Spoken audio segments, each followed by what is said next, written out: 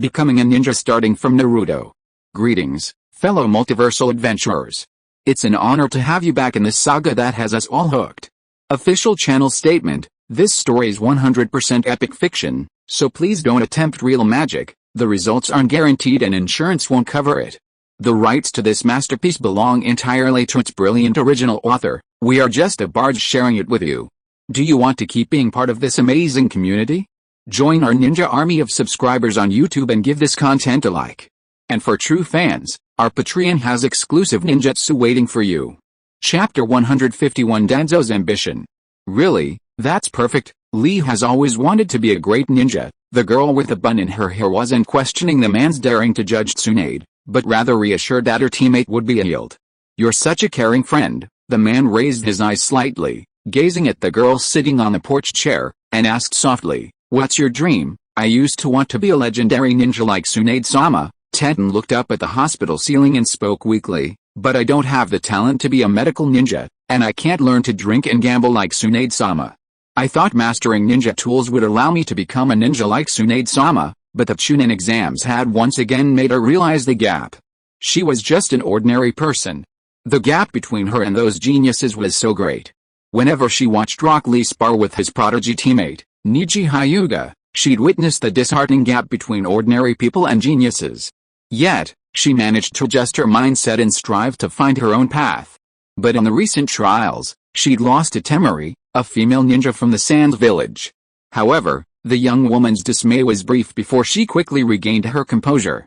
She worried more about her teammate's future than her own difficult future. Lee, Tenten's gaze returned to the operating room door. With a creak, it swung open. Tsunade emerged nonchalantly, seemingly having completed a minor surgery. She had become like the Emiya Shiyuan of yesteryear. A small problem. Tsunade saw Tenten coming towards her, waved her hand casually and said, "Just rest and rest for the rest of the time. Is Rock Lee okay?" A hint of joy flashed across Tenten's face, and then he clenched his fists and looked at Tsunade with some admiration. "You are worthy of being Lady Tsunade." Yeah. Tsunade had long been immune to these words of praise for her. She waved her hand and sat down next to Shihara Emiya. She picked up a glass of water beside the chair and drank it. "Talking about Rock Lee's condition, we just saw a brand new case today. The kid's body has been damaged by a special forbidden technique. Young people nowadays are really working hard." Recorded. Shihara Emiya also chatted casually. "I also observed it when I sent a little guy into the operating room just now.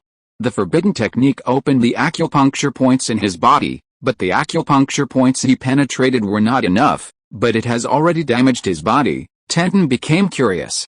The girl noticed Tsunade and the man chatting animatedly, and she couldn't help but wonder about the man's identity. Could Tsunade, one of Konoha's three great ninjas, actually show such respect to others? And her eyesight was remarkable. She could tell at a glance that Rock Lee had used the 8 gates, and even sounded quite knowledgeable about it. "What a lucky guy," Tsunade praised, holding her water glass. She praised Rock Lee's good fortune and lamented the fact that she had a glass of water after surgery. "I just finished a grueling surgery, and someone kindly prepared a glass of water. Speaking of which, about the Chunin exams," Tsunade said, trying to change the subject. "Well, never mind, let's not talk about unhappy things. Lord Emiya doesn't like ninja fighting." "Someone brought news," Emiya Shihara said casually, his head bowed. "It seems there's news about Orochimaru at the Chunin exams." Crash. Tsunade crushed the water glass with one hand. The woman, fresh from surgery, immediately shed her white lab coat and stormed out of the hospital. She couldn't just sit back and watch Orochimaru's situation unfold. She was going to find Jiraiya, who was in charge of the Chunin exams, to ask about Orochimaru. She would never forgive him for stealing the crystal coffin. "Tsunade-sama." Shizune saw Tsunade leave and quickly ran after her, wanting to inquire about Rock Lee's medical needs and any further arrangements. "Is the patient still? Let me handle the rest." Emiya Shihara slowly rose from his chair. "Huh?" Tenten glanced at Emiya Shihara blankly. "Huh?" Shizune looked at Emiya Shihara, who had taken over, her eyes filled with joy and gratitude. "I'm so grateful. This doctor seems a little strange," Tenten muttered quietly to Rock Lee. Hey. Shizune quickly held Tenten's head and whispered, "This gentleman is the most accomplished medical ninja in the ninja world, even more formidable than Tsunade-sama, and he's the person Tsunade-sama admires the most." "Huh?" Ten's eyes were filled with disbelief. Tsunade-sama, whom she had idolized since childhood, actually admired this man? How could she? I'd never heard of this before. The Chunin exam selection competition continued to pour in injured people to Konoha Hospital. For example, the eldest daughter of the Hyuga clan, Hinata Hyuga, Yamanaka Aino, and Hiruno Sakura, these Junin were truly risking their lives for this exam after all. For these youngsters, advancing from Junin to Chunin was truly an honor that surpassed their peers. Uzumaki Naruto and Uchiha Sasuke, after finishing their trials, came to Konoha Hospital to visit the patients.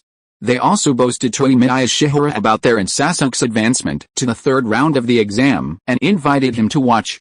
Sasuke and I will definitely win. Uzumaki Naruto's fighting spirit remained fervent. We still have a month to train hard. Uchiha Sasuke's confidence was shaky. He reached out and stroked the back of his neck, still feeling the burning sensation. Besides visiting his classmates, they had another purpose in coming to Konoha Hospital. He hoped Emiya Shiyuan could help him resolve Orochimaru's curse seal. The energy contained in the seal prevented Uchiha Sasuke, unfamiliar with it, from unleashing his full potential. Emiya Shiyuan was the only one in Konoha who was proficient in seals. Once he could unlock the seal, Uchiha Sasuke would be confident of victory. Furthermore, during this month of preparation, his team leader, Jounin Hatake Kakashi, and Uzumaki Naruto's teacher, Jiraiya, would provide them with a month of intensive training. After all, the opponent they were about to face was truly formidable. Emiya Shiyuan raised his finger and placed it on Uchiha Sasuke's neck, a stream of warm chakra falling upon the seal. It'll be troublesome to deal with. Emiya observed the changes in the curse seal on Uchiha Sasuke's neck and whispered, "Let's try fusing my seal with this one first." As the chakra fell, Orochimaru's heavenly seal weakened. When Emiya's fingers left Uchiha Sasuke's neck, a dark ring of spikes appeared outside the heavenly seal, enveloping it like a cage. "It doesn't hurt as much anymore." Uchiha Sasuke stroked his neck, feeling a faint coolness. This coolness was somewhat soothing, allowing him to no longer fear Orochimaru's curse seal. He and Uzumaki Naruto would then diligently train and grow stronger over the next month. Perhaps because the third round of the Chunin exams was truly dangerous, Jiraiya taught Uzumaki Naruto a Rasengan, uninitiated ninjutsu, and Hatake Kakashi taught Uchiha Sasuke Chidori, lightning-style ninjutsu. The other Junin worked hard, but Pain, the Junin from the Hidden Rain village, showed no concern. Pain's strength was enough to overthrow Konoha, and his goal wasn't the Chunin exams. The only problem was that Jiraiya had already targeted them, temporarily delaying the Nagato trio's assassination attempt on Danzo Shimura. This, in turn, created another problem.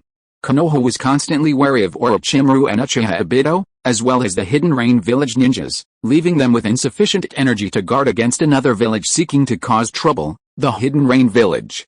This village, which had surrendered to Konoha during the Third Shinobi World War, had been trying to break free from its alliance with Konoha, freeing itself from its near-subordinate status. To achieve this goal, the fourth Kazakage of the Sand Village, Raza, spared no expense, even colluding with Orochimaru. This ninja village, one of the 5 great nations, finally decided to participate in this major event that was destined to shake the ninja world. In the Kamui dimension, Uchiha Obito and Orochimaru's conspiracy took place here. Because they might be under the surveillance of Black Zetsu on a normal day, it was unsafe to communicate anywhere in the ninja world, so they could only continue their conspiracy in the Kamui dimension. The power of the Sand Village is useless. Uchiha Obito looked down on the Sand Village. He didn't think the fourth Kazakage Raza's power could be of much help in this major event. The more people involved, the more trouble they would cause. Just using them, Orochimaru already had his plan in mind, unconcerned with the Sand Village's weakness. Konoha's security is getting tighter and tighter. Jiraiya and Tsunade are keeping a close eye. This time, Uchiha Obito narrowed his eyes, still a little uneasy. "Are you sure we can deal with Emiya Shiyuan by leveraging the power of 3 Hokage?" "Of course, although that powerful figure is very powerful." Orochimaru licked his lips, confident in his plan. "But his power isn't beyond our imagination. Based on current information, Emiya Shiyuan's total chakra capacity is roughly equivalent to that of a cage-level figure. If Emiya Shiyuan enters Sage Mode or Cursed Steel Mode, his chakra quality might increase significantly, but it would still be within controllable limits. As for Emiya Shiyuan's Rinnegan, according to Uchiha Obito's intelligence, Orochimaru also knew a lot about its capabilities. but it still didn't exceed their expectations. The only problem might be Emiya Shiyuan's unlimited ninjutsu. However, this unlimited jutsu presented no significant challenge to the three Hokage. The resurrected first Hokage was tasked with confronting Emiya Shiyuan, while the second and fourth Hokage were tasked with finding opportunities. Their chances of defeating Emiya Shiyuan were high. As for Nagato, if what you're saying is true, Orochimaru said, raising another issue they needed to address. Nagato's power might now surpass Emiya Shiyuan's. I'll find a way to deal with Nagato. Uchiha Obito, confident in his Kamui Mangekyou Sharingan, stroked the other ordinary Sharingan in his eye socket and said coldly, "Don't worry, Nagato won't cause any trouble. No matter how powerful he is, he can't withstand my Kamui. Besides, he had Izanagi's trump card." This ultimate illusion, transforming any unfavorable factors in battle into a dream, was enough to allow him to find an opportunity to neutralize Nagato's threat. However, Izanagi was no secret. Because Konoha also happened to have another threat, one equally determined to eliminate Nagato, and one who also used the ultimate illusion Izanagi as his trump card. In the pitch-black underground base, Shimura Danzo stroked his ninja sword. News reached him from some of his former Anbu subordinates.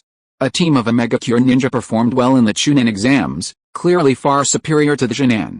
However, two of them had abandoned the third exam. This Omega Cure ninja team was likely plotting something against Konoha.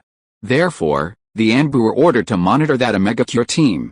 Without even a second thought, Shimura Danzo knew that team was Nagato, the same Rinnegan brat who had destroyed his and Hanzo's siege. A conspiracy?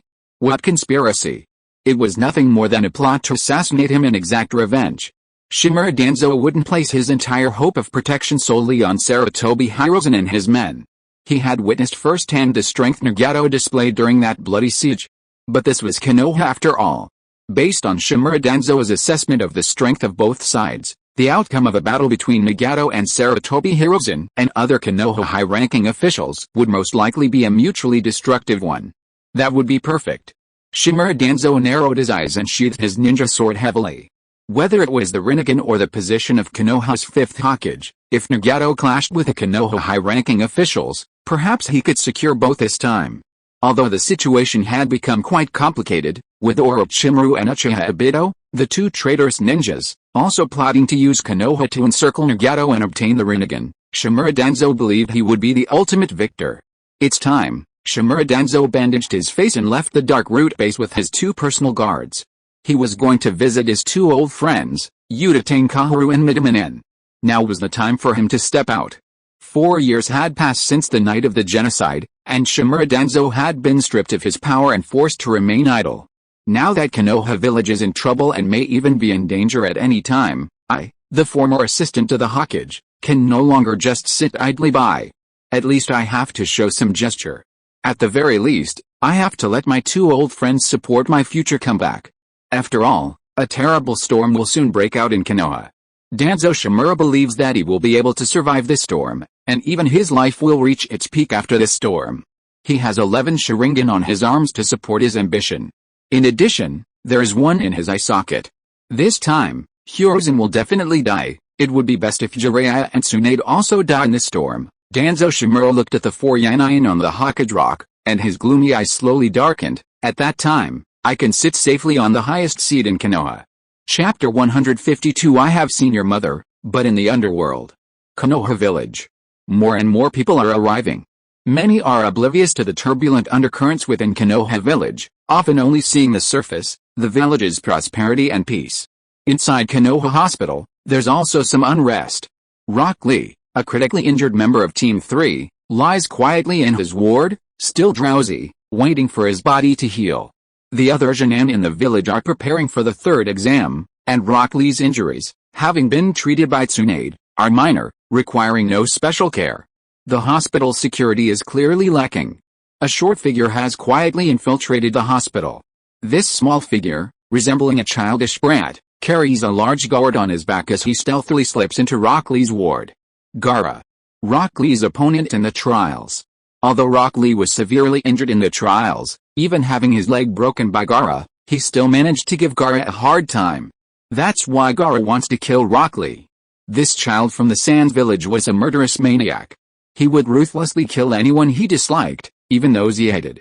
He personally slaughtered several Shin'an candidates during the second exam. Unfortunately, during the trials, Gaara had intended to kill Rock Lee, who had embarrassed him, but was stopped by Team 3's leader, Might Guy.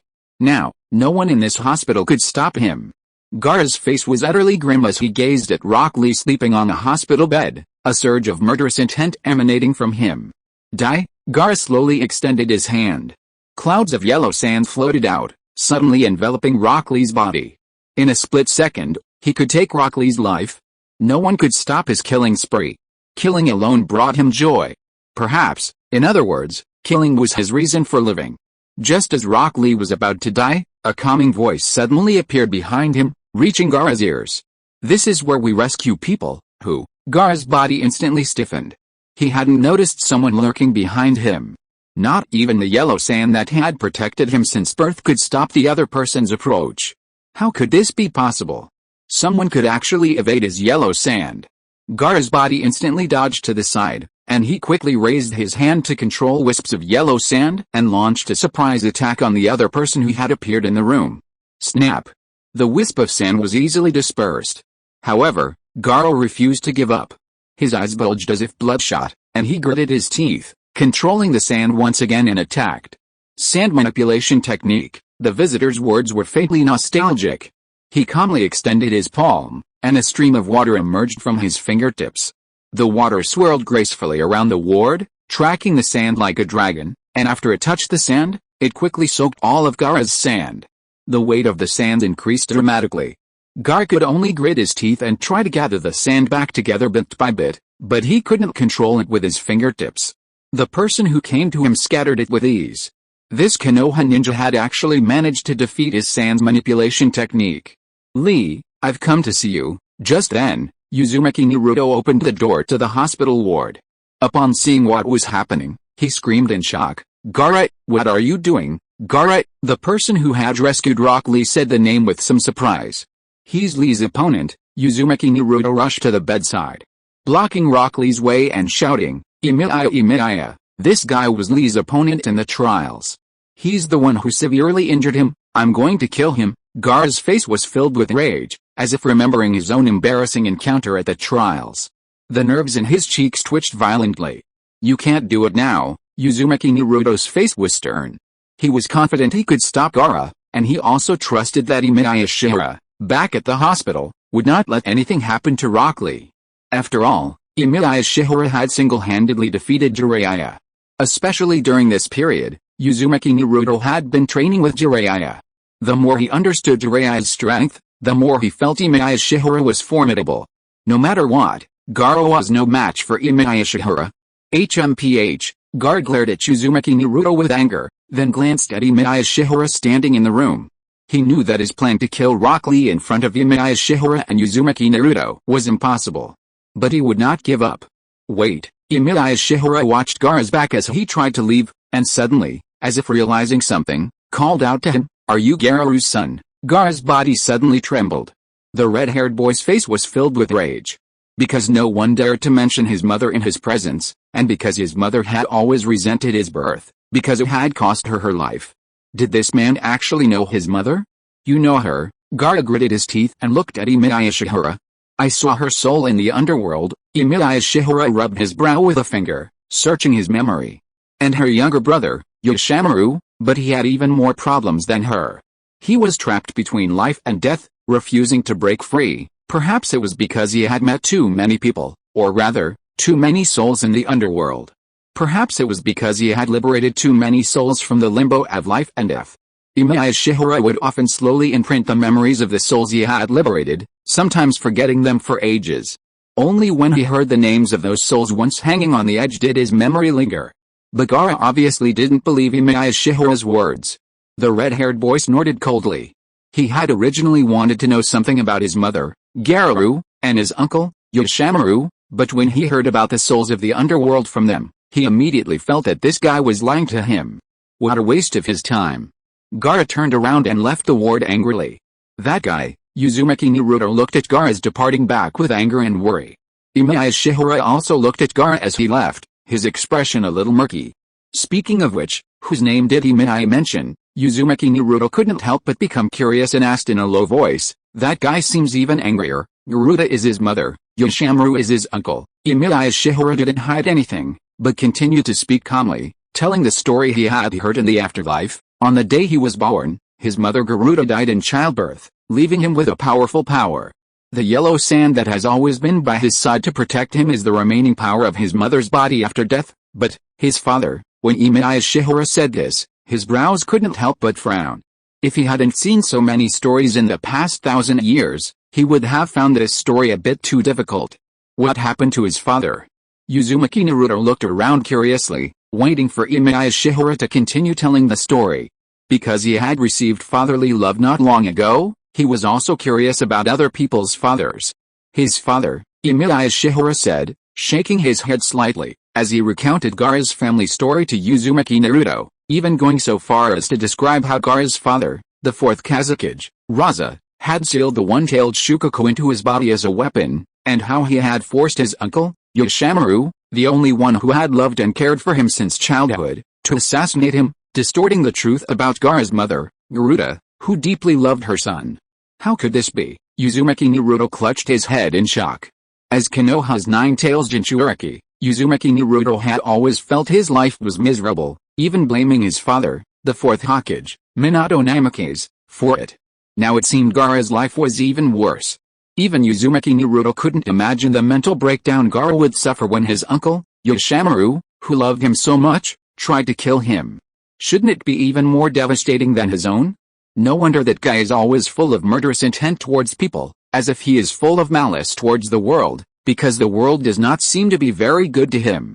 I'll go tell him. Uzumaki Naruto sympathized with Gaara's experience, and immediately raised his foot to catch up with Gaara, wanting to tell Gaara the truth. At least let that guy know that this world is not that bad. What do you want to say? Emiya Shiyuan patted Uzumaki Naruto's head and whispered, "In this world, no one is willing to believe that someone brings the voice of the dead. I believe it. I will always believe in Emiya, although it's a bit far-fetched, but Emiya is his friend."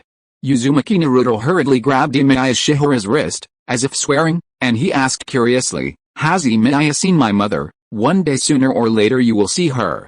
Emiya Shiyuan stretched out his hand to ruffle the little guy's yellow hair, staring into his eyes seriously. "If you believe me, how could I not believe Emiya?" Uzumaki Naruto clenched his fists and promised solemnly, "Whatever Emiya says must be right. I will go to practice first. I will definitely defeat that guy in the third exam and then tell him the truth, then I'll leave it to you." Emiya Shiyuan seemed to have entrusted everything to Uzumaki Naruto. Chapter 153 Ichibi, Shukaku. As the grand third match of the Chunin exams began, Konoha village welcomed its most important guest, the fourth Kazekage of the Sand Village, Raza. "Your Excellency, please." The third Hokage, Sarutobi Hiruzen, clad in his divine robes, personally greeted the fourth Kazekage, inviting him to join him on the highest viewing platform at the arena. "Thank you very much," Raza said, his face icy beneath his Hokage hat. He narrowed his eyes as he followed Sarutobi Hiruzen's steps. "It is truly an honor that your excellency is willing to visit Konoha," Sarutobi Hiruzen said as he led the way, his eyes slightly tilted to study the fourth Kazekage's expression, hoping to discern his ally's thoughts. However, the fourth Kazekage, Raza, spoke little, simply following him up the platform, taking his seat, and surveying the arena. It must be said that the third exam was a grand occasion. The entire VIP section was already filled with daimyos and nobles from various nations. Every Konoha leader was present today. Even Shimura Danzo, the former assistant Hokage, who had been unemployed at home for a long time, sat next to his two old friends. Jiraiya and Tsunade, two of Konoha's three ninjas, stood high in a corner, also overlooking the arena, ever vigilant against Orochimaru's imminent appearance. As a distinguished guest of Konoha, Emiya Shiyuan was also invited. Perhaps it was Uzumaki Naruto who had hoped to have him present, which finally persuaded this prominent figure, who often devoted his time to medical research, to make an appearance. However, Emiya Shiyuan's seat was next to Tsunade, as this position afforded a wider view. "That brat Naruto is going first," Jiraiya observed Uzumaki Naruto, who was walking towards the center of the arena as instructed by the referee, and couldn't help but stroke his chin. "Shouldn't it be a problem, really?" Tsunade, standing beside Jiraiya, waved her hand idly. "I heard you," the teacher, Had a lot of catch-up lessons with that brat. Jiraiya couldn't help but smile and scratch his head. As they chatted, the match quickly commenced. Uzumaki Naruto and his first opponent, Hyuga Neji, were already engaged. As a prodigy of the Hyuga clan, and with Neji's mentor, Might Guy, Konoha's foremost expert in physical combat, this young man clearly surpassed Uzumaki in physical combat. However, Jiraiya and Tsunade only watched for a moment. The fight was little more than a spectacle for them. They inevitably returned to the most important matter, their former close friend, Orochimaru. "Have you found out where that guy is?" Tsunade scanned the arena, finding nothing suspicious. "No." Jiraiya's expression grew serious, his gaze scanning everyone in the arena. "There's been so many people coming to the village lately. We've checked everywhere but haven't found anything.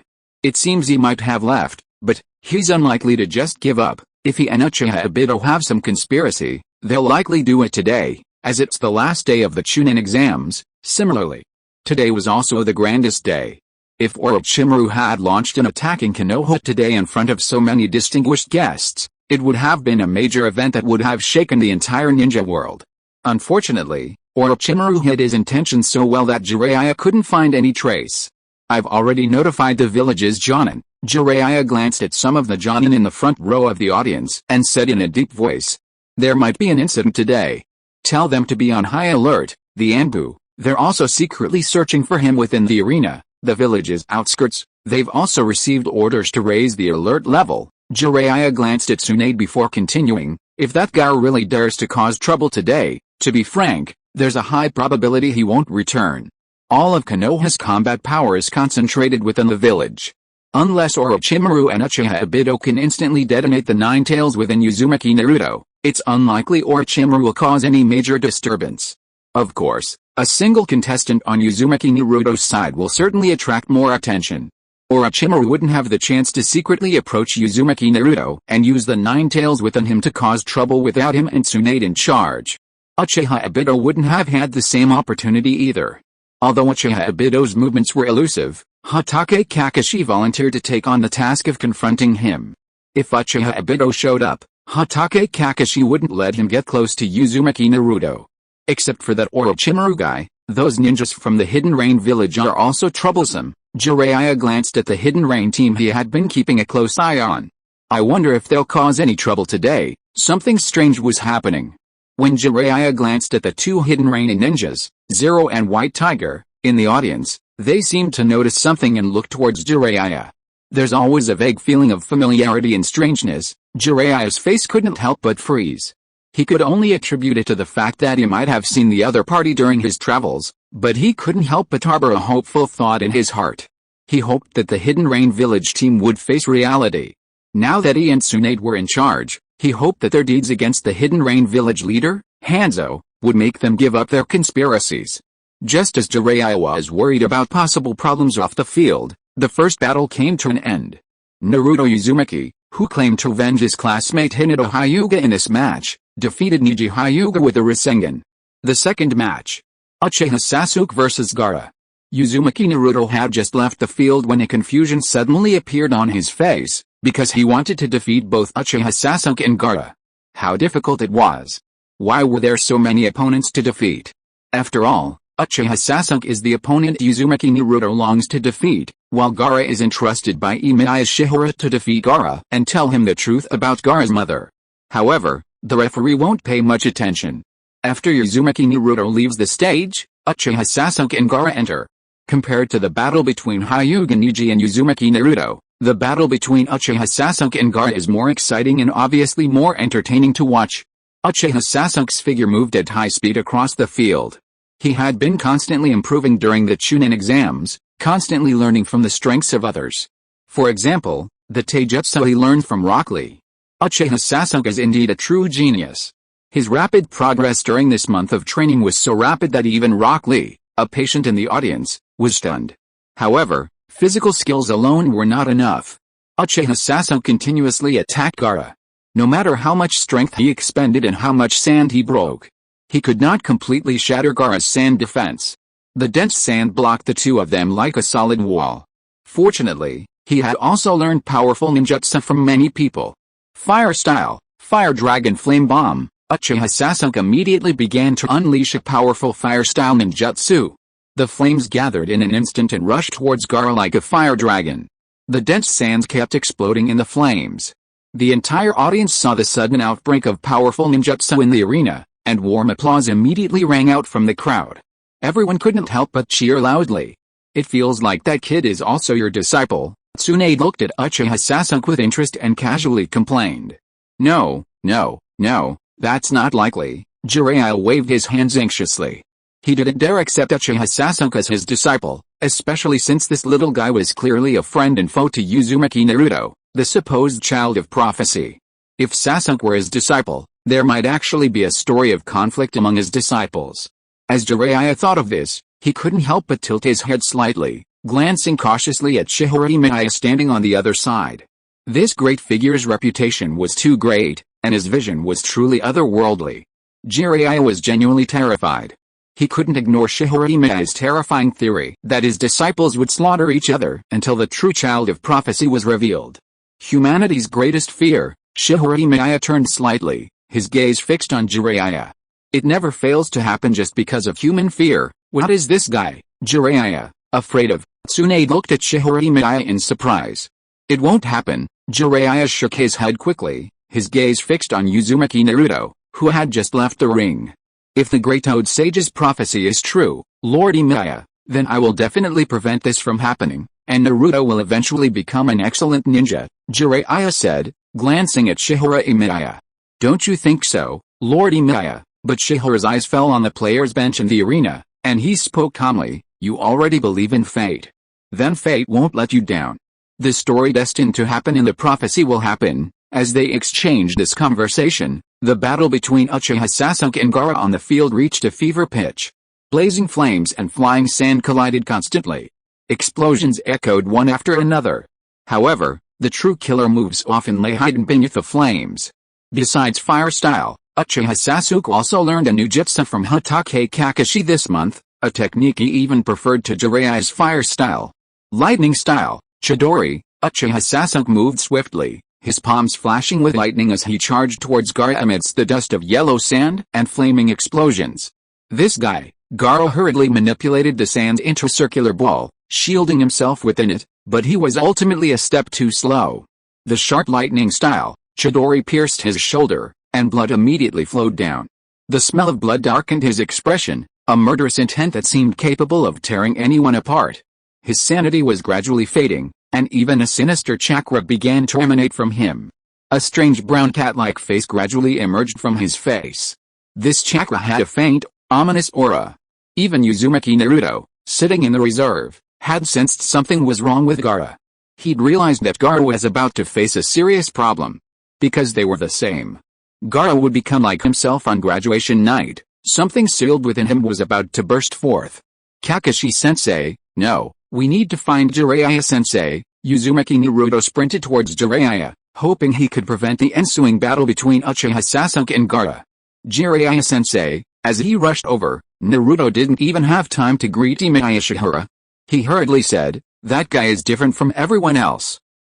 He's the Jinchuriki of Shukaku, the one-tailed one. Emiya Shihara looked at Gaara, who stood motionless in the arena, sensing the chakra emanating from him, and calmly provided the answer for Uzumaki Naruto. This name. Jiraiya and Tsunade would definitely be familiar with it.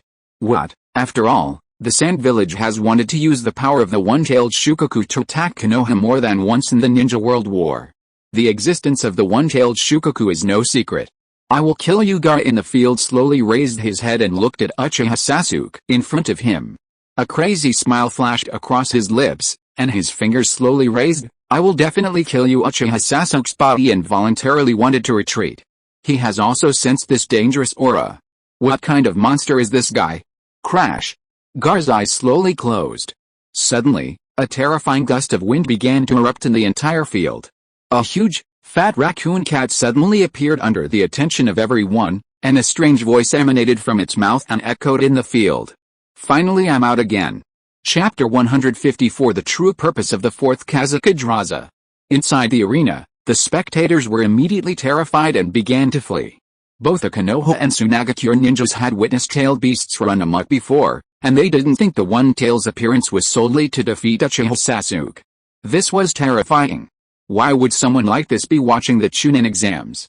Especially since Konoha had recently experienced the shock of a new Nine-Tails rebellion, and the villagers' memories of the Tail Beast's rampage had been revived by that shock. Why even watch the Chunin exams now? And it wasn't just the ordinary villagers. The participating ninjas in the preparation seats seemed to be secretly wanting to retreat. It seemed as if the One-Tail's rampage was truly an accident. After all, Gaara's sister, Temari, was also a competitor. Her face was pale, as if she hadn't expected the One-Tail to go rampage at this moment. The only one who remained motionless was the participating ninja from the Hidden Rain village, Pain. The Hidden Rain ninja remained quietly in his place, showing no fear of the tail beasts, but his behavior seemed that of a man of ignorance and fearlessness. However, no one paid any attention to it. The Konoha ninjas began to evacuate. As the chief examiner of the Chunin exam, Jiraiya didn't have time to think too much. He immediately flew into the competition venue with Tsunade and arranged for the Konoha ninjas to take precautions against the runaway One-Tail. No matter what, he would never allow anything to happen today. The power of the One-Tail might not be as good as the Nine-Tail, but a tailed beast is still a tailed beast after all. Once it goes berserk, no one can predict how much damage it will cause. Sasuke, step back, Jiraiya shouted to Uchiha Sasuke to leave the competition venue. He looked at the huge body of the One-Tail Shukaku with a serious face. Your exam is over, but the outcome between me and him. Uchiha Sasuke's face was a little unwilling.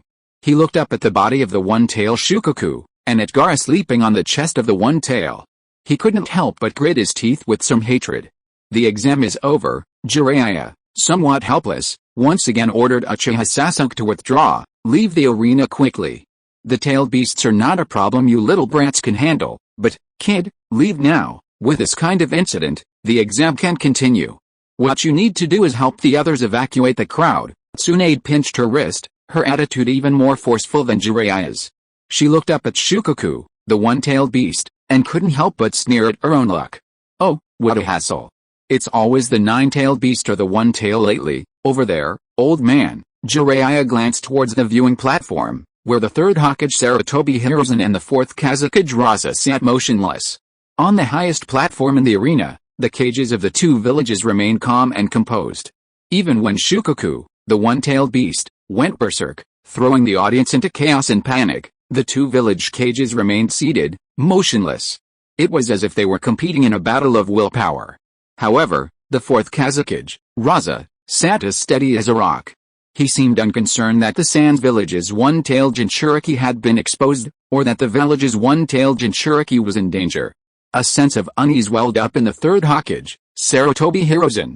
As the host of the Chunin exams, Sarutobi Hiruzen couldn't ignore this.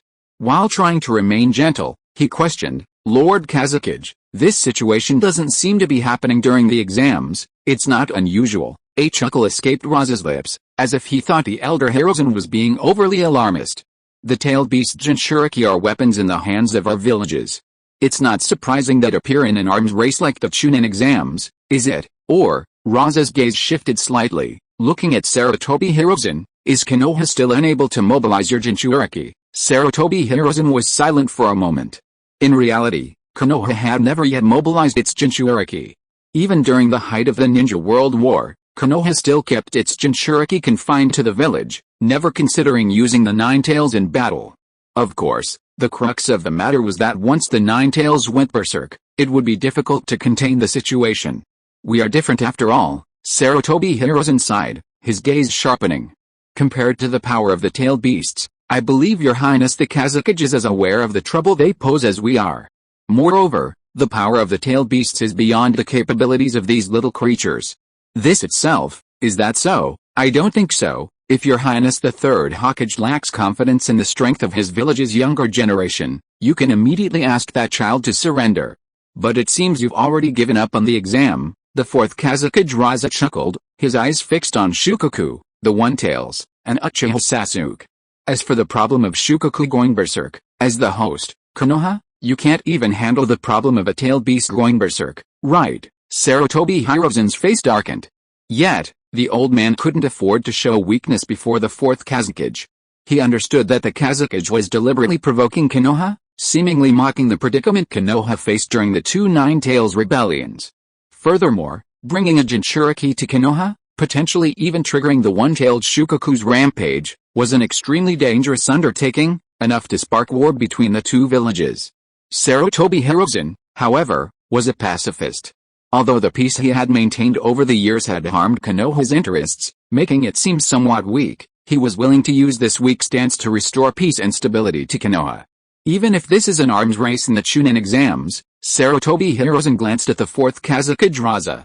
He didn't want to turn on him, so he coldly offered his thoughts. I won't give these children any challenges that are beyond their age and abilities, the tailed beasts. That was one of them. It was a problem even a Jonin couldn't face. Asking Uchiha Sasuke, a Jonin, to deal with the tailed beast? How could this Kazekage have the nerve to say such things? Alright, the fourth Kazekage, Raza, immediately became polite, a gentleness in his eyes, softening his stance. Anyway, I'm prepared. I won't sit idly by when Konoha is unable to recover and a crisis arises. This, Sarutobi Hiruzen observed the other's politeness, suddenly feeling a little unsure of his intentions. The fourth Kazekage's behavior was truly bizarre. Could the fourth Kazekage truly be using the one tail to flex his muscles in the Chunin exams? Just for the Chunin exams? That was a bit much. According to the principles of each ninja village regarding the use of the tailed beasts, the Jinchuriki were usually deployed only in times of war when the village needed to reap huge benefits. In some cases, the importance attached to the tailed beasts even surpassed that of the village's cage. Any loss would instantly shake the village's status. The five great ninja villages were not only distinguished by their wealth of talent and military power, but also by the tailed beasts, a weapon of war that guaranteed their status. How could the cage of a village be so naive? Just as Sarutobi Hiruzen was gripped by doubts, wondering if the other side was up to something, a Konoha ninja suddenly arrived with a crucial report. Hokage-sama, a large number of Tsunagakure ninjas are approaching Konoha. Sarutobi Hiruzen's eyes widened upon hearing this news, and he glanced sharply at the fourth Kazekage, Raza, who sat beside him. He had been keeping an eye on Orochimaru, Uchiha Obito, and the troublesome ninjas from the Hidden Rain village, but he hadn't expected the Tsunagakure village to be making subtle moves in secret. Lord Kazekage, I need an explanation. Sarutobi Hiruzen's voice grew heavier, and he had a vague suspicion. Is the Tsunagakure village trying to start a war with Konoha? Of course, the fourth Kazekage, Raza, said with a hint of laughter. Sarutobi Hiruzen's fingers suddenly clenched.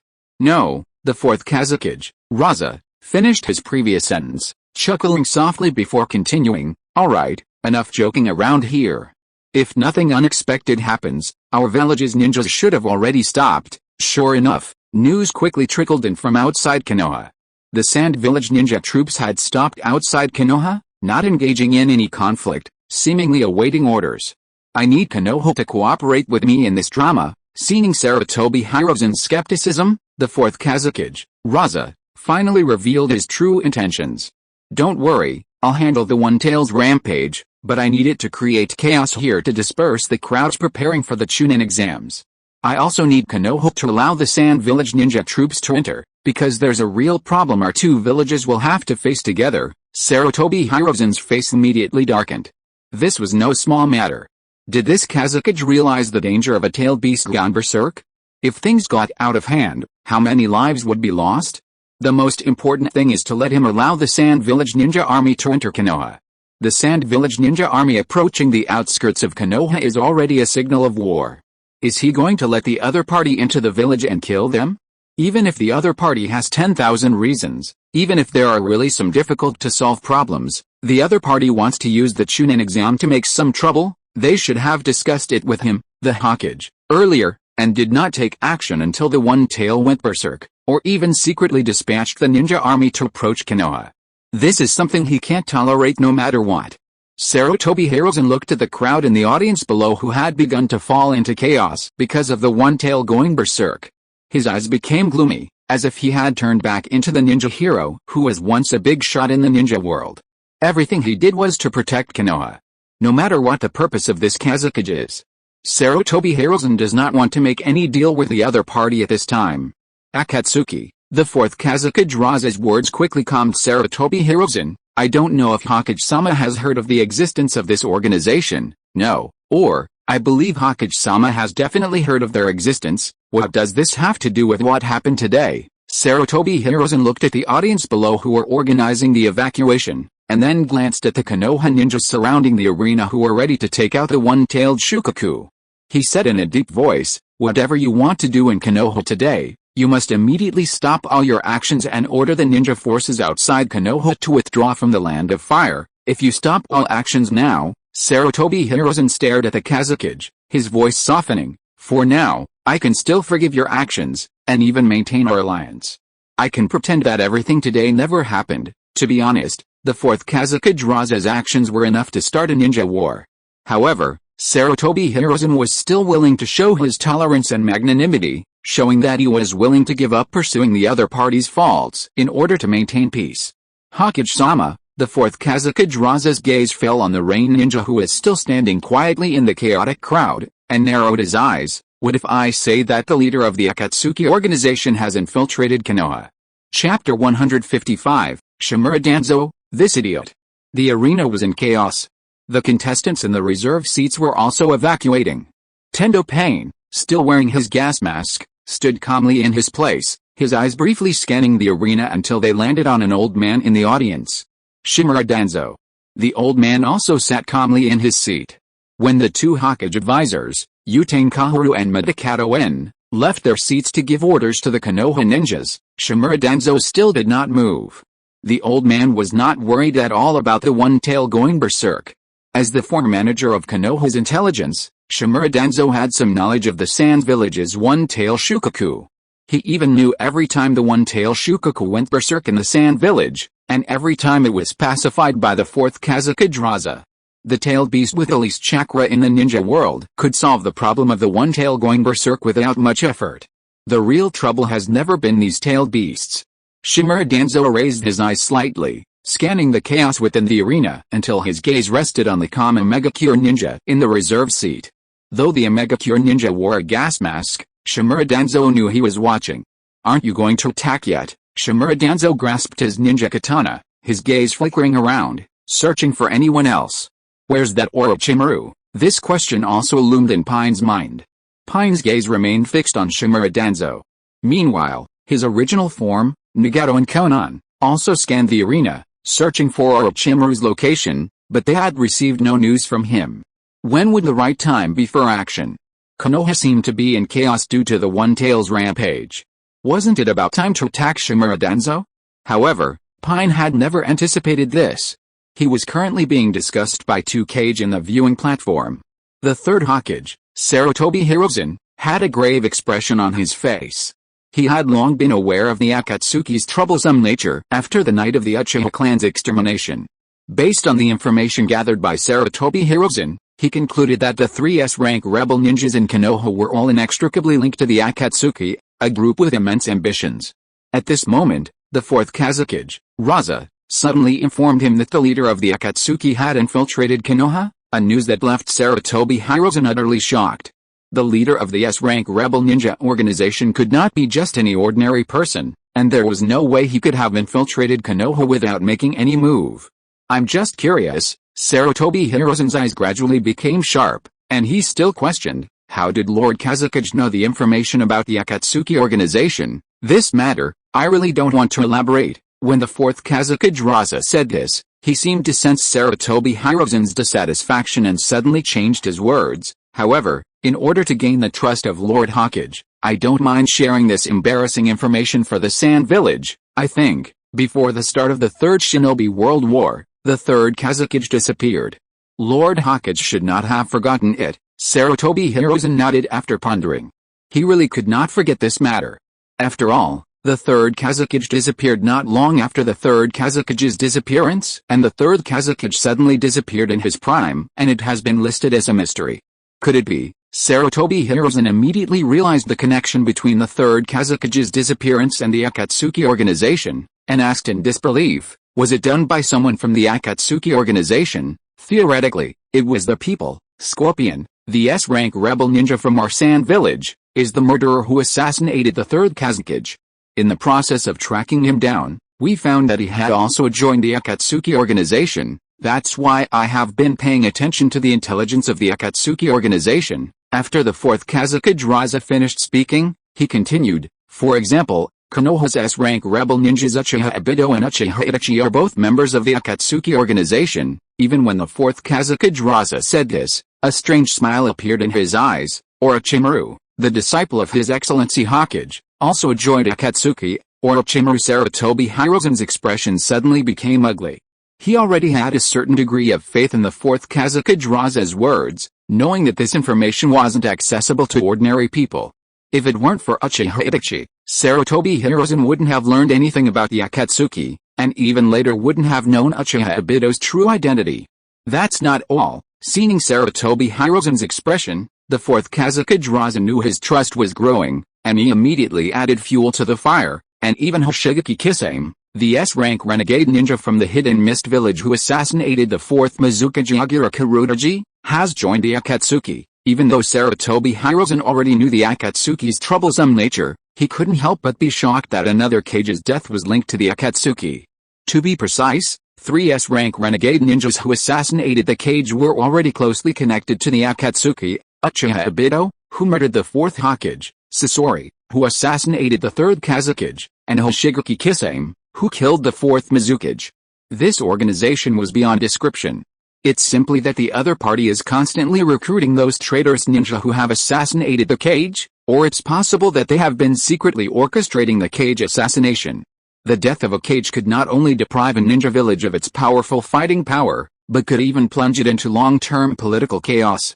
It just so happens, after I learned that Hoshigaki Kisame had killed the fourth Mizukage, I paid more attention to intelligence on the Akatsuki, and as a result, I've uncovered more secrets. Konoha and the Akatsuki had a huge feud in the early years. The fourth Kazakage, Raza, smiled as if he knew everything, and continued, "Your village's Hokage assistant, Danzo Shimura, once assisted Hanzo of the Hidden Rain village and nearly destroyed the Akatsuki completely.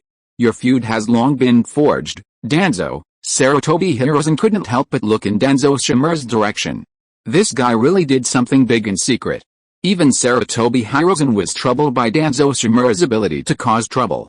However, what bothered Sarutobi Hiruzen the most was that Danzo Shimura had secretly contacted Hanzo of the Hidden Rain village, and even joined forces with Hanzo to attack the Akatsuki organization, but he didn't tell him, the Hokage, about this. This matter is so important. If he knew the intelligence of the Akatsuki organization, instead of knowing only a little about the intelligence of the Akatsuki organization, he could calmly make advance arrangements for the dangerous Akatsuki organization.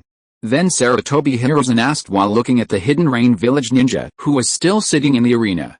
He already had a guess in his mind that needed to be confirmed. "How did Your Excellency the Kazakage know that the leader of the Akatsuki organization sneaked into Konoha to avenge Konoha for old grudges? Don't Your Excellency the Hokage already know the answer?" The fourth Kazakage Raza looked at the movement of Sarutobi Hiruzen's eyes and understood that Sarutobi Hiruzen might have guessed it. He immediately gave Sarutobi Hiruzen a decisive evidence. "Just as Hokage guessed, it's just that I found out an information in advance. Lord Hanzo of the Salamander was killed, and all his confidants were executed by the leader of Akatsuki. Akatsuki took over the leaderless Rain Village. Therefore, when I learned that the Rain Village ninjas participated in this Chunin exam, I guessed that the leader of Akatsuki would most likely use the opportunity of this Chunin exam to sneak into Konoha." The fourth Kazakage Raza knew all the information about Akatsuki like the back of his hand.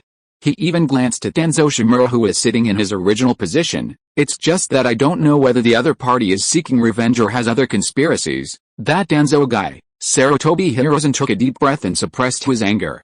Danzo Shimura, his old friend, refused to tell him this information. Sarutobi Hiruzen didn't care about the fact that Danzo Shimura and Hanzo of the Salamander attacked Akatsuki. He just cared about the fact that Danzo Shimura was unwilling to reveal information to him, the Hokage. Sarutobi Hiruzen couldn't help but think of Danzo Shimura's unusual behavior over the past month. His old friend, seemingly unable to bear the loneliness, had been frequently visiting Udatain Kaharu and Mito Katoen, even attending the Chunin exams. Perhaps Danzo Shimura had long been aware of the Akatsuki threat. He might have known about Hanzo's death and was worried about Akatsuki's retaliation, constantly fearing assassination. This idiot. Wouldn't he, the Hokage, protect him? Every time a problem arose, He hadn't helped him solve it. This guy simply didn't understand. How could such a dangerous organization as Akatsuki be just out for revenge? There had to be a deeper conspiracy. Because Danzo had concealed information about Akatsuki to avoid accountability for his collusion with Hanzo, Konoha was left in such a vulnerable position in front of its allies in the Sand Village. Now he was being led around by the Kazekage. If the threat of Akatsuki was not so close, if it was not to prevent the conflicts within Konoha's upper echelons from becoming a problem in front of this Kazekage, Sarutobi Hiruzen really wanted to call Danzo Shimura over. Wait, how did the other party know that he hadn't learned the information about Akatsuki from Danzo? A hint of suspicion suddenly appeared in Sarutobi Hiruzen's eyes. He stared at the fourth Kazekage Raza in front of him, and a bad guess vaguely occurred in his mind, making his eyes become dangerous. Mr.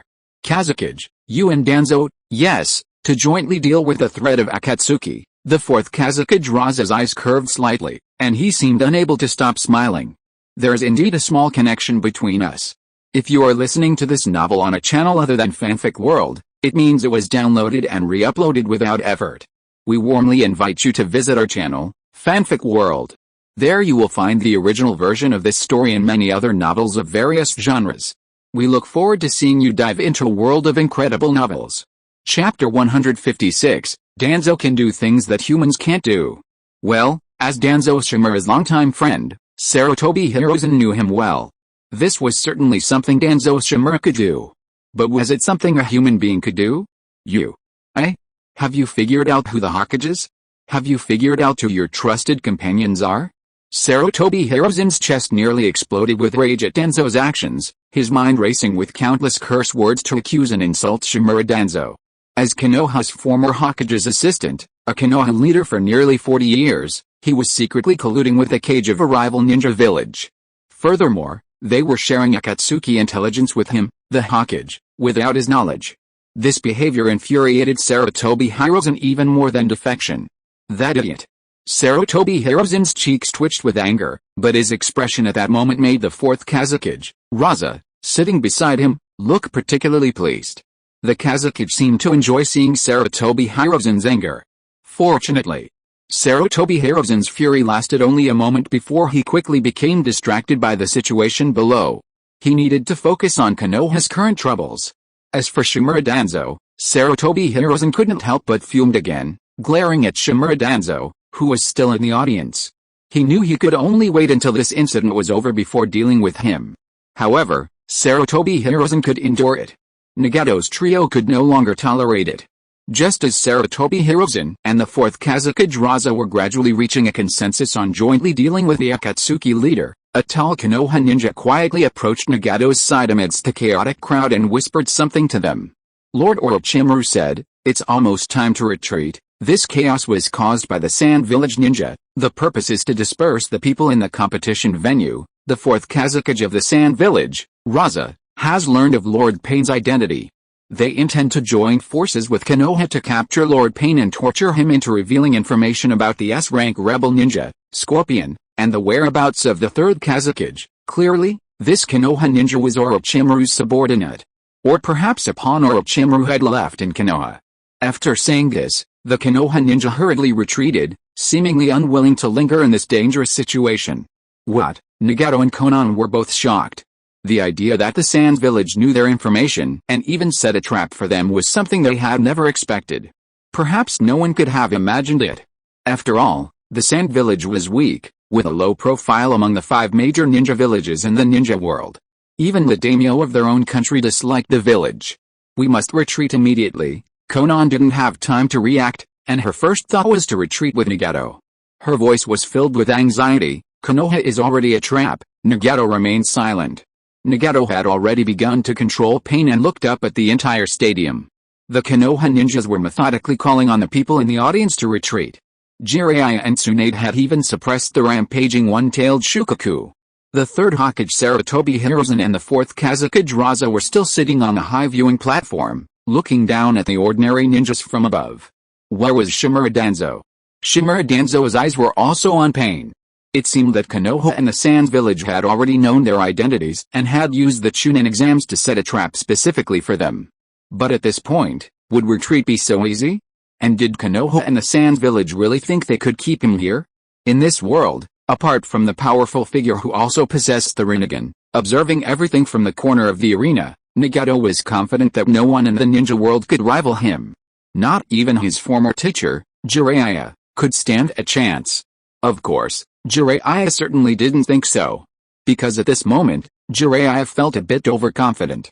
The One Tail is so weak. Jiraiya watched helplessly as Tsunade flew forward and knocked Shukaku, the One Tail, to the ground with a single punch. He subconsciously complained, even feeling a little envious. Really, the One Tail is too weak.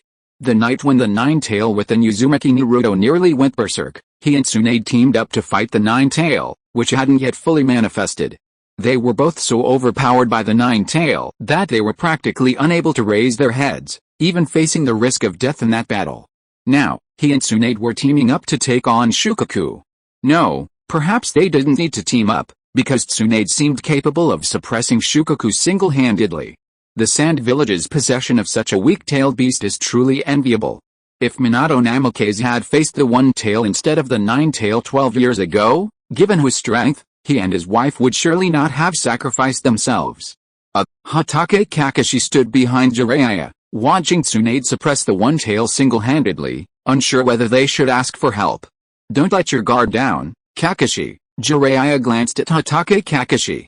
He was only slightly relieved by the One Tail Shukaku incident, but he wasn't completely relaxed. This was just a minor disturbance. Orochimaru and Uchiha Obito might still be lurking in the dark. Yes, Kakashi Hatake glanced at the dwindling crowd and inquired, now, about the Chunin exams. The audience has already left, the performers don't need to continue. Jiraiya shook his head, his gaze turning to the two men on the viewing platform. If it's nothing serious, the old man and the Kazakage should be discussing the One Tail's rampage. Wait until the old man and the Kazakage finish their discussion before deciding on the next test for those brats. Kakashi-sensei, the crowd has been cleared. Uzumaki Naruto and Uchiha Sasuke flew down to Kakashi Hatake's side, followed by a group of younger fellow Jonin, all of their peers. However, their presence seemed a bit awkward. They couldn't participate in the competition, nor did they seem to have much use here. There was no need for them to be a marauding presence. Yet, these little brats were still full of fighting spirit. Naruto, Sasuke, Hatake Kakashi pondered for a moment, then suddenly glanced at the Sand Ninja watching from a distance. He said in a deep voice, "Go monitor the Sand Ninja." Yes, Uzumaki Naruto accepted the task. He turned back to look at Shukaku, the one-tailed beast being beaten by Tsunade, and at Gaara, whose figure lay dormant on Shukaku's chest. Something else came to mind. Kakashi-sensei, that Gaara. Having heard Gaara's story, Uzumaki Naruto knew the hidden secrets behind Gaara's penchant for killing. He deeply disliked Tsunade's killing of Gaara, who had such a tragic fate. After all, he and Gaara were of the same kind. Their fates even shared many similarities. He was a lucky Jinchuriki, while Gaara's fate was far too unfortunate. Tsunade-sama won't kill him, Hatake Kakashi said, as if understanding Uzumaki Naruto's thoughts. Gaara was, after all, the Jinchuriki of the one-tailed beast of the Sand Village. Even if trouble arose in Konoha, Tsunade wouldn't kill Gaara until the Sand Village in Konoha had already broken ranks. That would have meant the loss of the one-tailed beast, a potentially formidable feud. Killing was certainly not her style, but hitting someone was incredibly painful. Boom. Tsunade's fists were powerful and powerful. Displaying a demeanor unbecoming of a medical ninja, the woman slammed Shukaku, the one-tailed beast, to the ground, braving the ferocious beast single-handedly. It must be said that Tsunade had a truly satisfying fight. The One Tail, facing Tsunade's full power, was completely undone, a mere punching bag. Especially with Jiraiya on the march, it had no chance of fighting back. It seemed the danger of Shukaku's rampage was about to end.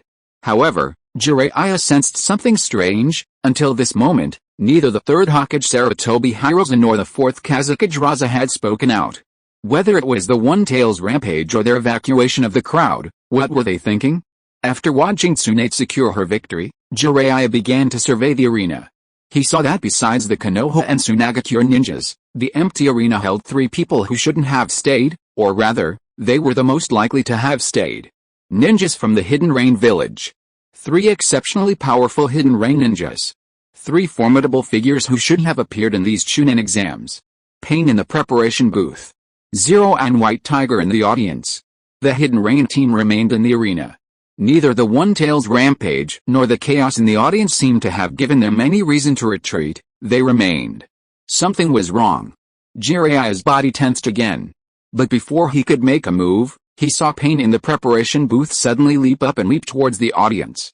At the same moment, the third Hokage Sarutobi Hiruzen and the fourth Kazekage Raza on the viewing platform flew up almost at the same time, rushing towards the direction of the Hidden Rain ninja named Pain. When the One-Tail Shukaku went berserk, people were afraid that the One-Tail would create a massacre on the field. The cages of the two villages sat there without any movement, but when the Hidden Rain ninja took action, they quickly took action. At this moment, Jiraiya's eyes were instantly attracted to the Hidden Rain ninja. The identity of the other party, the secrets of the other party, and the reason behind the other party's participation in the Chunin exam? Just for the other party to take action, the cages of the two villages would need to show up to intercept him. It is impossible that this guy named Pain is actually Hanzo, the leader of the Hidden Rain village. Even if it is Hanzo, the cages of the two villages would not look as if they were facing a great enemy. Jiraiya-sama, an Anbu ninja landed beside Jiraiya and quickly relayed the order from Sarutobi Hiruzen. Hokage-sama's order: quickly subdue the One-Tail and assist the Hokage in capturing the enemy. Jiraiya's curiosity grew even more intense. What kind of enemy was this? Wasn't it enough for the cage of both villages to attack together? He and Tsunade were even needed to help. Chapter 157 is expected of Jiraiya. What enemy these days would require such a massive display? Unless it's to siege the cage of another village or a more powerful Jinchuriki. No, maybe even to siege that Orochimaru guy? However, when Jiraiya immediately flew over, the battle between the third Hokage Sarutobi Hiruzen and the fourth Kazekage Raza to capture Pain had already begun. The third Hokage Sarutobi Hiruzen removed his bamboo hat and threw off his divine robe, revealing a sleek leather armor. His voice was no longer kind and gentle as before, only the fighting spirit gushed from his chest. "You have come to Konoha as your excellency." Sarutobi Hiruzen half-crouched, like a monkey ready to pounce at any moment, his eyes fixed on the other's gas mask. As the host, "It's truly my fault for not going to greet you in person." Pain raised his head slightly. The man did not deny his identity, as if he already knew that the other party had obtained his information, but his voice remained calm and unperturbed.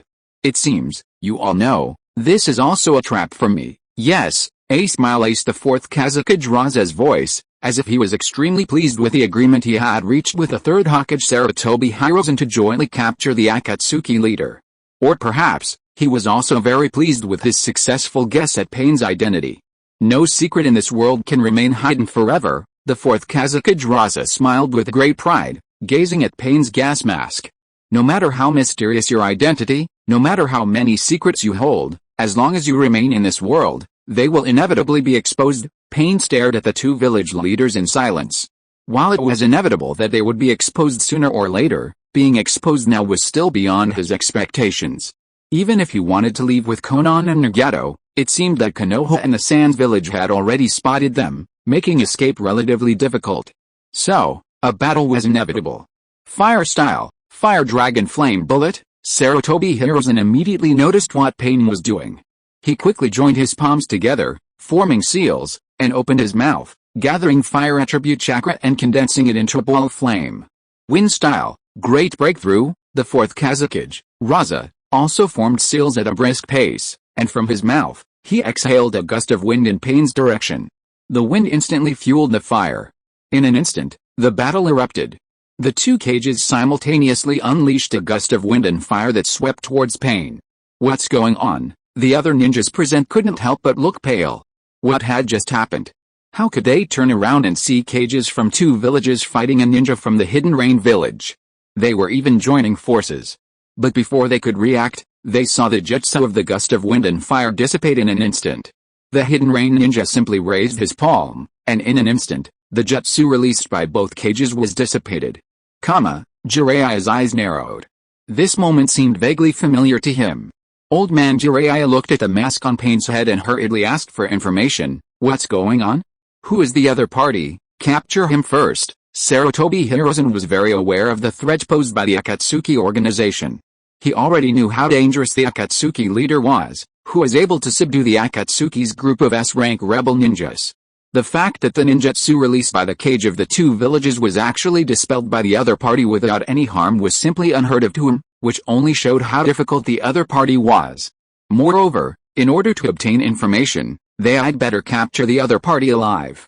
As Sarutobi Hiruzen spoke, he stared at Pain's gas mask, his eyes gradually becoming sharp. I just learned this information from the K's cage. The Akatsuki organization I mentioned to you before, the leader of Akatsuki has infiltrated Konoha? Jiraiya's expression suddenly became serious. Jiraiya no longer thought more about it too much, and knew that they must quickly capture Pain in front of them. If the opponent is truly the leader of the Akatsuki, then many secrets surrounding Konoha's S-rank rebel ninjas could be solved. He, the fourth Kazekage, Raza, chuckled softly as he looked at his companions, Sarutobi Hiruzen and Jiraiya, fighting alongside him. Interesting, even more amusing, Tsunade quickly noticed what was happening. Crack!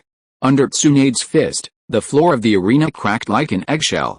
The woman decisively knocked out the tail with a single blow, then snapped her fingers to wake Gaara, then swiftly rushed to support Sarutobi Hiruzen. What's going on? Tsunade landed beside Sarutobi Hiruzen and immediately found her proper position.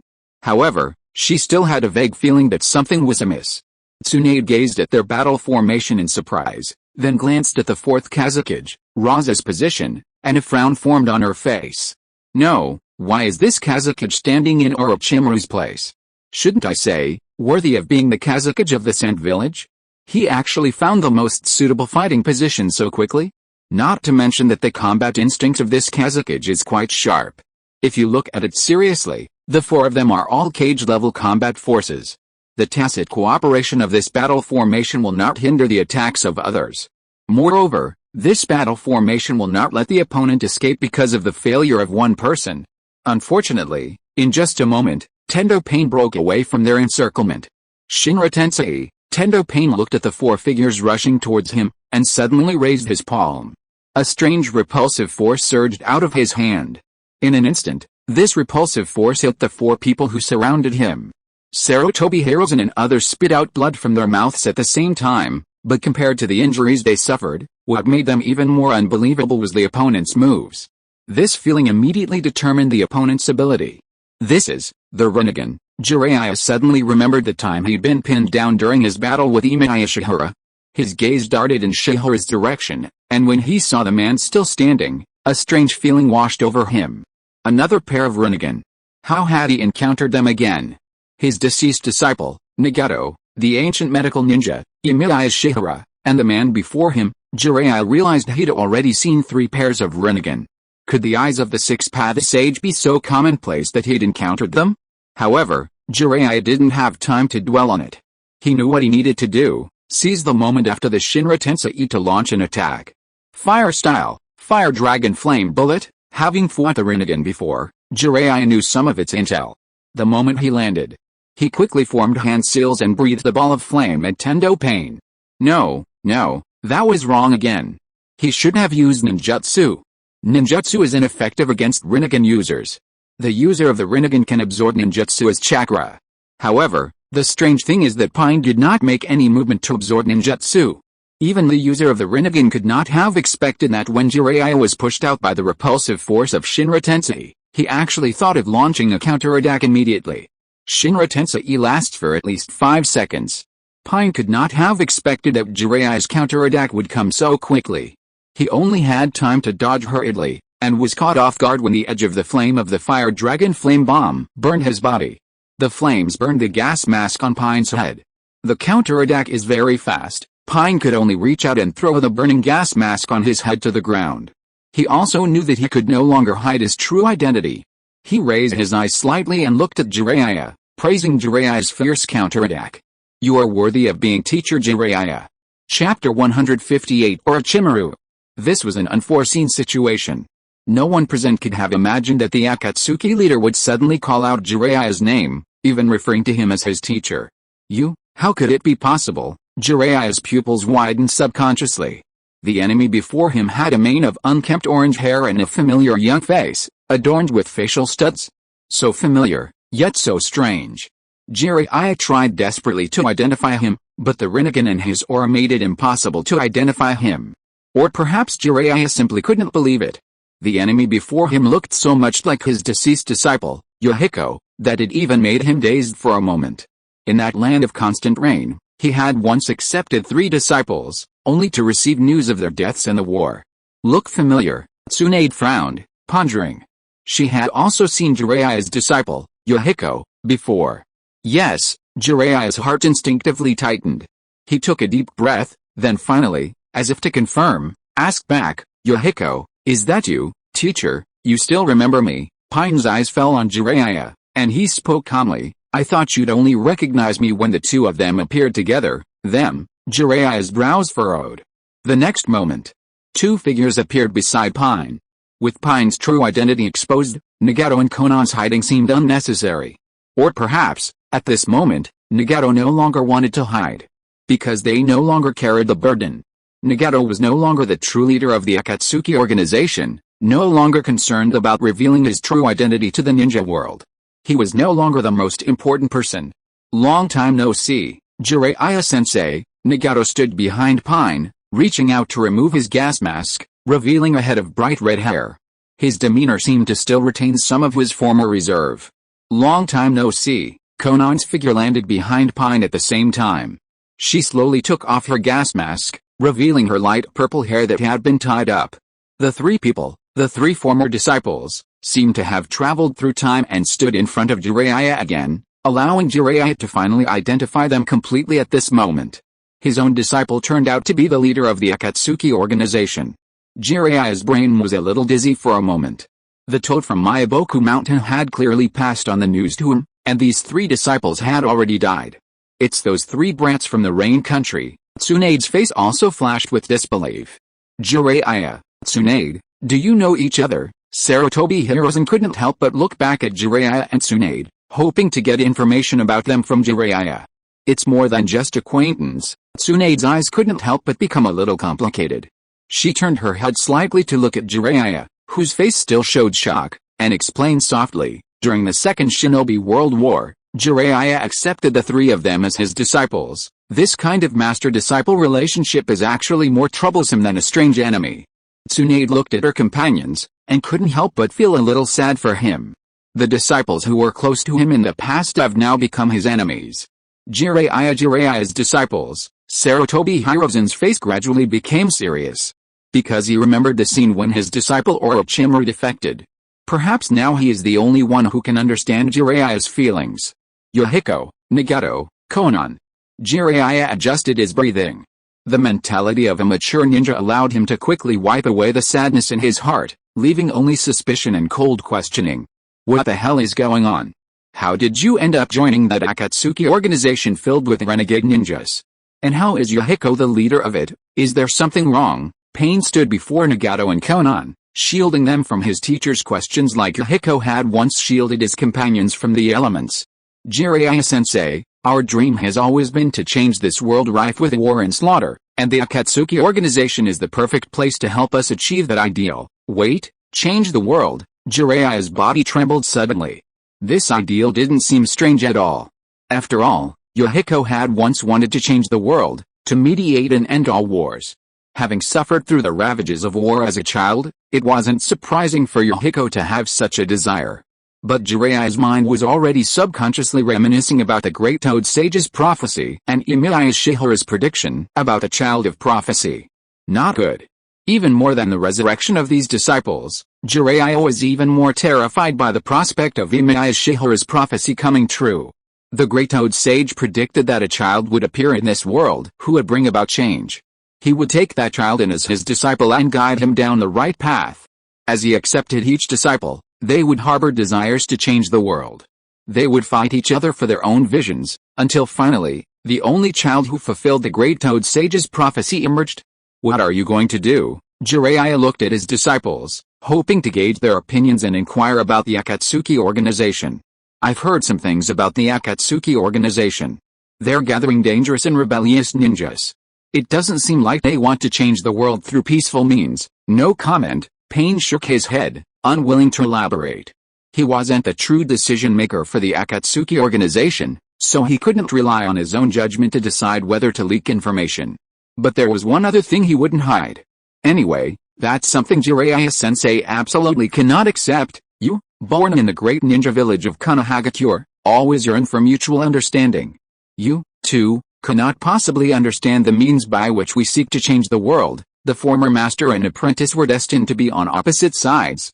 Get out of the way. Pain raised his hand and spoke calmly. Jiraiya-sensei, we don't want to kill you, nor do we want to harm any more innocent people here. These words were sincere. They had come solely to kill Shimura Danzo. This was the mission entrusted to them by Emiya Shiyuan and Black Zetsu, and it was also their own vengeance. They truly did not intend to harm more people at this time. After all, the leader of the Akatsuki organization was not one to kill innocent people. In fact, he had always been a medical ninja who saved the day. However, Pain's concession would not bring about a peaceful resolution. Once their identities were revealed, they would not be able to leave Konoha easily, especially since Jiraiya was not the one who could make the final call.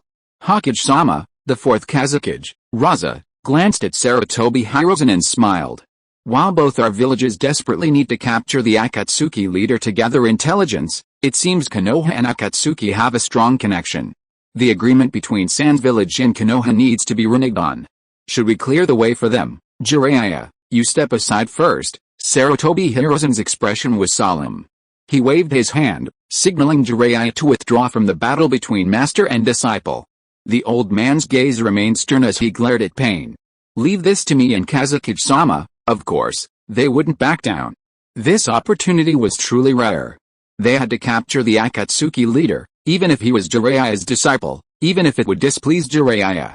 As the third Hokage of Konoha, he had to capture him for the sake of Konoha's future security. If Jiraiya were allowed to participate in the battle, and if his disciple gave in, as he had done before, they would be left with nothing but helpless resignation. However, Jiraiya didn't seem to be backing down. The tall, muscular man regarded his disciple with a bitter look, shaking his head and rejecting his teacher's suggestion. He had no intention of withdrawing from the battle. After all, both sides in this battle were important to him. Regardless of which side won, it would be painful for him. Most importantly, this was his responsibility. As a teacher, he shouldered the responsibility to guide his students. He couldn't stand aside and watch everything unfold, leaving it to the aging teacher and other companions who could rely on him for survival. Moreover, perhaps only he understood the extraordinary power of the Rinnegan. Having personally experienced its power, he knew more about it. Meanwhile, Nagato and Yahiko before him both possessed it. While he didn't know why, it seemed likely that they could utilize some of its abilities. This battle looked fraught with danger for Konoha. If Nagato and Yahiko had mastered the Rinnegan like Emiya Shiyuan, his withdrawal would have put Sarutobi Hiruzen and Tsunade in danger. Aren't you planning to retreat? Pain watched Jiraiya, ready for battle, his voice tinged with regret and melancholy. That's right, that's just like Jiraiya-sensei. What a shame, this is unwise and reckless. If Jiraiya-sensei had truly witnessed the power of the Rinnegan, he would have understood that you're powerless against it. Jiraiya's expression froze. He knew what the other person said made sense. At least he was completely defenseless against Emiya Shiyuan, and perhaps even bringing Tsunade and Sarutobi Hiruzen along wouldn't guarantee victory. But battles in this world aren't decided by the outcome. Then begin. Sarutobi Hiruzen raised his hand. The old man launched the attack, his fingers rapidly forming hand seals. He had learned his lesson, and he wasn't shy about sharing it with his disciple and teammate, Raza. Use ninjutsu first. Be careful of the opponent's repulsive force that can repel both us and our jutsu. That's the power of the Rinnegan. Jiraiya also shared the information about the Rinnegan, while forming hand seals and looking at his disciples with a heavy gaze, explaining the source of his information. When I was sparring with Lord Emiya, he also used this move, which can instantly launch a repulsive force that can repel all attacks. Echelon attack. The fourth Kazekage Raza proposed a combat method in a cold voice. Using echelon attacks between each member of the team to offset the repulsive force. Surprise appeared on the faces of Sarutobi Hiruzen, Tsunade, and Jiraiya at the same time. Because the three of them, master and apprentice, also wanted to propose this echelon combat method at the same time, but they didn't expect that the fourth Kazekage Raza was so in sync with them. Fire style, fire dragon flame bullet. Sarutobi Hiruzen took the lead and spit out more a ball of flame in the direction of Pain and the other two. Sealing technique absorption seal. Nagato leaped forward, blocking the flames. Raising his hand, He transformed Sarutobi Hiruzen's Fire Dragon Flame Bomb into pure chakra, absorbing it into his body. Against his power, no one could harm Pain and Konan behind him. If the Cascade attack was effective against Pain, it would have absolutely no effect on him, a true Rinnegan user. Be careful. Jiraiya looked at Nagato, who had stepped forward, his expression growing graver. He spoke in a deep voice about his disciple's ability. This is the Rinnegan's ability to absorb spells. Any spell released during this period will be absorbed by Nagato and transformed into chakra. Ninjutsu ineffective. Tsunade swung her fist and struck. If the ninjutsu attack was ineffective, then her taijutsu wouldn't be ineffective, right? Pieces of origami flew out.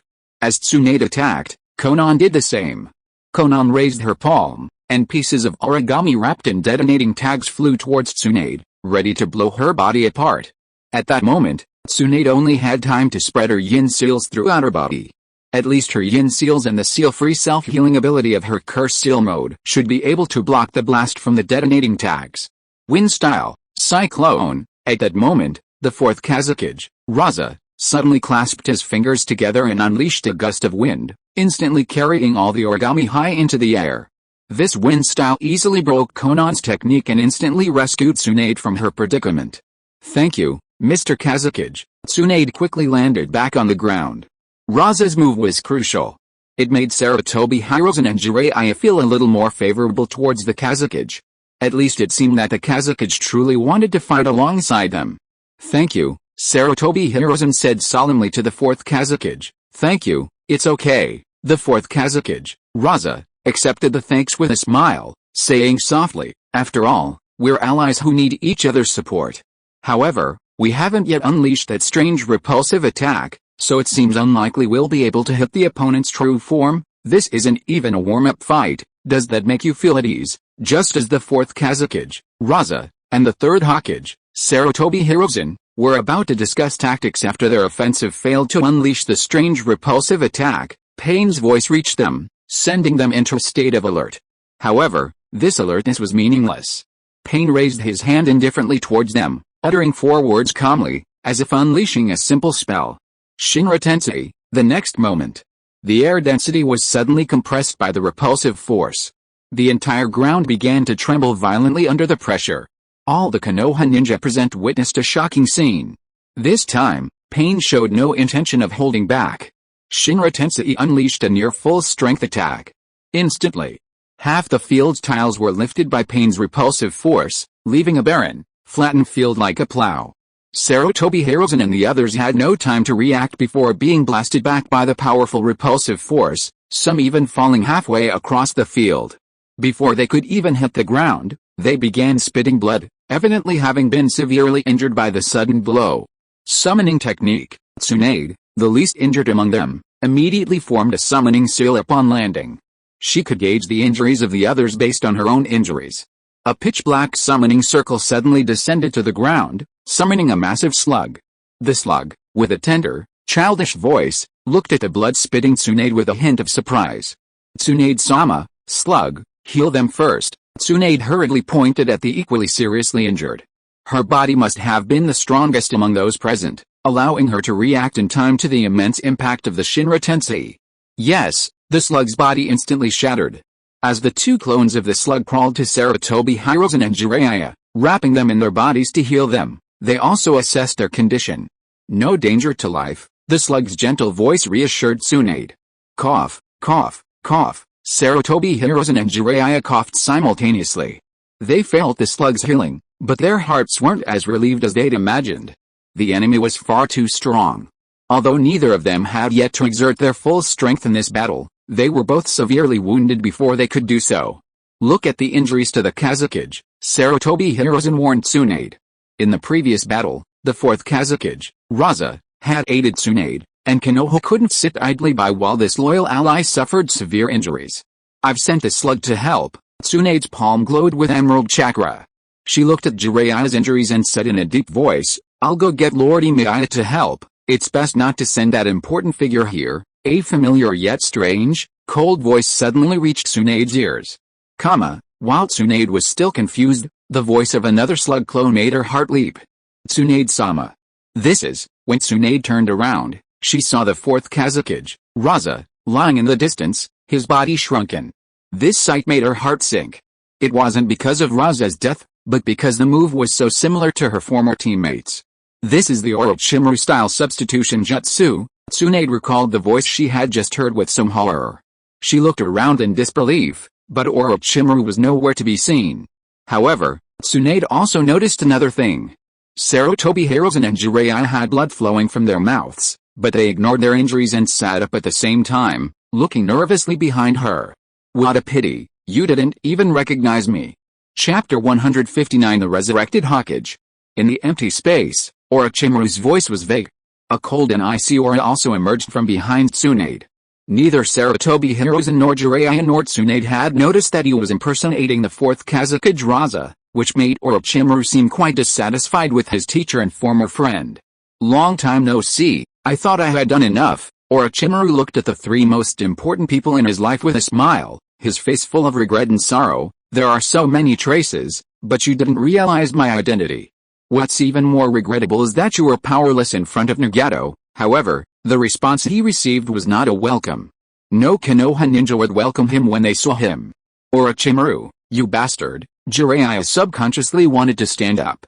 Orochimaru. Tsunade was already waving her fist at Orochimaru.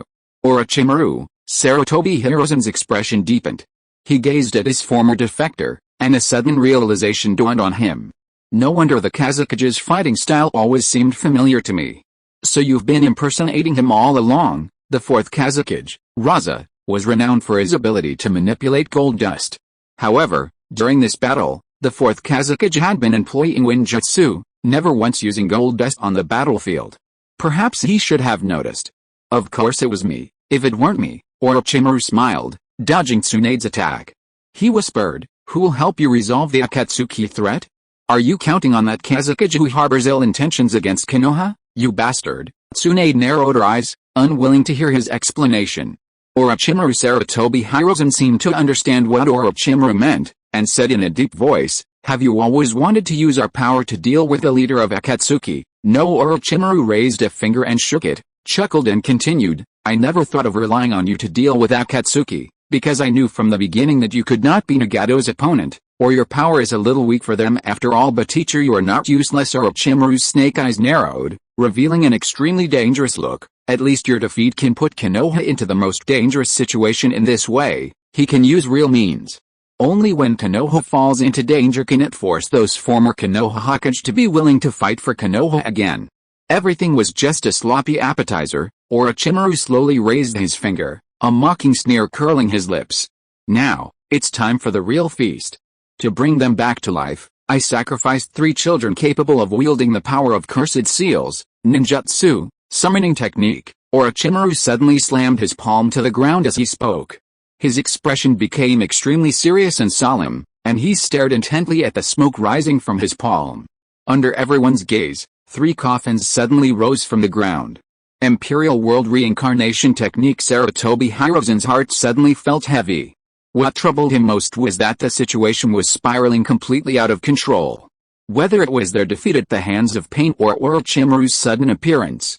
These were all troubles that Sarutobi Hiruzen had not anticipated.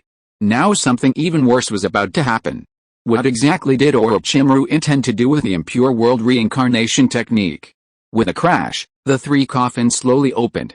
3 figures, their faces riddled with cracks, appeared before everyone's eyes. Each one was a familiar face to the Konoha ninjas, some even having relatives still alive. The first Hokage, Sarutobi Hiruzen's pupils suddenly widened as he stared in disbelief at the long-haired man in red armor in the first coffin. Grandpa, Tsunade's heart trembled nervously. And the second Hokage, Sarutobi Hiruzen's body began to tremble as he nervously stared at the second man in blue armor. Minato, Jiraiya felt a momentary emptiness when he saw the figure in the third coffin, as if he had never imagined he would one day meet his deceased disciple. Not only them, but the other Konoha ninjas present were also shocked. While the first and second Hokage were long gone, the fourth Hokage, Namake's Minato, still held immense prestige in Konoha. Even his son was present. Uzumaki Naruto stood beside Hatake Kakashi, looking at Minato Namake's in the coffin with some shock, and rubbed his eyes in disbelief. the successive Hokage of Konoha. When Hatake Kakashi saw this scene, his mind couldn't help but tremble. He never thought that one day he would see these dead people again. Especially his teacher Minato Namake's.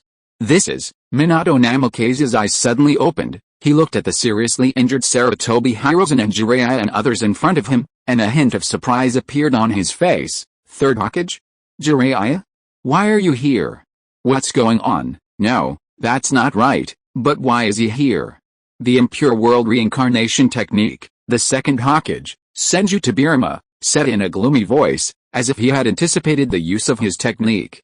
So it's being used after all. Tobirama, the first Hokage, Senju Hashirama, stepped out of the coffin and immediately accused his brother. I told you long ago that you shouldn't have used the Impure World Reincarnation technique. Strangely, Senju Tobirama didn't refute him. He even seemed not to want to discuss the topic at this moment. The second Hokage just looked at Sarutobi Hiruzen, who was close at hand, as if he was lost in some kind of thought, and then he asked, "Is it monkey?" "Yes, you are old too." Senju Tobirama sighed softly about the time, and then he continued to ask, "What is the situation now? How come you are so seriously injured?" Let me tell you." Orochimaru interrupted them with a smile, and said softly, "Konoha was invaded by a dangerous enemy.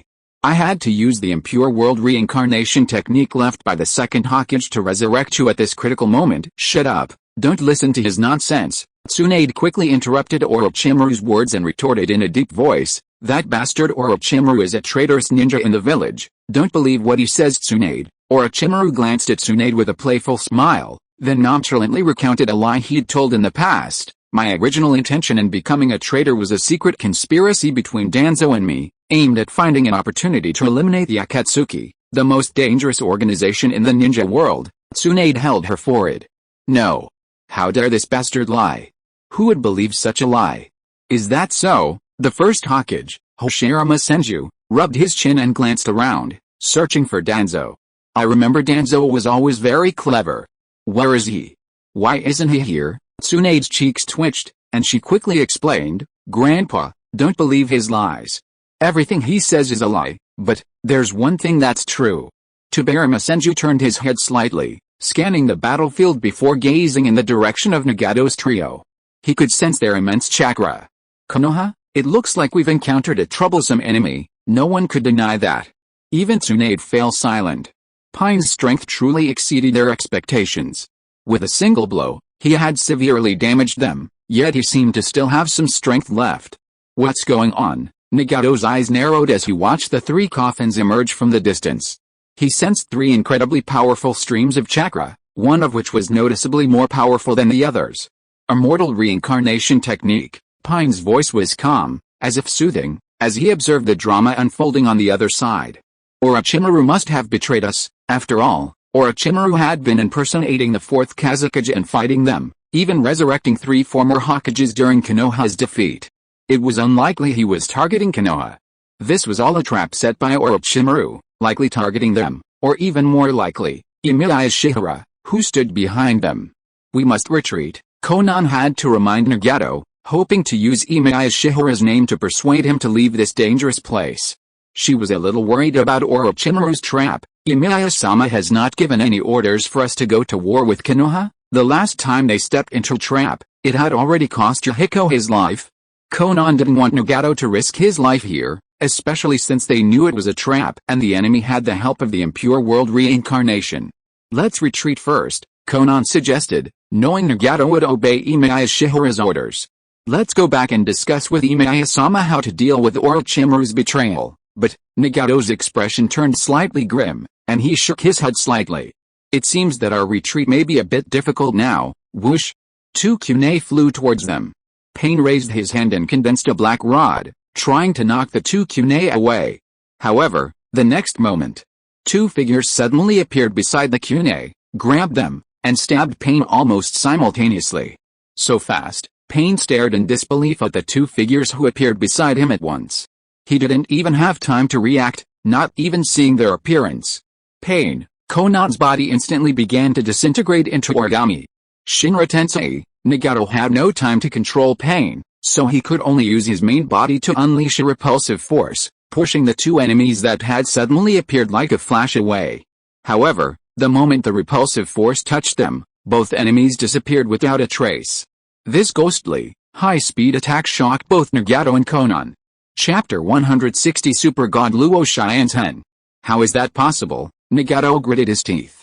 The man's expression had grown exceedingly serious. Ever since Nagato truly began to develop the power of his Rinnegan, he had relied solely on it in battle, and no one had ever been a match for him. But this previous enemy had completely caught him off guard. As soon as he saw the enemy appear, their attack had already arrived. He barely managed to react and launch a counterattack, but the enemy vanished before it could strike. Nagato's Rinnegan only saw the two men, one with silver hair and the other with golden hair, like a flash of silver and one with golden hair. Golden flash, Nagato's heart darkened. At that moment, Nagato recalled a long-lost legend. Konoha's fourth Hokage, Minato Namikaze, was once all-powerful in the ninja world. With his incredibly swift body-flickering technique, he could instantly defeat dozens of Jonin. He left behind a legendary reputation in the ninja world, forcing the major ninja villages to issue a supplementary order. When encountering a golden flash, abandoning a mission does not count as a failure. Yondame, your instant body movement technique is very fast. The second Hokage, Senju Tobirama, clutching a flying thunder god Kune, praised his junior, a junior who could match or even surpass his own speed. The former ninja world's fastest master had seen a future in this junior. It was just a tentative attack. Namikaze Minato rubbed the back of his neck shyly in response to his senior's praise, as he was too embarrassed to admit he hadn't yet exerted his full strength. But Namikaze Minato quickly brushed aside the topic, his gaze solemnly directed at Nagato and the others in the distance. The opponent's abilities are indeed strange. The eyes of the six-path sage, Senju Tobirama, couldn't help but grow cautious. Although the two of them relied on the flying thunder god jutsu's instantaneous speed to catch the opponent off guard, the Rinnegan could still strike back in an instant. The opponent should not be underestimated. An interesting opponent, Hashirama Senju was unconcerned, his face even looking somewhat amused. He didn't seem to care much about his opponent's strength, as if he was quite interested in any opponent he faced. I've never seen a living person with the eyes of the six-path sage, or a Chimaru watch the three Hokage discuss how to deal with the Nagato trio, a smile curling his lips as his gaze shifted slightly to a corner of the arena. All his cards had been played, so why was that important figure still unwilling to show up at this moment? If we need more information about the Rinnegan, just as Orochimaru looked at Shihara Emiya, Hirozen Sarutobi also looked in his direction. Perhaps we could ask for help from Lord Emiya. Lord Emiya is still here. A flicker of joy crossed Hashirama Senju's face, seemingly unconcerned about disturbing his peace in death. I was always cared for by him when I was alive. Tobirama Senju subconsciously avoided looking in that direction. He was resurrected by the second Impure World Resurrection. Tsunade hesitantly told Emiya Shihara's story, her eyes tinged with annoyance. Orochimaru, it's all your fault. Let's talk about reminiscing with Emiya-sama later. Senju Tobirama didn't want to discuss Emiya Shihara's situation now, fearing it might spark a quarrel between him and his elder brother, hindering the resolution of Konoha's crisis. He simply said in a deep voice, "Brother, take care of Konoha's enemies first, okay?" That's a shame. Senju Hashirama suddenly clenched his hands into fists, his expression no longer cheerful, and he immediately entered combat mode. Then let's eliminate these troublesome enemies first, then reminisce with Emiya-sama, and finally, undo the Impure World Reincarnation and return to the underworld to avoid disturbing the living. Namikaze Minato couldn't help but slowly nod his head. The fourth Hokage, resurrected by the Impure World Reincarnation, didn't look in Emiya Shihara's direction. His gaze was fixed on a yellow-haired boy standing in the distance beside Hatake Kakashi. That was his son. He just wanted to have a good chat with his son, to see what he looked like with his own eyes. At the very least, he had to resolve the crisis facing Konoha first. With a snap, the three resurrected Hokage took a simultaneous step forward. This move also made Nagato alert. "Konan, stand back." Pine's voice was cold, warning Konan to retreat further. "They're very dangerous, protect yourself." Nagato stood behind Pine, intending to deal with the three Hokage alone. "Konan, I'll stop you. You leave first." "No, it's too dangerous here." Pine's voice remained cold, his eyes slightly averted, as if sensing the trouble he was about to face. "Besides, if you stay here, I won't be able to perform many powerful techniques here." There was no other way. If they wanted to deal with the extremely fast second and fourth Hokage, He and the original Nagato would have to use wide area attack techniques to prevent them from escaping their attack range. Konan frowned. Because she wasn't completely clueless, she had instantly grasped the formidable nature of the two rapidly moving Hokage. This might be the most perilous predicament Nagato had faced since gaining access to the Rinnegan. Could she escape now? Even at the cost of her own life, she no longer wished to suffer the same fate. She couldn't stand by and watch Nagato suffer the same fate. However, the situation on the battlefield wouldn't allow them to discuss this matter. While they were discussing this, the first Hokage, Hashirama Senju, suddenly rushed towards them, followed closely by the second Hokage, Tobirama Senju, and the fourth Hokage, Minato Namikaze. Would release, Tree World Descend, Hashirama Senju boldly charged forward. The first Hokage lived up to his former title as the God of Ninja. His strength in this Impure World Resurrection was far from peak, but his power far surpassed that of mortals. Tree roots emerged from the ground, closing in on the Nagato trio. Towering trees and thick vines surged forward, growing from the roots. Half the square was instantly transformed into a primeval forest. Shinra Tensei, however, Tendo Pain simply raised his hand, quickly clearing a clearing. He had no desire to fight these Hokage, veterans of countless battles, in such an environment. Neither he nor his original form was a seasoned ninja. The gap in experience proved fatal at this moment. This move was merely a feint. Senju Tobirama and Namikaze Minato were already charging towards them. The two men, seemingly providing support, were the true attackers. Fly to the sky, Pain didn't use his original form's Shinra Tensei again. He knew that even with his main body using the Shinra Tensei, he couldn't seriously injure Senju Tobirama and Namikaze Minato. These two were so fast they could escape the instant the Shinra Tensei struck them. Escaping in the split second, the repulsive force lasted almost as long as a breath. The only way to truly defeat these two opponents was to leave them with nowhere to hide from his attacks. Tendo Pain and Nagato simultaneously used buoyancy to soar. Paper dance, Konan's legs transformed into origami, fluttering and landing behind her.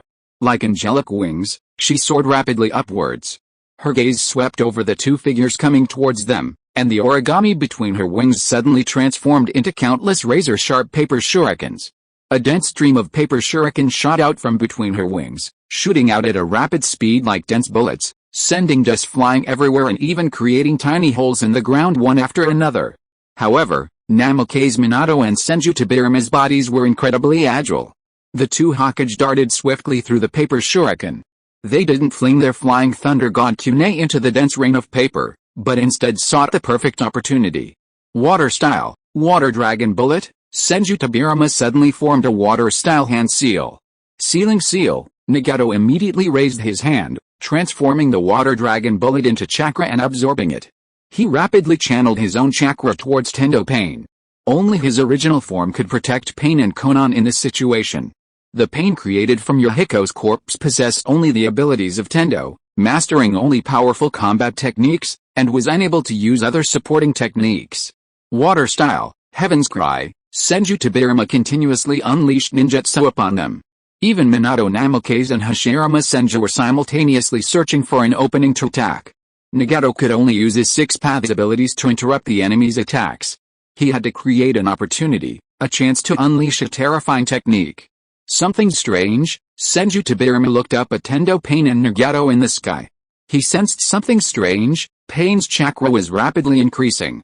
Meanwhile, Nagato's chakra was rapidly decreasing. Because Nagato had been using a puppet of Tendo Pain, he could only infuse his chakra into Pain to allow him to unleash that powerful jutsu. Fortunately, Nagato was now able to do two things simultaneously. He could simultaneously deal with the attacks of the three Hokage while controlling Pain to unleash his jutsu. Of course, this wasn't without its drawbacks. Anyone familiar with Nagato and Pain's relationship had already sensed Nagato's mental state. As for the Konoha ninjas, they could only perceive one thing: Tendo Pain, soaring in the air, was gathering chakra to prepare a terrifyingly powerful jutsu. Too late to interrupt, Minato Namikaze's mind sank in, and he immediately assessed the situation. Any flying thunder god kunai will be shot down by the two enemies protecting the orange-haired man, but he had a solution. Namikaze Minato quickly prepared the flying thunder god formation. Although he didn't know what technique the opponent intended, it could counter most dangerous techniques. But it was Minato's turn. While the three Hokage were each considering how to interrupt the terrifying technique, in the sky, Tendo Pain had already quickly completed his chakra charge through Nagato. Let's deal with him first. This move is powerful enough. Pain slowly raised his palm downward, his pupils narrowing slightly. And a terrifying repulsive force suddenly unleashed from him. Super Shinra Tensei, the terrifying repulsive force instantly swept down from mid-air. The ground of the arena was continuously torn apart by this repulsive force. This time, its power was particularly terrifying, so strong that it seemed impossible to resist. No, not just seemingly, but truly impossible. For the power of this technique was enough to destroy all of Konoha. Even when Tobirama Senju and Minato Namikaze subconsciously used the Flying Thunder God technique to dodge, it was impossible for them to abandon Konoha and escape to avoid the attack at this time. Even the god of ninja, Hashirama Senju, his strength after being resurrected by the Impure World Reincarnation, this time was far from enough to be able to easily solve the trouble of Super Shinra Tensei. However, Konoha is not the only one. Konoha still has enough powerful manpower. Although these people were just injured, and there was even a rebel ninja with unclear thoughts among them. But the four of them are enough. Sarutobi Hiruzen brought Tsunade and Jiraiya, as well as the rebel ninja disciple Orochimaru who came to make up the numbers. The four masters and apprentices instantly landed in four directions and completed their hand seals at the moment when Tendo Pain released Super Shinra Tensei. Ninjutsu, 4 Red Yang Formation. Chapter 161 Nagato and Pain at a disadvantage. 4 red beams shot straight into the sky. Simultaneously, they linked to form 4 red barriers. The terrifying repulsive force of Super Shinra Tensei suddenly impacted the barrier of the 4 Red Yang Formation. People could even see it impacting the air, as if it could destroy everything in the world. However, the barrier of the 4 Red Yang Formation, like a solid wall, blocked the technique that could have destroyed Konoha. The thin red barrier wall stood as immovable as a mountain. The repulsive force, surging like a huge wave, was completely confined within the confines of the 4 Red Yang Formation. This repulsive force also swept the soil from the ground outward like waves, piling up within the 4 red barrier walls. The high temperature of the 4 Red Yang Formation continuously scorched the soil, making it appear as regular as pottery. The legendary 4 Red Yang Formation, the Konoha ninjas took a deep breath at this scene. The 4 Red Yang Formation. This was the most powerful barrier known to the ninja world. Legend has it that each use of the 4 Red Yang Formation requires 4 cage-level chakra masters to set it up, and its defenses are sufficient to block most known techniques in the ninja world. It now seems true. Everyone present witnessed a terrifying scene within the 4 Red Yang Formation, like a mountain and sea rising up, as countless mud surged upwards within the barrier. When Pain's technique concluded, the 4 Red Yang Formation transformed into a hollow cylindrical tower, appearing incredibly magnificent. However, this tower was destined to be destroyed. For there was no better combat zone than the 4 Red Yang Formation. This barrier would provide a battlefield for the 3 resurrected Hokage to apprehend their enemies, and it would also serve as a perfect prison for Nagato and his trio. There was absolutely no way they could escape. Nagato breathed heavily. He gazed at the crimson barrier of the 4 Red Yang Formation, a dark glint in his eyes. Even his limited combat experience could see the problem. This barrier's defenses were solid enough to withstand the might of Super Shinra Tensei. He seemed unable to break the 4 Red Yang Formation's blockade. Meanwhile, there was another pressing problem. Having just used Super Shinra Tensei, Tendo Pain's increased power had caused this combined offensive and defensive technique to enter a lengthy cooldown period. For at least a short period, Tendo Pain was unable to use it, significantly reducing his combat effectiveness. If Nagato hadn't been healed by Emiya Shiyuan, this attack might have weakened him, sapping his own vitality. Even so, Nagato needed a moment's rest. His enemy, however, was a reanimated being who needed no rest at all. Nagato, Konan said, flying beside him with a worried look on his face. No problem, Nagato forced himself to maintain composure. His gaze scanned the 3 figures standing on the mound, then he slowly raised his fingers and began to form hand seals. Animal Path, summoning technique, Nagato raised his hand and formed a summoning seal. A strange-looking Archaeopteryx appeared under his feet, allowing him in Pain to barely stop the gravity and rise into the air, standing on the bird's back to rest for a while. Water style, water-breaking wave, Senju Tobirama spit out a high-pressure water stream from his mouth in an instant, suddenly piercing the body of the Archaeopteryx, turning the summoned beast into a puff of smoke and dissipating. This move immediately forced Nagato's figure to fall down instantly. At the same time, the three Hokage rushed towards Nagato at the same time.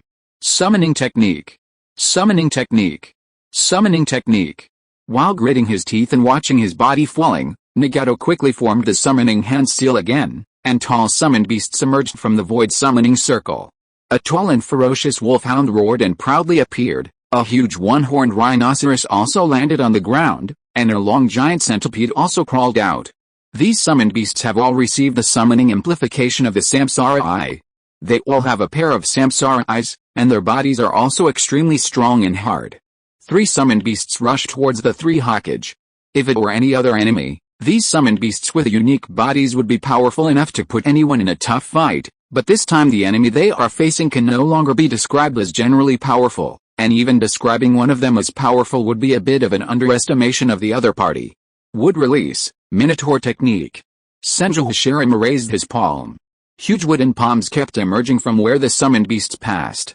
The huge rhinoceros was grabbed by the horns by the wooden palms on the way to charge, and was pressed to the ground and turned into smoke and dissipated. The ferocious wolfhound suddenly grew a pair of wings and flew up with a roar. Wood release, Woodman technique. Senju Hashirama closed his palms again. The tall wooden man stood up from under his feet, and the wooden man instantly grabbed the wolfhound and pressed the other firmly to the ground. The huge centipede suddenly drilled into the ground, and drilled out again from another direction, as if it wanted to climb up along the wooden man's body to attack Senju Hashirama. Wood release, Wood dragon technique. Senju Hashirama stretched out his hand seriously and pressed it on the body of the wooden man. A wooden dragon slowly grew out of the wooden man's shoulder, and the wooden dragon quickly wrapped around the centipede's body, turning this huge summoned beast into a cloud of smoke. Within a few breaths, all the strange summoned beasts created by the Samsara Eye were resolved. Senju Hashirama stood calmly on the head of the wooden man, looking at Nagato's figure, as if looking forward to his next move. But Nagato had no time to think about it. Senju Tobirama and Namake's Minato had already rushed to his side. Shihara, an arm immediately grew out of Nagato's back, and the arm quickly turned into a laser cannon, firing in the direction of Senju Tobirama, but Senju Tobirama dodged it instantly. A pitch-black stick emerged from Tendo Pain's arm, and rushed towards Namake's Minato head-on, and his palm was also raised. Shiyuan of all things. A gravitational force suddenly went towards Minato Namake's. However, when Minato Namake's figure was pulled by gravity and flew towards Tendo Pain, he threw out a flying thunder god kunai. I've guessed it, Pain's eyes dodged coldly, his eyes fixed on Minato Namake's figure. Even the real Nagato Samsara Eye was looking at Minato Namake's. The Rinnegan's main body and the puppet shared vision. No matter what movements Minato Namake's made or where he wanted to attack, he could see it in time. This time there would be no accidents. Sure enough, when the kunai fell behind Pain, Minato Namake's figure suddenly appeared behind Pain, grabbed the kunai and threw it out again lightly. At the same time, he also raised his other palm. Rasengan, Minato Namake's raised his hand and pressed the Rasengan towards Pain. Exclamation mark. Pain waved the black stick to block behind him. He had seen Minato Namake's movements behind him through his main body's vision. This time, he would definitely be able to block his attack. However, when Pain waved the black stick to block behind him, his Samsara Eye saw Minato Namake's kunai inexplicably thrown from behind him in front of him. The next moment, Minato Namake's figure suddenly appeared in front of him from behind, holding the Rasengan in his hand and smashing it into his chest. This is Flying Thunder God's second stage. Minato Namake's looked at Tendo Pain standing in front of him with a shocked face. He knew that the other party had lost his fighting ability under this move, and softly explained his moves. The blonde man showed a trace of tranquility on his face, as if the person who had just defeated his opponent with extremely fast speed in the battle was not him. Senior brother, you lost. Chapter 162 I am the master of Akatsuki. The enemy arrived so quickly. Their combat experience and strength were so immense. Yet, he knew so little about them during the battle that Tendo Pain was defeated before he could launch even a few decent attacks. True to the Golden Flash, Orochimaru, standing outside the four Scarlet Yang formations barrier, beamed as he praised Minato Namake's fierce and decisive defeat of Tendo Pain. It was undeniable that in Orochimaru's eyes, The young man who had once usurped his position as Hokage deserved praise at this moment, for Tendo Pain was no weakling. Even though Tendo Pain had a noticeable weakening period after unleashing Super Shinra Tensei, it wasn't so easy to defeat him. Yet, Minato Namikaze dispatched him in a matter of breaths. Even the blonde youth, his face still stained with traces of the impure world of Warcraft, looked so effortless. Jiraiya gritted his teeth, glanced at Orochimaru, and said angrily, "That's because Minato knew our chakra couldn't sustain the four red yang formation for long, so it's understandable that he chose to defeat Yahiko so quickly." Really? Orochimaru remembered the information Uchiha Obito had given him about Nagato and narrowed his eyes. But Pain isn't Yahiko. Within the four red yang formation, Minato Namikaze looked at Tendo Pain in surprise. He believed that he had only been hit by one of his Raisengans. With Pain's strength, that attack shouldn't have killed him. Yet, Tendo Pain collapsed. As he lost his fighting ability, it was as if he had already lost his life. Only Minato, with a confused look on his face, pulled a black rod from Tendo Pain's body. "This is Hellpath summoning technique." Nagato suddenly clenched his teeth, summoning a massive Yama King head. Yama King instantly extended his slender tongue and drew Tendo Pain's body into his mouth. Without Tendo Pain's protection and assistance, even Nagato, who could use all the six paths abilities of the Rinnegan, would be swiftly defeated by the three Hokage. Tendo Pain must be repaired as soon as possible. Unfortunately, the three Hokage wouldn't give him that time. They didn't even know Nagato's intentions. Their only goal was to defeat Nagato as quickly as possible. The wielders of the four red yang formations didn't possess the unlimited chakra of the impure world formations, and they wouldn't be able to sustain it for long.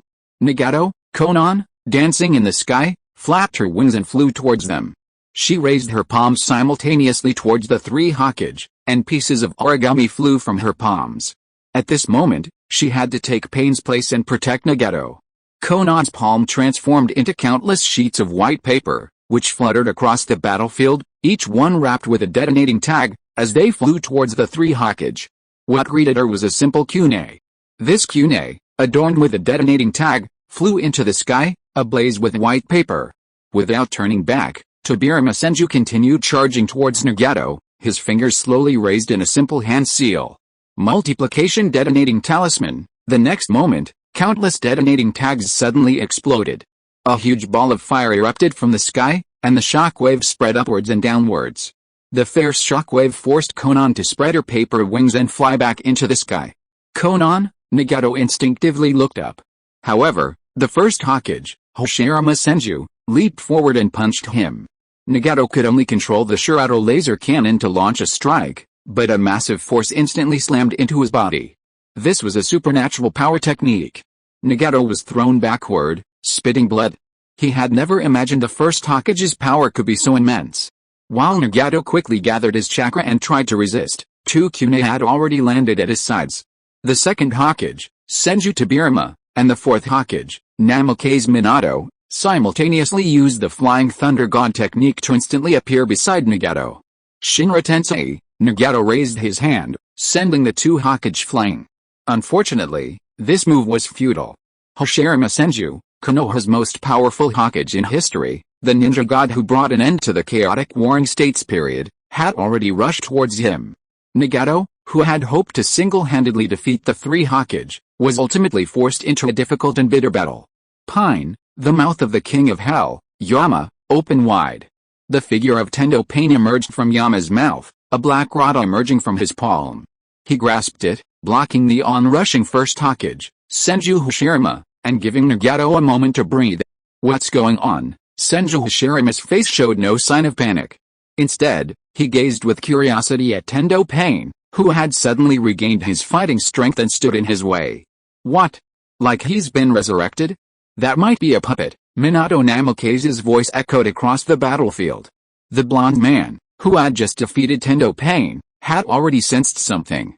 His eyes fixed on Nagato's position, his expression becoming extremely cautious.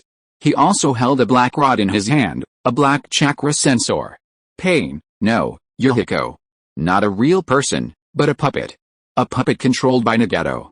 Yahiko, he was already dead. Not a puppet." Nagato clenched his fists, his eyes bulging slightly.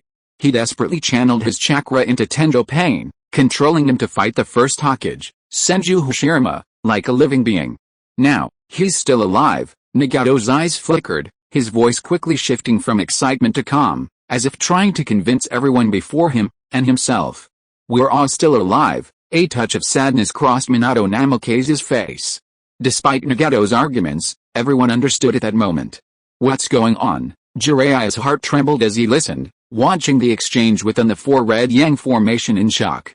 At that moment, his heart ached. So much had happened to Jiraiya today. He had long believed his three deceased disciples had been resurrected, even appearing before him intact, only to have them become enemies, forcing the master and disciple to engage in a war. Now, the situation seemed to have changed again. One of the disciples, Yohiko, had died a long time ago, and was made into a puppet by another disciple, Nagato? So that's how it is. Hashirama Senju couldn't help but sigh.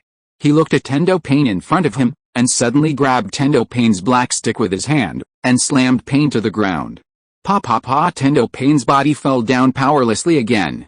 In this battle of physical skills, Tendo Pain was ultimately no match for a ninja god with rich combat experience. Making a puppet of your dead friend, Hashirama Senju also pulled out a chakra sensor from Tendo Pain's body. His eyes also fell on Nagato, and he sighed softly. You want to deceive yourself that he is still alive in this world. Nagato's hair was a little messy, blocking his face, as if the beautiful bubbles he had blown for himself in the past few years were instantly shattered at this moment. How wonderful it was, all three of them living in this world, free from the painful past, free from the burden of a future.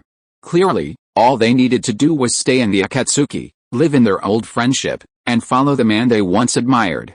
Nagato? Jiraiya looked at Nagato with a touch of heartache, demanding sternly, what happened? What's going on? Nagato still didn't answer.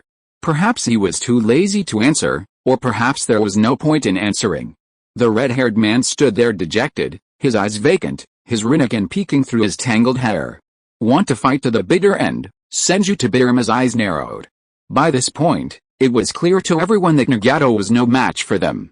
Yet, at this moment, the man seemed to have given up. Awakening from the beautiful dream he'd woven for himself, he seemed to have given up resistance. Was it because it was pointless?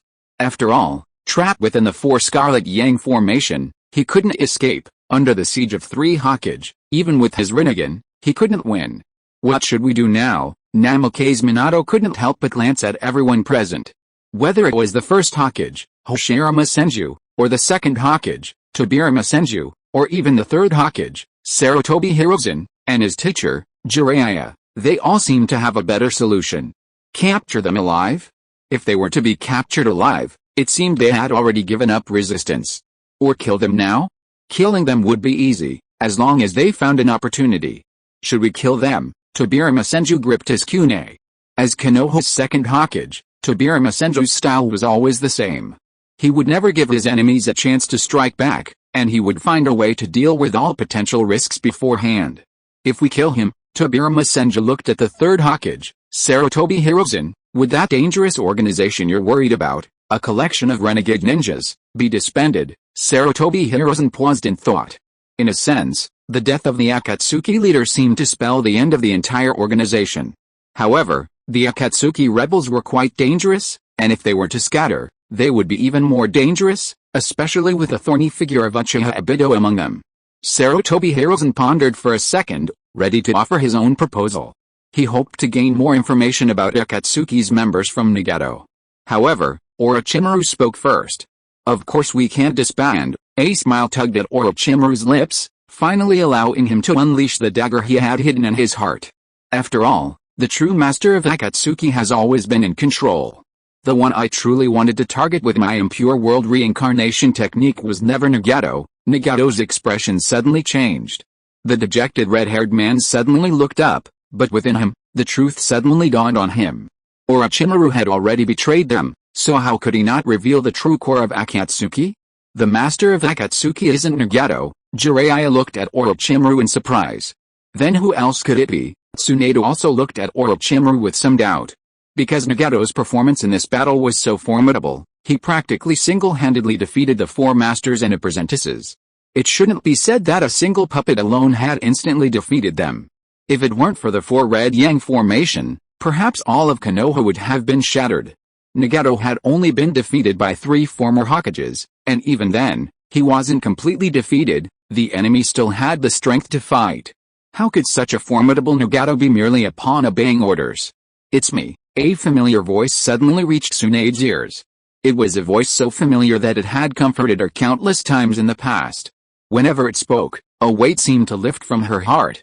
"Tsunade, be careful," Orochimaru's expression suddenly shifted to a hint of nervousness, and he warned Tsunade in a tone completely unbecoming of his renegade ninja status. It wasn't just because of their past friendship, a life-and-death struggle, but also because Tsunade needed a medical ninja for the more dangerous battle ahead. However, his warning was ultimately a step too late. The opponent appeared too suddenly. By the time he appeared beside Tsunade, he had already struck her with a powerful blow, sending her flying. Blood spurted from Tsunade's mouth as she flew backwards. The opponent's finger gently brushed the air, catching a drop of blood, as if catching Tsunade's blood was more important than continuing to attack her. At the same time, the 4 Red Yang formation that had been besieging Nagato lost its member maintaining the barrier and shattered the moment Tsunade was sent flying backwards. But compared to the shattering 4 Red Yang formation, the person who appeared on the battlefield to attack Tsunade was the one who caused panic and shock in the eyes of all the Konoha ninja present. Their pupils widened instantly.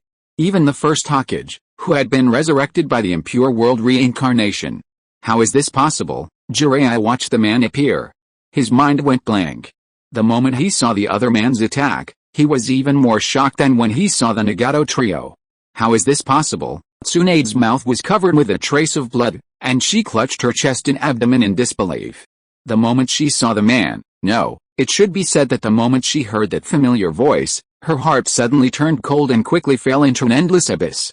However, the man's expression was very calm. This man's mood seemed to be always like this. This man was always able to maintain this calmness, whether it was human life and death, human war and peace, or human betrayal and loyalty. It was as if there was nothing in the world that could move him. If you are listening to this novel on a channel other than Fanfic World, it means it was downloaded and re-uploaded without effort. We warmly invite you to visit our channel, Fanfic World. There you will find the original version of this story and many other novels of various genres. We look forward to seeing you dive into a world of incredible novels. Chapter 163, Just because you've seen a leaf, do you think you've seen a towering tree? Emiya, what are you doing? Uzumaki Naruto looked at the man in panic. Emiya Shiyuan? How could it be Emiya Shiyuan? Why was Emiya Shiyuan on the battlefield at this time? He even helped Konoha's enemies attack Tsunade, who is maintaining the 4 Red Yang formation. As a child who had lived with Emiya Shiyuan for 3 or 4 years, always under his care, he had never imagined that Emiya Shiyuan would stand against him. Compared to Uzumaki Naruto's thoughts, those in Konoha who knew Emiya Shiyuan better were shocked by this scene. No one would have thought that the greatest medical ninja in the history of the ninja world would be the mastermind behind a dangerous organization that recruited S-rank renegade ninjas. Everything seemed unrelated. It seemed impossible for the two sides to have any connection. How could the most respected medical ninja in the ninja world, a savior god in everyone's hearts, be connected to an organization full of renegade ninjas? Emiya-sama, the third Hokage Sarutobi Hiruzen called out hesitantly. The old man's body was trembling slightly, and his face was slightly pale. He didn't have the demeanor of the former ninja hero at all, because he couldn't imagine that the other party would show up at this time. How is it possible? Shimura Danzo, who had been hiding and waiting for an opportunity, saw Emiya Shiyuan attacking Tsunade, and his pupils suddenly dilated in an instant. Even Shimura Danzo didn't dare to believe that Emiya Shiyuan was the master of Akatsuki. As two people who had followed Emiya Shiyuan to travel around the ninja world in the past, they had seen Emiya Shiyuan saving the dying and the wounded. In their hearts, Emiya Shiyuan would always be a kind-hearted man. Such a person would never harm the ninja world, and would never hurt anyone. That's why Shimura Danzo wanted to use him so wantonly. How could such a person be the master of Akatsuki? This isn't true. Tsunade ignored her injuries, gritting her teeth and trying to stand up. Trying to walk over to Emiya Shiyuan. Emiya-sama can't be. When Emiya Shiyuan looked at Tsunade as she staggered towards him. The coldness of his words was particularly real at this moment. Do you think the Emiya Shiyuan you know is all Emiya Shiyuan? No. Tsunade's steps immediately became unsteady upon hearing this, but she still wanted to stubbornly walk towards Emiya Shiyuan, trying to defend Emiya Shihara and find an answer for her own life. Emiya-sama would never, she didn't believe it. Tsunade refused to believe it. This man had once given her a gentleness beneath his coldness as a child, given her a perfect childhood and dreams, and left her with an unforgettable back. How could such a man, someone who had never hurt a world, choose to hurt her just then? However, the moment Tsunade finally approached, Emiya Shihara suddenly raised his palm, and the emerald green chakra scalpel instantly pierced Tsunade's chest. At this moment, Tsunade had become the enemy. At least, he would consider Tsunade his enemy at this moment. Blood splattered along the emerald blade of the chakra scalpel. People looked at the emerald blade emerging from Tsunade's back in panic, and a flash of fear flashed in everyone's eyes. Tsunade, Lord Emiya. Tsunade didn't want to pay attention to those people. She just stubbornly raised her head and looked at Shihara Emiya. Tsunade wanted to see if there was any sadness on Shihara Emiya's face. Wanted to see if he had hurt her at this moment, and whether he had hidden something. But there was nothing. Shihara Emiya's expression did not show any warmth that was hidden under the indifference of the past. His face was filled with coldness, and there was no trace of his former self. Emiya Shihara reached out and gently held Tsunade's shoulder. His voice betrayed no remorse for having pierced Tsunade's chest with his chakra scalpel. His cold words pierced through her heart like a sharper blade. You've only seen a leaf, why do you stubbornly imagine you've seen a towering tree? Tsunade's heart instantly collapsed, like a dam breaking. But, it seems this shouldn't be surprising. A hint of confusion crept into Emiya Shihara's voice, but that confusion instantly gave way to a sense of melancholy, as if he had already grasped the answer to his question. The single leaf I leave behind in this world is enough to block your eyes. Blood flowed silently. Tsunade's face wore a trace of bitter struggle. She glanced down at the emerald blade on her chest, but a glimmer of hope reappeared in her eyes, and her voice suddenly became resolute. You are wrong about one thing, Lord Emiya. You are a medical ninja. Tsunade grabbed Emiya Shihara's arm, her face showing no pain or struggle. This mature woman who had blossomed like a flower, even had some joy in her eyes. Mistakes in combat such as piercing the heart should not happen to us. Emiya Shihara frowned, as if he couldn't understand why Tsunade insisted on this at this moment, because this is enough to make you lose your combat effectiveness. I just want to use your blood to summon the slug, so that I won't be unable to complete the summoning of the slug because of your death. If this makes you happy, then you can be a little happier. Your life and death will soon no longer have any meaning. Emiya Shihara calmly broke free from Tsunade's fingers, watching Tsunade fall beside him with a desperate look in her eyes. He made hand seals with a calm expression and pressed his bare hands into the air. Summoning technique. Emiya Shihara used Tsunade's blood to form the summoning seal, and as Tsunade lay prone on the ground, staring in despair, he completed the summoning of the blood pact. This summoning technique could only be performed by two people who shared the same summoning contract. Bang! Smoke rose. A slug instantly emerged from the summoning smoke. Master Emiya. The slug immediately sensed Emiya Shihara's chakra. This was the first time in 1,000 years that Emiya Shihara had summoned it again. The slug eagerly emerged, looking at Emiya Shihara with joy, wanting to express its longing, when it spotted Tsunade lying on the ground. Hey, Tsunade-sama? I'll treat her, don't worry about her life or death. Emiya Shihara calmly stopped the slug's movements, his gaze falling on Nagato and Konan. Slug, go check on their injuries. Eh? The slug looked at Emiya Shihara in disbelief. Just now, when it was being treated by Tsunade, it seemed as if the enemies the Konoha ninjas were facing were Nagato and Konan. Why did something seem a little off now? They are considered my companions. Emiya Shihara's eyes raised slightly. Yes, Emiya-sama. The slug didn't dare to ask further questions and quickly split into two clones, wriggling towards Nagato and Konan. Tsunade had already heard Emiya Shihara's words. She looked at the slug's retreating figure with a helpless look, her eyes gradually becoming empty. Emiya Shihara had never said these words to them. This man had never mentioned anything like companions to her. All of this is true. The Akatsuki organization is truly his organization. The Akatsuki members are truly his companions.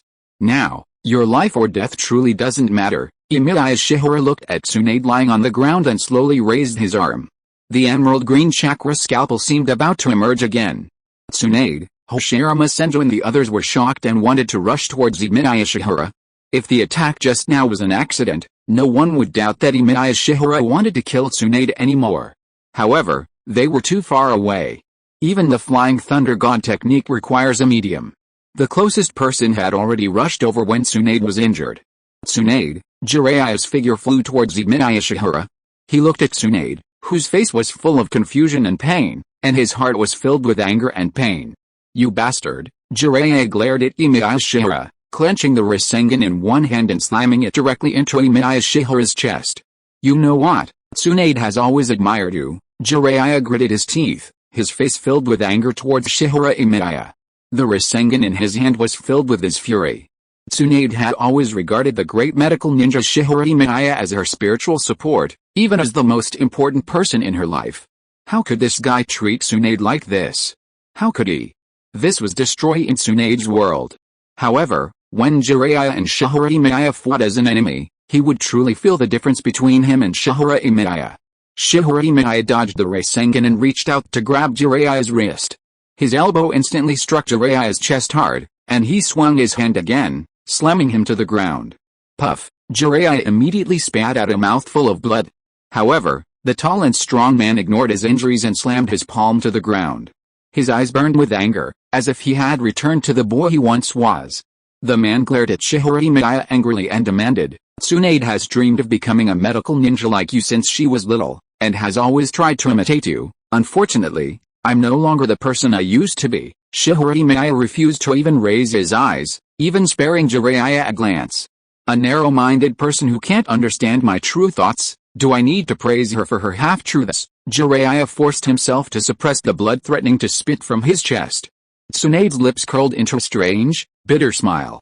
After all she had done, yet someone still couldn't understand him? Tsunade-chan, Hashirama Senju, the first Hokage and their former close friend, looked at his granddaughter with a touch of heartache. Anyone who had seen how much Shihara Emiya doted on Tsunade as a child would never have believed that he would ever harm her. But it had already happened. The next moment, the first Hokage clenched his fists. The first Hokage, Hashirama Senju, looked at Emiya Shiyuan who was walking towards them with an angry face. However, when Hashirama Senju's eyes fell on Emiya Shiyuan, his anger instantly turned into a look of bewilderment, making him feel the pain of his former best friend parting ways again. Why did it turn out like this? A trace of pain also appeared in Hashirama Senju's eyes. As if he was muttering to himself, and as if he was questioning everything in front of him. Why did it turn out like this? Hashirama Senju was a little sad and couldn't suppress his emotions. He thought of his younger brother, whom he had always been able to rely on since he was a child, and murmured, "Tobirama, why did Lord Emiya become like this? The Lord Emiya we met in the past was never a person who had hurt others." Tobirama Senju's eyes slowly lowered. "Tobirama," Hashirama Senju didn't hear his brother's answer, which made him subconsciously feel a little strange in his mind, because his younger brother would never refuse to answer any of his questions. Even if the answer was contrary to his own thoughts, his brother would never hesitate to tell him the answer. Wait a minute, Hashirama Senju turned back to look at his brother. Seeing the heavy expression on Senju Tobirama's face, he finally realized some strange situation that he was unaware of. He asked in disbelief, "Tobirama, do you know something?" Chapter 164 If it weren't for you, I wouldn't understand that this world is hopeless. Senju Tobirama's behavior was strange. His younger brother didn't seem shocked by Emiya Shiyuan's connection to a renegade ninja organization, or even by his having hurt Tsunade. Tobirama, Hashirama's gaze grew heavy, a sudden suspicion forming within him. What's the reason? Tobirama remained silent. It was an awkward question to ask. Emiya Shiyuan, once the greatest medical ninja in the ninja world, had become the master of a dark organization. This was likely due to his own conflict with him before his death. But the blame certainly wasn't solely his. "These things do involve me." Tobirama slowly glanced at Emiya Shiyuan, adding, "But the true culprit should be that Madara guy." At that moment, Tobirama vaguely understood many things. He even guessed at the most important part. Madara. Hashirama was surprised and stunned. How was this connected to Uchiha Madara again? Uchiha Madara, everyone present immediately thought of the terrifying figure who had once rivaled Senju Hashirama, and their expressions grew solemn at that moment. Especially the third Hokage, Sarutobi Hiruzen. Because Sarutobi Hiruzen had seen Uchiha Madara and Emiya Shiyuan interact more than once during their youth, there must be a connection between Emiya Shiyuan's Akatsuki and Uchiha Madara. "Tobirama, what exactly is going on?" Senju Hashirama repeatedly questioned his younger brother. "How did Emiya-sama become involved with Madara again?" "Brother, after you died, Madara has been interacting with Emiya-sama more frequently. He never gave up on his scheme to exploit Emiya-sama. Even before my death, Madara had successfully deceived and persuaded Emiya-sama to help him carry out his evil scheme hidden in the dark. Senju Tobirama couldn't hide the truth from a victim, but he also wouldn't hide the reason for his conflict with Emiya Shiyuan from Senju Hashirama. Of course, Senju Tobirama couldn't blame Emiya Shiyuan, because his elder brother, Hashirama Senju, knew what kind of person Emiya Shiyuan was. In the past, he had always been a respected medical ninja. Even Tobirama Senju himself admitted this, admitting that he was indeed a good man. Is that so, Lord Emiya? Hashirama Senju couldn't help scratching his head. If it was because of his former friend Uchiha Madara's deception and seduction that led to Emiya Shiyuan's current state, it would be a bit embarrassing. Well, if it was because of Madara, he might be able to help persuade Emiya Shiyuan to change his ways. Although Hashirama Senju considered himself a poor communicator, he was determined to make Emiya Shiyuan realize the danger of his old friend Uchiha Madara.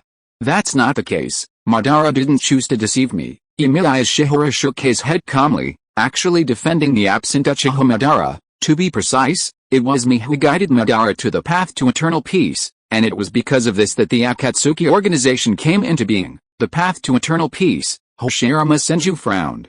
Hashirama Senju didn't see anything wrong with Shihara Emiya guiding Madara Uchiha, as he had received guidance from him before. After all, back then, Shihara Emiya was truly generous in guiding his juniors. He had found answers to many of Hashirama Senju's inner struggles. He had guessed that Madara Uchiha would definitely receive answers from Shihara Emiya, and he knew that the answers Madara would receive would not be well received by the world. Eternal peace. This is what both Madara and you once wanted to pursue. Emiya Shiyuan looked at Hashirama Senju's face, as if he was lost in past memories. He did not hide the real reason for his change of mind. Hashirama, you once carried the hope of achieving eternal peace. I once saw two paths for the future of the ninja world. One was born in you, and the other existed in Madara's Sharingan. Madara has never deceived me. After you died, a large-scale war broke out in the ninja world. This also proves that it was not entirely the right choice for me to place my hopes on you. I want to see if the path Madara wants to try can succeed. And your brother Emiya Shiyuan's gaze slowly fell on Senju Tobirama Senju, but the calm eyes made Senju Tobirama Senju's heart tremble. Tobirama's actions just proved one thing to me just right. Maybe I should have chosen Madara a long time ago. You are just walking on the road, farther and farther away from peace in the name of protecting peace. The path Madara wants to take is the right one, so I finally decided to guide Madara to find other ways out of this world. Hashirama Senju suddenly turned back to look at Tobirama Senju. Tobirama, Hashirama Senju felt a surge of unease. What else had his good brother done? Is that so? Orochimaru narrowed his eyes at this moment and said quietly, is it because the second Hokage used Lord Emiya's power for war, while Uchiha Madara helped Lord Emiya quell the First Shinobi World War? Tobirama Senju frowned and immediately said in a deep voice, Madara assisted Lord Emiya in quelling the First Shinobi World War, perhaps hoping to gain his trust and gain more secrets and power from him. This wasn't slander. Tobirama Senju was making a reasonable assumption about Uchiha Madara's actions based on his understanding of him. As for his use of Emiya Shiyuan, it was out of necessity to protect Konoha. For Konoha, he would do anything. He would also be willing to bear the consequences of his wrongdoings. However, there was one thing Senju Tobirama could never conceal, his offense against Emiya Shiyuan in his final moments. I'm sorry, Emiya-sama. Senju Tobirama hesitated, looking at Emiya Shiyuan. He continued in a deep voice, to prevent Uchiha Madara from using her power to harm Konoha and even the ninja world, I attempted to seal you within the Shinigami using the Shiki Fujin before dying, and this offended you. Sarutobi Hiruzen's pupils trembled. Even Namokaze Minato looked at him with a hint of surprise. The Shiki Fujin technique is the final seal against an enemy, preventing their soul from resting in peace even after death. Since everyone will eventually die, the world reveres the dead, hoping for eternal peace in the underworld. Depriving the dead of their peace is considered the greatest disrespect in this world. Not the second Hokage. This behavior is beyond a realm of offense. Especially since the opponent was Emiya Shiyuan. The second Hokage actually wanted to seal Emiya Shiyuan within the body of a Shinigami. Second grandfather, even Tsunade, who had been severely injured by Emiya Shiyuan, felt a flicker of panic in her already empty eyes when she heard Senju Tobirama's words. She had never known that the conflict between her second grandfather and Emiya Shiyuan had reached such a level. No wonder, even Orochimaru's eyelids twitched when he heard this. He finally understood why Senju Tobirama's soul was sealed within the body of a Shinigami. Tobirama, you? Senju Hashirama's face flickered with irritation, but it quickly turned to resignation. He also knew about his younger brother's problems. This younger brother had always regarded Uchiha Madara as an enemy. Especially after Uchiha Madara attacked Konoha with the Nine Tails, this younger brother even regarded Uchiha as a formidable enemy that must be eliminated. But this younger brother's methods were too extreme. Even if he was just trying to protect against Madara, he wouldn't have hurt Emiya Shiyuan so badly. Hashirama Senju's memory still stays before his death. At that time, the story of the medical ninja Emiya Shiyuan was still passed down from generation to generation in the ninja world. He didn't care about anyone's identity at all and would lend a helping hand to any patient in need, even Uchiha Madara. If everyone in the ninja world had received his help, it is impossible to seal a kind-hearted soul into the body of a god of death just to prevent the enemy from receiving his help. No, this is too much. If Senju Tobirama's reincarnation of Emiya Shiyuan had disturbed the other party's soul, and finally wanted to seal Emiya Shiyuan's soul in the body of a god of death and not let it rest in peace, this method is a bit too cruel even for treating enemies. What's more, it is treated against Emiya Shiyuan who has helped them countless times. It's okay, I don't care anymore. Emiya Shiyuan looked at Senju Tobirama with a dead look in his eyes, as if he really didn't care about what Senju Tobirama did. If it weren't for you, maybe I wouldn't really understand that this world has become hopeless. Chapter 165 Orochimaru's Interference. Really, I'm so sorry. Senju Hashirama lowered his head in shame and uneasiness. Even this man was a little embarrassed to speak to Emiya Shiyuan. To describe his brother's behavior as ungrateful was a bit too friendly. This kind of thing really made his apology seem particularly weak. If he hadn't died long ago, at this moment, as the eldest brother, he should have taken a kune and died in front of Emiya Shiyuan on behalf of his brother to apologize. Big brother Senju Tobirama frowned, and in a deep voice, he wanted to make an excuse but didn't know how to start. At that time, he simply didn't have the power to deal with Uchiha Madara. The only thing he could do, the only person who could possibly solve it was Emiya Shiyuan, who was resurrected by him. However, Emiya Shiyuan's power was beyond his imagination, and he also suffered the greatest bitter fruit. He personally pushed this person who was once friendly to Konoha to the enemy side. There's no need to apologize, there's no point in dwelling on the past for us either. Emiya Shiyuan shook his head indifferently, ignoring Hashirama Senju's apology. He simply glanced at all the Konoha ninja present and said, "Now, we are enemies." Hashirama Senju clenched his fists nervously. The man heard what Emiya Shiyuan said, and a hint of uncontrollable sadness suddenly appeared in his expression, as he heard the determination in Emiya Shiyuan's words. Tobirama Senju's expression was slightly uneasy. Minato Namikaze hesitated, not knowing what to do. "Nagato, Konan, let's go." Emiya Shiyuan glanced at Nagato and Konan, who had already been treated by the slug, and solemnly ordered them to follow him. "Emiya-sama," Nagato lowered his head uneasily. Konan looked at Emiya Shiyuan with gratitude. Because they hadn't expected Emiya Shiyuan to reveal his true identity in the most perilous moment to rescue them when they were in danger. Yes, Konan immediately supported Nagato and tried to leave, but she glanced worriedly at the group of Konoha ninjas not far away, still looking wary. However, the Konoha ninjas present didn't move. At least until Konoha's higher-ups gave them the go-ahead, they didn't know what to do. Should they step forward now to stop these enemies from leaving? At this moment, no one stopped them. Even the person who could make the decision didn't know whether to consider Emiya Shiyuan an enemy or an irretrievable acquaintance of Konoha. It seemed as if Konoha's past with this man would dissipate with Emiya Shiyuan's departure. Everything seemed to be coming to an end. Orochimaru's eyes flashed with anxiety. He looked nervously at the three reincarnated Hokage present. He still needed them to deal with Emiya Shiyuan. If Emiya Shiyuan and the others had escaped safely, he and Uchiha Obito would have been hunted down by the Akatsuki organization. They would never forgive their betrayal. Fortunately, Orochimaru still had a friend. This friend hadn't received any favors from Emiya Shiyuan, and he had even been wary of him from the beginning because he was from Mount Myoboku. Wait, Jiraiya suddenly came to his senses. He immediately leaped up, ignoring his own injuries and blocking their way. He had almost forgotten.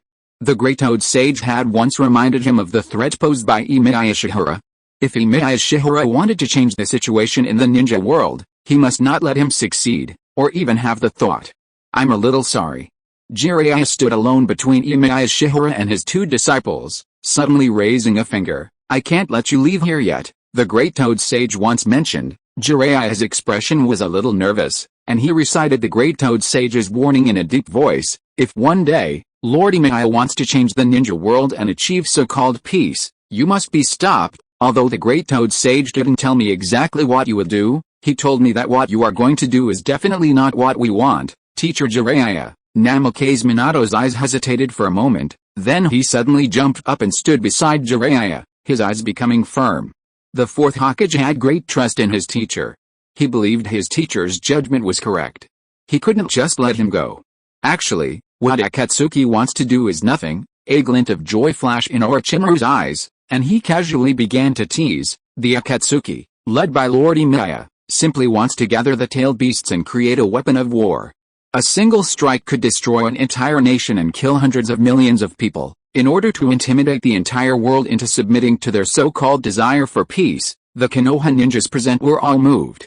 Even the brothers Hashirama and Tobirama Senju turned in surprise, looking at Shihara, Emiya and the others. Orochimaru, you? Konan stared at Orochimaru with a mixture of shock and anger. Is there something wrong with what I said? A dangerous glint flashed in Orochimaru's snake-like pupils, and he continued with a sinister smirk. After all, I was once an Akatsuki member. I can't say I know everything about Akatsuki, but at least I know a little bit. Jiraiya glanced at Orochimaru in surprise, but his gaze quickly fell on Shihara, Emiya and the others, and his eyes regained their determination. If this is true, then I can't let them go. Konoha even needs to use this opportunity to keep them here. Could it be? Orochimaru chuckled wickedly, as if certain that Shihara Emiya couldn't refute him. Do you, Emiya-sama, wish to refute me? I know many of Akatsuki's secrets, Orochimaru, Nagato said, his eyes darkening. Is that so? The third Hokage, Sarutobi Hiruzen, stepped forward at this moment. Emiya-sama, standing before his disciple, Jiraiya, the third Hokage, Sarutobi Hiruzen gazed at Shihara Emiya and demanded an answer in a deep voice. Emiya-sama, do you want to achieve so-called eternal peace by creating a weapon capable of killing hundreds of millions of people at any moment? Sarutobi Hiruzen refused to believe what Orochimaru said. At that moment, he even hoped to hear the opposite answer from Shihara Emiya. In the past, Sarutobi Hiruzen had seen Shihara Emiya struggle to save a terminally ill patient. Now, would they really want to create a terrifying weapon capable of easily killing hundreds of millions of people? However, the answer Emiya Shihara gave wasn't what Sarutobi Hiruzen wanted, or perhaps even what everyone he had come into contact with in the past had hoped for. On the surface, Emiya Shihara's eyes lifted slightly, but he didn't deny Orochimaru's words, casually acknowledging them. That's about it, isn't it? This answer, delivered so casually, fell upon the crowd like a mountain crashing down upon them. Big brother, Senju Tobirama's gaze fell on Emiya Shihara, finally finding his chance to defend himself. This kind of peace achieved through force and bloodshed truly aligns with Madara's evil ways. Senju Hashirama remained silent. Hey, Orochimaru observed the astonished Konoha crowd, a faint chuckle forming on his lips as he quietly retreated from the crowd. Because his true goal had finally been achieved. From this moment on, no one could restore peace to the situation. The war in this village will completely escalate from this moment on. Even Emiya Shihara can't escape this. Even if the first Hokage feels guilty towards Emiya Shihara, he can't stand by and watch the war unfold while Emiya Shihara harms the Konoha ninja. Finally, Orochimaru said contentedly, standing in the distance with his arms folded. As he watched the two sides gradually become tense, his smile turned completely complacent. The real feast has just begun. At the same moment, a space-time vortex appeared next to Orochimaru. Uchiha Obito stood beside him, his expression cold as he gazed at Shihara Emiya in the distance. It looks like our plan is going pretty well, at least it's on track. Don't worry, no matter what, there won't be any problems. Orochimaru smiled and looked into the distance, explaining softly, although it sounds a bit despicable, it's essentially an open conspiracy. As long as they enter Konoha, as long as they can't deny the Akatsuki's evil purpose, the real war is bound to begin. Now all we have to do is sit here and watch quietly as the Hokage of Konoha deal with a man who was once the safest, but now seems the most dangerous? Want to guess? Orochimaru turned his head slightly to look at Uchiha Obito beside him, and continued with a smile, "Who will be the winner?" Uchiha Obito frowned and didn't answer.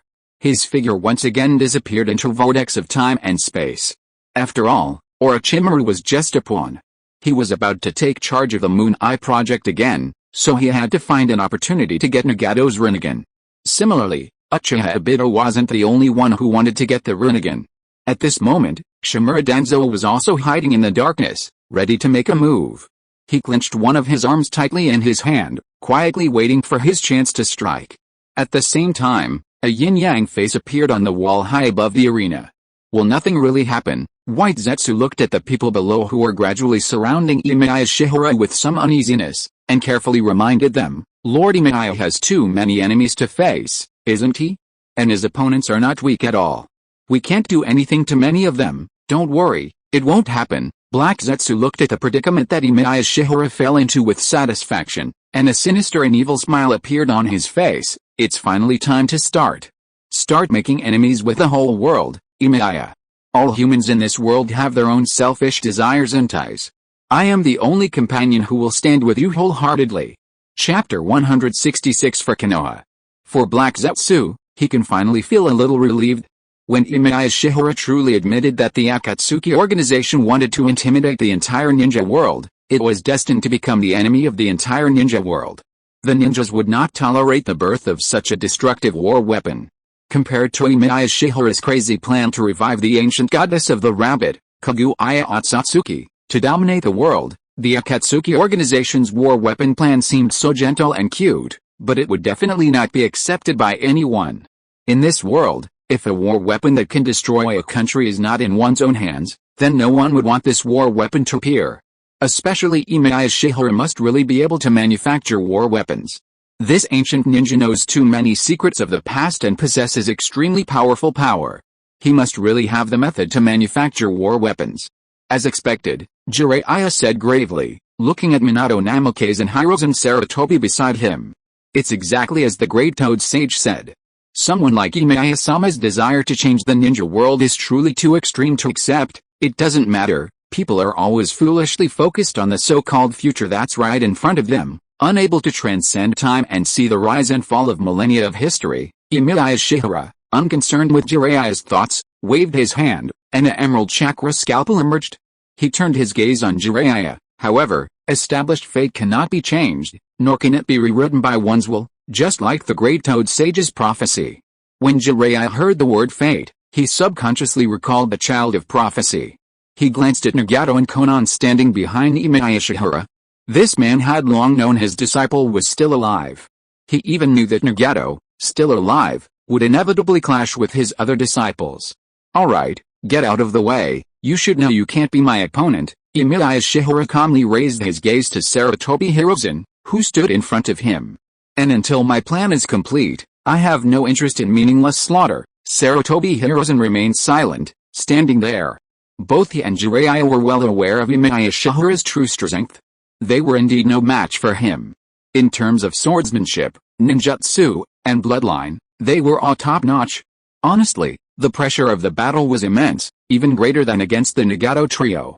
If we don't stop you now, Sarutobi Hirozen sighed regretfully, his short, elderly figure standing firmly in Emiya Shiyuan's way.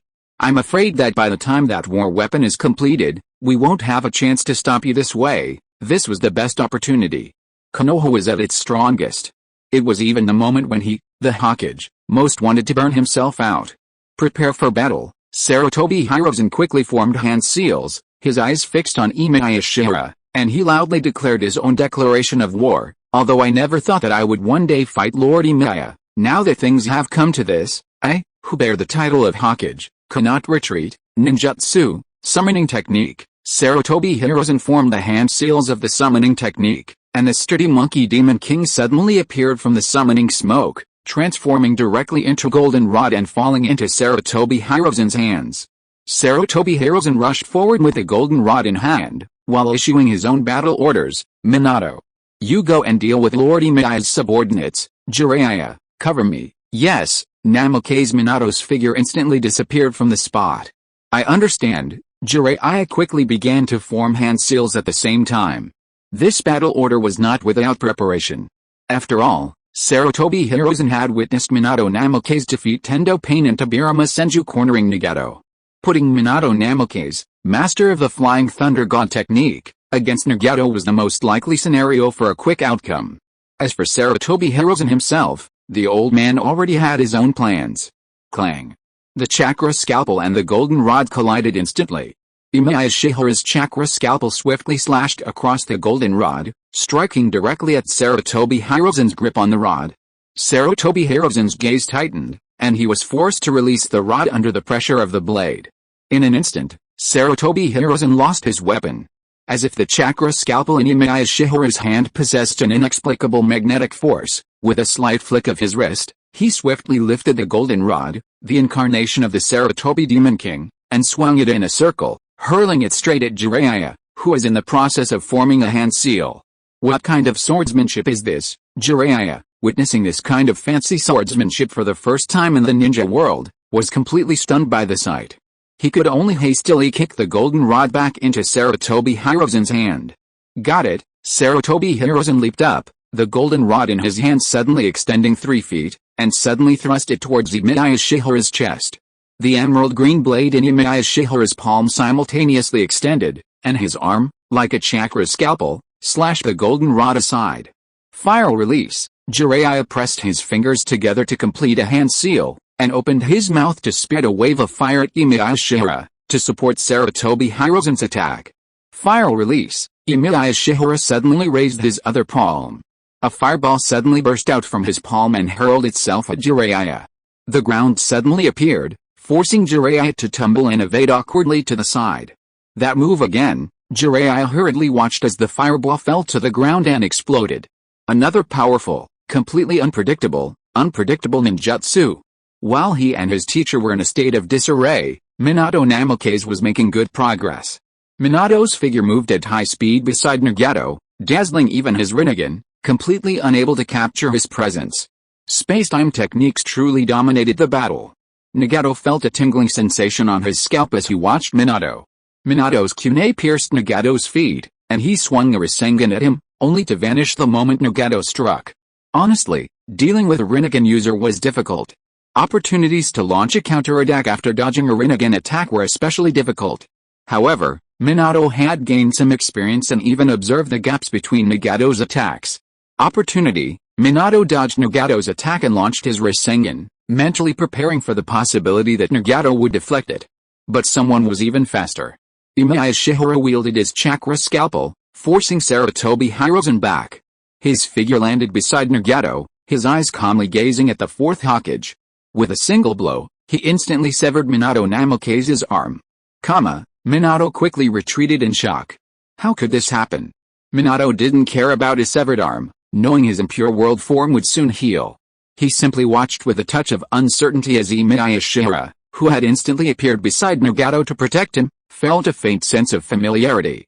Is this the Flying Thunder God Jutsu? Flying Thunder God Jutsu? How could the opponent possibly use the Flying Thunder God Jutsu? Minato immediately sensed the trouble they were about to face. A ninja skilled in the Flying Thunder God Jutsu couldn't be stopped. Emiya Shiyuan might very well use it to escape with Nagato and Konan. Sure enough, Emiya Shiyuan reached out and grabbed Nagato and Konan's shoulders. If no one stopped him, he would have immediately taken his 2 men and fled, completely ridding Konoha of the ninja threat. But he never had that chance. The battle-experienced Sarutobi Hiruzen simultaneously sensed Emiya Shiyuan's intentions. The third Hokage, Sarutobi Hiruzen, swung his golden staff at Emiya Shiyuan. The staff in his hand suddenly extended, instantly shoving Emiya Shiyuan's body backwards, away from Nagato and Konan. Emiya-sama, Nagato's face flashed with shock. It's alright, Emiya Shiyuan's figure had vanished from the spot. With a hint of regret, Sarutobi Hiruzen quickly retracted the staff, knowing that this sneak attack was unlikely to yield any further results. However, Sarutobi Hiruzen didn't notice. His staff now bore the Flying Thunder God seal. Be careful, third Hokage, Minato Namoke's, startled, remembered something. As Sarutobi Hiruzen's staff retracted, he hurriedly warned him to be careful. The Demon King's diamond staff had been marked with the Flying Thunder God mark in that instant. Whoosh!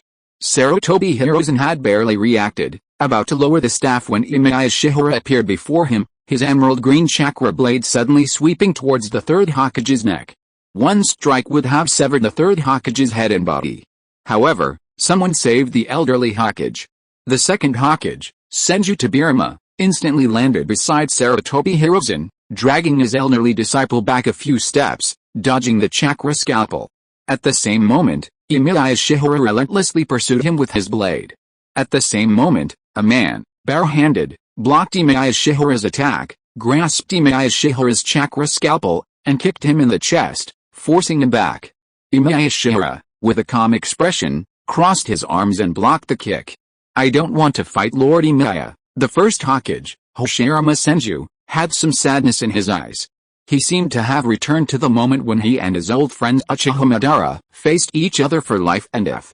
He looked at Shihara Emiya with an extremely heavy expression. But, for Konoha. Chapter 167 The Seal of Senju Hashirama. A familiar reason. The same familiar reason as always. Emiya Shihara gazed at Hashirama Senju calmly, as if he had known his old friend would strike at this moment. There wasn't even a hint of surprise on his face. After all, this was all within his expectations. Even if Hashirama Senju might have felt ashamed of the mistakes made by his brother, Tobirama Senju, he couldn't just sit there and watch Konoha's crisis unfold. Emiya Shihara didn't answer Hashirama Senju, but calmly instructed Nagato and Konan, "You two retreat toward the outside of Konoha. I'll cover you." The battle that was about to begin was truly dangerous. Even if Emiya Shihara had a plan, with his current S-class chakra capacity, limited by his Impure World Reincarnation body, it would be difficult to deal with his Hokage. But he also had a plan. Regardless, this wasn't a dangerous situation. "Emiya-sama," Nagato wanted to say something more. "It would be easy for me to leave." Shihara Emiya looked at the Hokage who were quickly adjusting their formation and gathered around him, and shook his head gently. "Your departure is the most troublesome and the most important." Nagato lowered his head in silence. "Let's go." Shihara Emiya gave his order and rushed forward at high speed. His fingers quickly raised at the same time, and a wall of fire had already blocked the way of these Hokage. The real fight had just begun at this moment. Water style, water wave, Tobirama Senju quickly put his hands together and made seals. His technique required hand seals, so his speed was slower than Shihara Emiya's. Waves of water instantly rolled up from his side and submerged the wall of fire. The fusion of water and fire instantly filled the battlefield with fog. However, this little fog was no obstacle at all for the warring parties. The perception ability of both sides was no longer worried about the fog blocking their sight. They immediately determined each other's position. However, this also alerted the Hokage of Konoha to the danger. Nagato and Konan had already fled, following Emiya Shihara's orders. Although Nagato had consumed considerable chakra in the previous battle, he seemed unlikely to be a match for the other ninjas of Konoha. Just as Hashirama Senju and the others were trying to discuss countermeasures, a scalpel-like emerald light of chakra pierced through the mist and swept towards them. "Be careful." Tobirama Senju could only shout a warning to Sarutobi Hirozen and Jiraiya. He easily dodged them, but the emerald blades continued to roll towards them. "Charge!" Hashirama Senju leaped up and rushed towards Emiya Shihara, his fists gleaming with chakra and smashing into his body. Tobirama Senju and Minato Namikaze simultaneously launched Flying Thunder God Kunai at Emiya Shihara, the two Hokage now coordinating the attack of the first Hokage. "Be careful of the Rinnegan," Jiraiya warned everyone repeatedly. "Yes, Jiraiya-sensei," Minato Namikaze quickly and loudly agreed. In the previous battle, Nagato, another Rinnegan user, wasn't fully aware of the Flying Thunder God's abilities, allowing them to easily gain the upper hand. But now, they were facing Emiya Shihara, who possessed the Rinnegan and mastered the Flying Thunder God Jutsu. Frankly speaking, given Emiya Shihara's speed in his previous teleportation, he was undoubtedly on par with both him and the second Hokage. Perhaps this would be a fierce battle. Sure enough. Just as Minato Namikaze and Tobirama Senju appeared beside him, using the Flying Thunder God Jutsu as before, Shihara reacted with incredible speed, leaping forward with both legs and simultaneously delivering a flying kick, sending both Minato and Tobirama flying. This, however, also gave Hashirama Senju an opportunity to close in. However, Shihara Emiya remained unfazed, engaging Hashirama directly, his chakra scalpel swiftly soaring up and down in his palm. His swordsmanship is no less than Madara's. Senju Hashirama's eyes narrowed, and he had to retreat hastily. His figure was forced to retreat step by step under the pressure of the emerald green blade light. Attack directly. They are all reincarnated bodies of the Impure World Reincarnation. They will not die if attacked. There is no need to worry about accidentally hurting my brother's life. As long as we can break Lord Emiya's body, we can find a chance to seal him up. Senju Tobirama took over the command position in a sharp voice, loudly commanding Sarutobi Hiruzen and others to attack in the direction of the battle between Emiya Shiyuan and Senju Hashirama. However, after Senju Tobirama finished speaking, he suddenly remembered that he could not seal Emiya Shiyuan even with a Shiki Fujin. His eyes drooped slightly, and he revised his answer to a less certain one. Perhaps, Earth style, Earth Dragon Bullet? Sarutobi Hiruzen immediately began forming hand seals, hastily unleashing an Earth-style ninjutsu, followed by a Fire-style ninjutsu, Fire-style, Fire Dragon Flame Bullet. A giant earthen dragon's head quickly emerged from the ground, continuously spewing mud bullets. Fueled by the Fire Dragon Flame Bullet, the mud bullets from the dragon's mouth instantly became coated in a layer of flame. It was Sarutobi Hiruzen's prized composite ninjutsu, Earth Dragon Flame style. Emiya Shiyuan was unfazed, his chakra scalpel slashing emerald green lines, scattering each incoming flame bullet. Opportunity. Senju Tobirama saw his opportunity, quietly throwing his flying thunder god Kunai amidst the incoming flame bullets. The next moment, as Emiya Shiyuan attacked Hashirama Senju while clearing away the incoming flame bullets, Senju Tobirama suddenly appeared within 3 feet of him. Senju Tobirama grasped his kunai, ready to slice directly through Emiya Shiyuan's chest. A single hit would be enough to render him incapacitated. However, all he received was a dazzling flash of blade light. Emiya Shiyuan's eyes lifted slightly, as if unsurprised by Senju Tobirama's appearance. A flash of brilliant emerald green blade light instantly bisected Senju Tobirama. Tobirama, second Dame Sama, everyone present was startled. This strike actually seemed quite stealthy. Even facing a formidable foe like the first Hokage, Senju Hashirama, and wary of Sarutobi Hiruzen's ninjutsu, Emiya Shiyuan still had the energy to monitor Senju Tobirama's movements. To be frank, when Senju Tobirama appeared using the Flying Thunder God technique, Emiya Shiyuan was already prepared to deliver the fatal blow. Everything about you, it's no secret in front of me. Emiya Shiyuan watched Senju Tobirama's impure earth body slowly reorganize, and a black rod instantly emerged from his palm, pinning Senju Tobirama's body directly to the ground. Emiya Shiyuan had seen Senju Tobirama's memories before. In the countless battles that Senju Tobirama had experienced in the past, it had been shown that Senju Tobirama was a ninja who extremely liked to use risky tactics to pursue quick victories.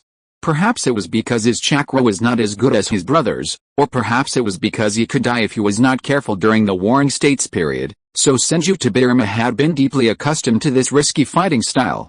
Senju Tobirama desperately tried to break free from the restraints of the black rod. However, these yin-yang release black rods blocked his chakra connection, making his impure earth body unable to move even though it had begun to reorganize. The second generation must be rescued. Sarutobi Hiruzen immediately assessed the situation at this moment. Although the first generation is able to fight on par with Lord Emiya, he is also suppressed by that unmatched swordsmanship. It is impossible to determine the winner for a while. Although he, Namikaze Minato, and Jiraiya were still on the battlefield, he and Jiraiya could only release a few ninjutsu on the side to help.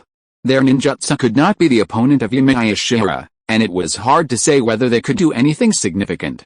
Even if Minato, who had mastered the Flying Thunder God technique, could play a role in this battle that was beyond the cage level, his role was quite limited.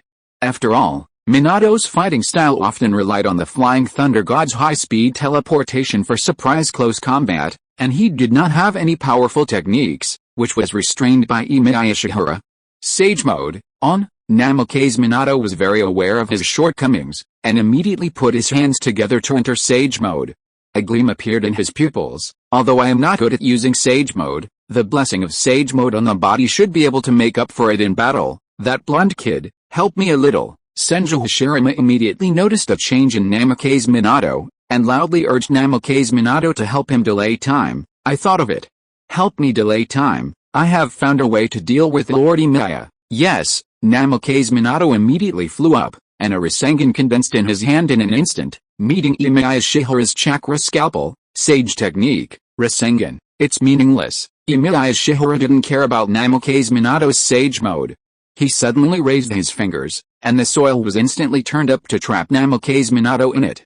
Caught off guard, Minato Namokaze nearly got hit. He had hoped to use Flying Thunder God to avoid this insidious earth escape technique, but if he dodged it, Hashirama Senju would surely be pressing him again. He needed to buy time. Minato Namokaze didn't care about anything else, no longer paying attention to his foot sinking into the earth, and regardless of his own body losing control, he forcibly raised his Rasengan and smashed it towards Shihara Emiya. This uncontrolled attack naturally couldn't be effective at this time. However, vines suddenly rose from the ground. These vines quickly wrapped around Shihara Emiya's body. Shihara Emiya had no choice but to hastily abandon his chance to defeat Minato Namokaze and wielded his emerald blade to cut through the vines one by one. Hashirama Senju watched as his own wood-release technique entangled Emiya Shihara, a look of lingering awe on his face. He even felt a little admiration for his recent close combat with Emiya Shihara. It's truly terrifying. One blow after another, I'll be instantly killed if I'm not careful. Even trying to catch my breath and gather chakra to unleash a ninjutsu is impossible. However, as long as he could unleash his ninjutsu, the rest of the battle would be a breeze. Sage mode, activate. Hashirama Senju noticed this as well, and his palms instantly clasped together, simultaneously entering Sage mode. The technique he wanted to use to defeat Emiya Shihara required a powerful sealing technique, one that could only be used in Sage mode. Pressing his palms together, Hashirama watched Emiya Shihara rapidly approach from a distance as he hurriedly activated his own sealing technique. Sage technique, Myojinman, Torii Gate suddenly descended from the sky. Caught off guard, Emiya Shihara was instantly pinned to the ground by the Torii Gates, unable to move. Finally, Hashirama Senju breathed a sigh of relief. This sealing technique, known as the Myojinman, was powerful enough to easily suppress the tailed beasts of the ninja world. It should be no problem to immobilize Emiya Shihara for a while. Shode-sama, did it succeed? Sarutobi Hirozen landed in front of Hashirama Senju, finally feeling a little relieved. No, Hashirama Senju shook his head, gazing at Emiya Shihara, who crouched and struggled beneath the Torii Gates. His expression turned serious again. The Myojinman can only suppress Emiya-sama's chakra for a limited time. During this time, they had to find a way to deal with Emiya Shihara. If they couldn't find one, once Emiya Shihara broke free of the Myojinman's restraints, they would be in trouble. However, compared to the many Hokage of Konoha, who were facing a formidable enemy, the sealed Emiya Shihara seemed to have lost all desire to fight. His eyes narrowed slightly, as if he didn't care much about being trapped by the Myojinman. Chapter 168, Shimura Danzo obtains the Rinnegan. What should we do? White Zetsu looked at Black Zetsu nervously, whispering, now that Emiya-sama has been suppressed, will everything really be alright? No, Black Zetsu felt a little nervous, but he still had faith in Emiya Shihara. However, it felt like he couldn't just sit there and do nothing at this point. He needed to prepare a last resort. A method that could revive Emiya Shihara. Black Zetsu gritted his teeth and slowly slipped underground. I'll go find Nagato and have him use his Rinnegan to completely revive Emiya Shihara. This was to avoid any accidents. Black Zetsu had already made this plan in advance. If Emiya Shihara could be resurrected, with his original power, he would be able to completely crush all the Hokage present.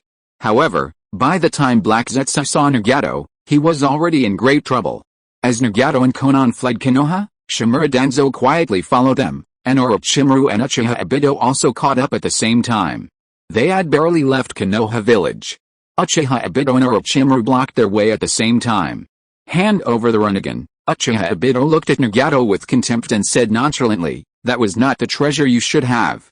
Emiya Shihara was soft-hearted to you, but I won't. Uchiha Obito, Orochimaru. Nagato gritted his teeth, looked at Uchiha Obito with an ugly face, and cursed, Uchiha Obito, you bastard also betrayed Akatsuki. Akatsuki is my organization. Uchiha Obito spread out his palms, a flash of anger on his face. I gave you a new life, but you chose to go to Emiya Shihara.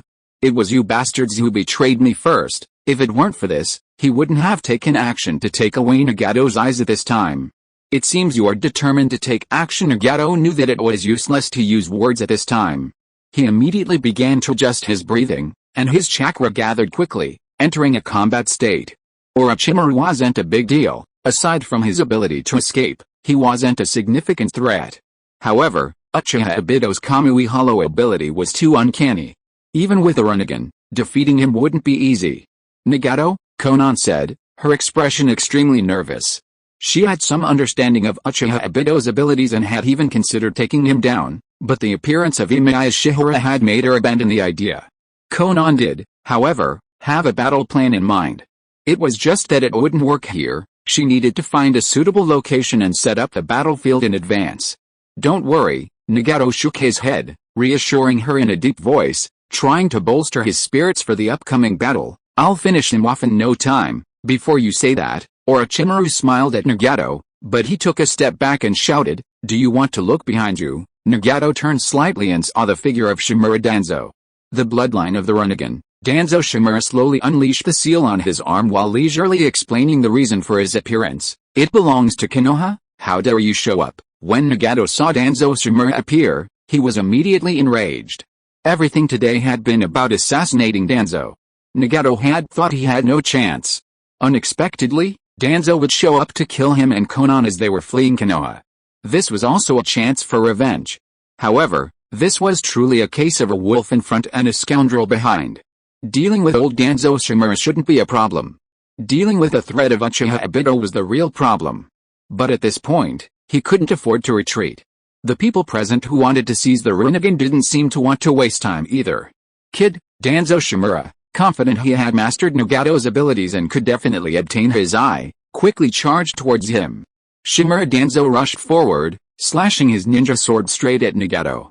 "I will accept the Rinnegan without hesitation." "Die!" Nagato raised his hand and unleashed the Shinra Tensei technique on Shimura Danzo, instantly killing him on the spot. Shimura's body tumbled outward. Nagato immediately turned to confront Uchiha Obito. Shirato laser cannons erupted from his shoulders, firing beams of laser light at him. However, Uchiha Obito's Kamui Hollow ability dodged all attacks and confidently charged towards Nagato. He didn't believe Nagato was his match. Or rather, any practitioner without space-time abilities couldn't possibly be his match. This guy, Nagato watched in exasperation as his attacks all missed. He had known Uchiha Obito's abilities were formidable, but he hadn't expected to find himself so completely helpless after the actual exchange, as if he could only be slaughtered. But an even greater threat loomed behind him. "Nagato, be careful," Konan immediately shouted a warning, her voice a little nervous as she looked at Shimura Danzo who had suddenly reappeared. "Danzo is still alive." As she finished speaking, Konan manipulated the origami into a dense web of shurikens, instantly piercing Shimura Danzo's body and reducing him to a complete corpse. However, a strange scene occurred again. Shimura Danzo's body mysteriously vanished from the spot. Even Shimura Danzo's figure reappeared, rushing towards them. This time, Shimura Danzo released his cursed seal, and lines of cursed seals appeared on his body. His speed was astonishingly fast. "What the hell is going on?" Konan raised her hand and manipulated detonating talismans to fall at Shimura Danzo's feet, instantly blasting him to pieces. Only to watch helplessly as Shimura Danzo rushed out again. This was not good. Cold sweat broke out on both Konan and Nagato's faces. Because they all have to face a problem, no matter whether it is Uchiha Obito or Shimura Danzo, these two enemies are actually unkillable. It is impossible to kill each other. Sure enough, Uchiha Obito was secretly observing from the side. He understood Shimura Danzo's tricks in an instant, and saw through the ability used by Shimura Danzo. Danzo, that guy also wants to use Izanagi to take away Nagato's Samsara Eye. Even Uchiha Obito saw that Shimura Danzo's arms were inlaid with densely packed Sharingan, which made him realize that Danzo is now a tricky guy. Izanagi can turn all unfavorable situations into dreams. As long as Shimura Danzo still has Sharingan, he can use Izanagi all the time.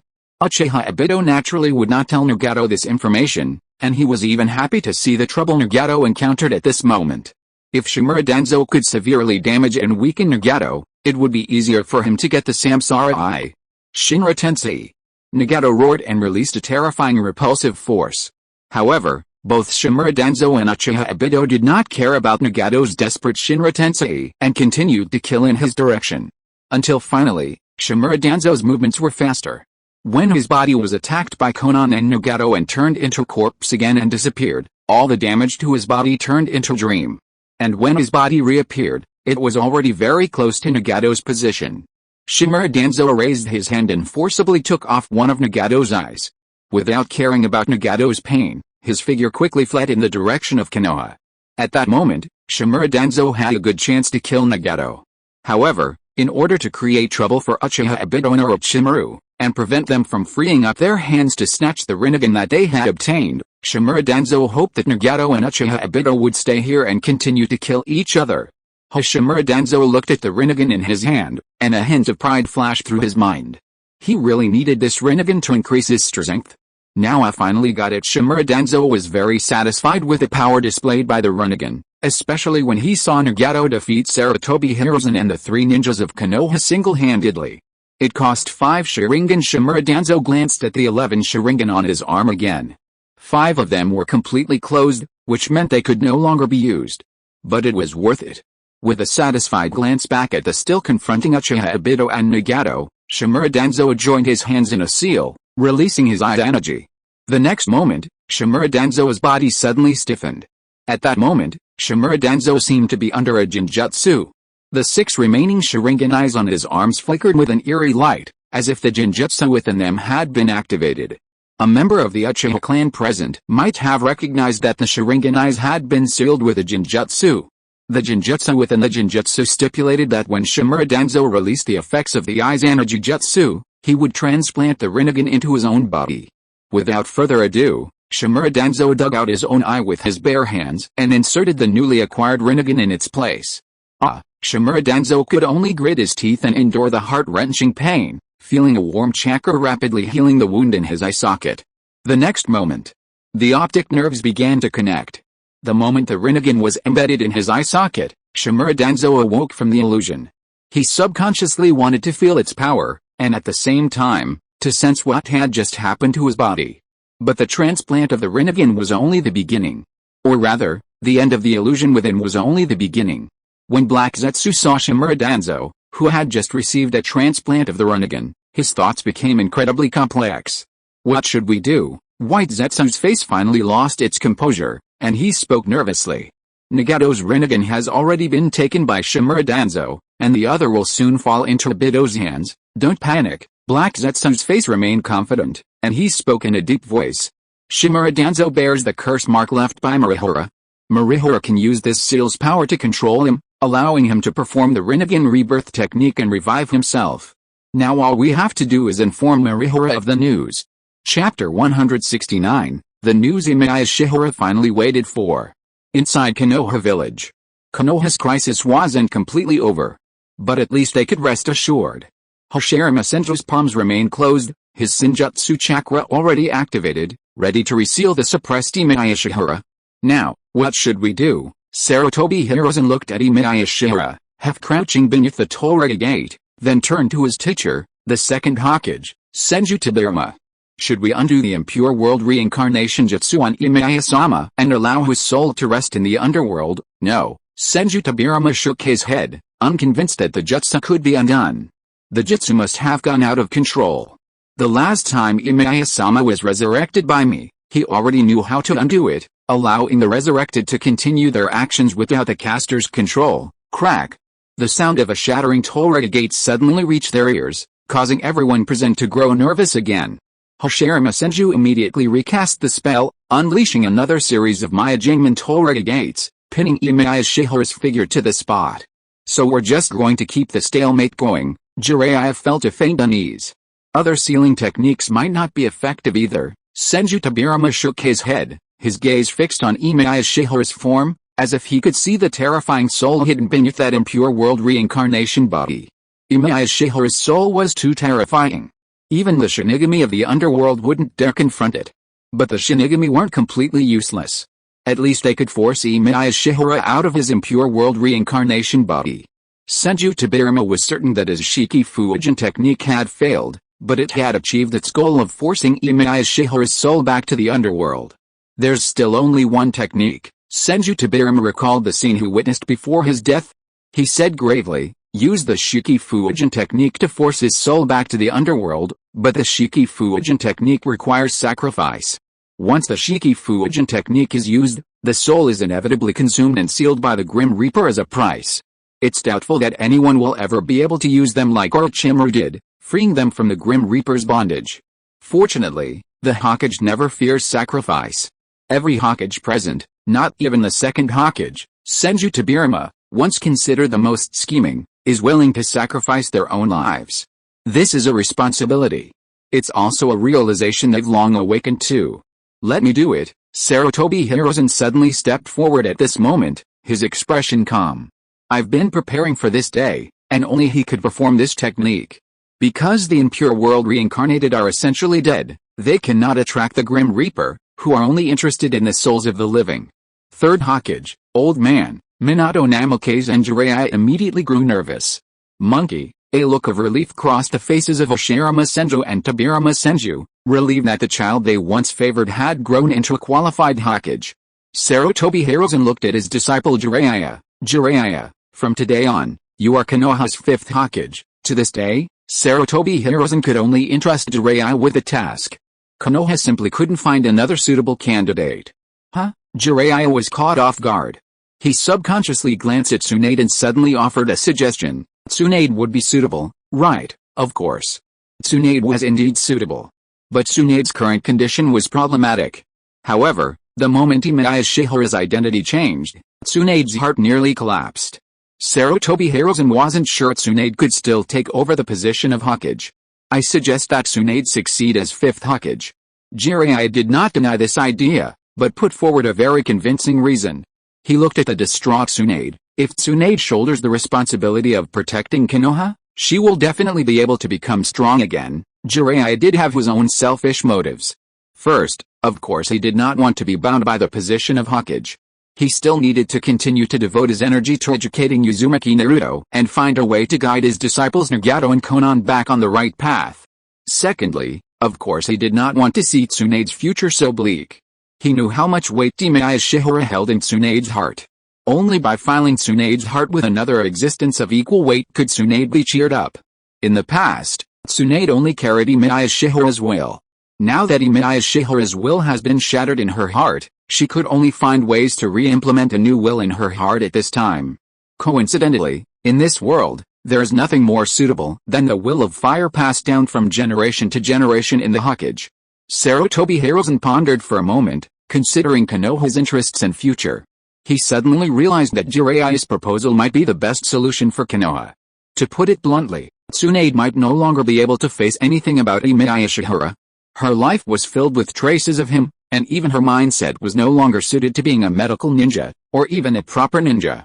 If Tsunade were to recover as Jiraiya intended, her strength would be crucial to Konoha. The only question was whether the succession to the Hokage would allow her to regain her strength. Perhaps. Sarutobi Hiruzen looked at Hashirama Senju and the others, questioning their opinions. Shadame-sama, Nidame-sama, Minato, what do you think? This is a matter for your generation. Hashirama Senju waved his hand, unconcerned. However, a crucial question immediately occurred to him. Wait, Tsunade becoming Hokage won't mean she loses the village, will she? Everyone present couldn't help but jump in their foreheads. No, Jiraiya shook his head. He knew it was a joke, but his eyes looked at Shihara Emiya, who was suppressed by the Myojin Gate. In fact, Tsunade hasn't gambled for a long time, and she has even almost quit drinking in recent years. All this is thanks to Shihara Emiya. However, Shihara Emiya was not moved by this. Sir Emiya, Jiraiya felt a little heavy. He wanted to get an answer from Shihara Emiya. Why do you have to use extremely terrifying means to create what you think is peace, if you can do it yourself? Shihara Emiya raised his head and glanced at Jiraiya. I don't have to do this anymore. Jiraiya's throat suddenly stagnated. He seemed to have thought of something, and immediately wanted to continue to persuade Shihara Emiya, but there must be other people who can do it, such as Naruto. Don't you also believe in the prophecy of the great Toad Sage? Don't you also think that Naruto is the son of prophecy? If it is Gamamaru's prophecy, Emiya Shiyuan looked at Jiraiya and suddenly said, why do you think Nagato will not become the child in the prophecy? Jiraiya was speechless. Because Nagato and Uzumaki Naruto are both his disciples. Even Nagato now has the idea of changing the ninja world. But Nagato's idea came from Emiya Shiyuan. Jiraiya has already believed that Nagato and Uzumaki Naruto are both children in the prophecy, but he can't accept it no matter what. He must find an opportunity to change Nagato's mind. As long as Sarutobi Hiruzen casts the Shiki Fujin to force Emiya Shiyuan's soul back to the underworld, he will go to Nagato and persuade that disciple to give up the Akatsuki organization's war weapon plan. Jiraiya. Emiya Shiyuan stopped Jiraiya and said calmly, Gamamaru told you a lot of things, so you have been guarding against me, right? Yes, Jiraiya nodded helplessly, his heart also filled with infinite curiosity. I have something very strange. The Great Toad Sage told me that Lord Emiya also took extreme actions for peace in ancient times. Is that the war weapon plan of the Akatsuki organization? If you want to know, it doesn't matter if I tell you. Emiya Shiyuan shook his head and told what he did in ancient times without changing his expression. At that time, I simply wanted to kill all the disciples of the ninja sect, that is, to kill all the people with chakra in that era, to prevent the chakra from being lost outside, ! Jiraiya's ghost was surging. Even the first and second Hokage and others were shocked at the same time. Killing those who possess chakra, isn't this killing their ancestors? This medical ninja of ancient times actually did such extremes in ancient times. Such a secret is really unheard of. But this secret is a bit too scary. Compared with Emiya Shiyuan's indiscriminate killing, the Akatsuki organization's war weapon plan actually made them feel so gentle and lovely at this time. I really didn't expect it. Jiraiya knew that Emiya Shiyuan would definitely not lie about this matter, but shook his head inside. The medical saint who has been passed down in the ninja world for thousands of years actually has such a past. In order to achieve eternal peace, nothing can be sacrificed, just like you said you would do anything for Konoha but Ashura, the ancestor of the Senju clan and the Uzumaki clan. Shihara Emiya looked at Hashirama Senju, as if he was looking at an old friend. He convinced me at that time and made me give up that idea. Everyone's mood was actually a little relaxed. Although they knew that Shihara Emiya's plan to kill all those with chakra in ancient times had not succeeded, when they heard someone persuade Shihara Emiya to give up, they still felt relieved for the dangerous situation their ancestors faced. Ashura promised me the people of this world understand each other, and there will be no more wars. I believed him. Emiya Shiyuan reached up to touch his eye sockets, stroking the Rinnegan. I also used the power of the Rinnegan to resurrect all the ninja disciples I killed, allowing the chakra of this world to be passed down once again. Jiraiya's forehead suddenly broke out in a cold sweat. Even the Hokage felt a little uneasy after hearing this. Suddenly, they all understood Emiya Shiyuan's thoughts, for they all knew the history of the ninja world. Whether it was the millennium of the Warring States or the birth of the three ninja world wars, the people of later generations had indeed disappointed this ancient ancestor of Emiya Shiyuan. I'm so sorry, Senju Hashirama was sincere. Kowtowed to Emiya Shiyuan earnestly, and apologized for not being able to fulfill his ancestor's promise. Sarutobi Hiruzen and the others could only stand there, feeling ashamed to speak. Senju Tobirama felt a moment of guilt before he immediately grasped the key point. Wait, the Rinnegan has the power to bring the dead back to life. Lord Emiya, something's happened to Nagato. Just as Senju Tobirama was thinking of this, a voice appeared at the feet of Emiya Shiyuan, and a monster with a yin-yang, black and white face came out and reported to Emiya Shiyuan a piece of news that the man had been waiting for them to report. Danzo took away Nagato's samsara eye. Danzo, everyone present showed a look of surprise on their faces. Especially Sarutobi Hiruzen was a little shocked and angry at this moment. He didn't expect that when everyone was fighting to the death here, and even when he was ready to sacrifice himself, Shimura Danzo actually secretly tried to snatch the samsara eye. What on earth did that bastard want to do by snatching the samsara eye at this time? If you are listening to this novel on a channel other than Fanfic World, it means it was downloaded and re-uploaded without effort. We warmly invite you to visit our channel, Fanfic World. There you will find the original version of this story and many other novels of various genres. We look forward to seeing you dive into a world of incredible novels. Chapter 170 Resurrection. Compared to the surprised Konoha ninjas, Emiya Shiyuan's expression changed noticeably when he heard the news. The man's dead eyes suddenly lifted up, and his face looked as if he was greatly shocked by Shimura Danzo's sudden seizure of the samsara eye. What the hell is going on? Emiya Shiyuan stared at Black Zetsu in front of him and asked in a deep voice, did Nagato and Konan escape? With their strength, it was Uchiha Obito who betrayed us. Black Zetsu immediately interrupted Emiya Shiyuan and quickly told him what happened. When Nagato and Konan left, Orochimaru, Uchiha Obito and Shimura Danzo teamed up to ambush Nagato, and used the forbidden technique that Madara had used to take away one of Nagato's Rinnegan. After Black Zetsu finished speaking, He was afraid that the matter was not urgent enough. He knew that Emiya Shiyuan always valued people he recognized, and hurriedly added, "Now Nagato is being besieged by Uchiha Obito and Orochimaru. Nagato is in danger, I know." Emiya Shiyuan's face became gloomy. At least from Black Zetsu's perspective, he knew what Emiya Shiyuan was angry about. He also knew that Emiya Shiyuan must be furious that Shimura Danzo had targeted Nagato, whom he had trusted, and even taken away the Rinnegan, which was crucial to the Moon Eye project. At the same moment, the faces of the Konoha ninjas present suddenly changed color. Sarutobi Hiruzen's eyes were also filled with extreme anger. Just as he was about to sacrifice his life to eliminate Emiya Shiyuan's threat, news came that his old friend Danzo had joined forces with Konoha's two most dangerous S-rank rebels. He mentally cursed Danzo from head to toe. Obito, Namake's Minato, completely unaware of Uchiha Obito's situation, looked visibly surprised. Obito's still alive, Minato. The Nine Tails Rebellion 12 years ago was caused by Uchiha Obito. Wearing a mask, Jiraiya had no choice but to tell Minato the truth, but his focus was more on Orochimaru. His brow furrowed as he pondered his actions. Orochimaru. Was Konoha's resurrection of the past Hokage a major event, a fuss, intended to get them to help him hold back Emiya Shiyuan while he sought Nagato's Rinnegan? This was truly a case of one issue after another. While the Konoha crowd was debating the situation, Black Zetsu was persuading Emiya Shiyuan. As if knowing what was brewing within him, it immediately fueled his inner fire. "Emiya," he said, "I know you've always hoped that the story of this era would end with the ninja of this era, but we can only rely on you now." Until now, Emiya Shiyuan had been reluctant to use Nagato's Rinnegan for resurrection. His reasoning was that Nagato was a partner in changing the future of the ninja world. If Nagato truly wanted to use the Rinnegan to resurrect someone, he preferred it to help resurrect Uchiha Madara, allowing the truly recognized Uchiha Madara to personally complete the Moon Eye project. But now, his mind may have changed.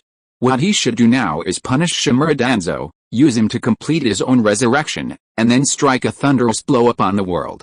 Black Zetsu watched Emiya Shiyuan with growing anticipation, for he had seen his fist clenching slowly. He knew this man was undergoing a change of heart. He knew Emiya Shiyuan would definitely want to punish Shimura Danzo for seizing the Rinnegan. He wanted Shimura Danzo to die under the crushing power of the Rinnegan after obtaining it, so that he would know that not all powers were within his reach. "Emiya," Black Zetsu called out to Emiya Shiyuan. At that moment, their thoughts were in perfect sync. Black Zetsu knew Emiya Shiyuan understood his intentions, knew what he wanted him to do, because only that answer could change the status quo. And Emiya Shiyuan never failed Black Zetsu. Emiya Shiyuan remained silent, then suddenly raised his finger. The moment Emiya Shiyuan raised his finger, the anticipation on Black Zetsu's face instantly turned to joy. He knew exactly what Emiya Shiyuan was going to do.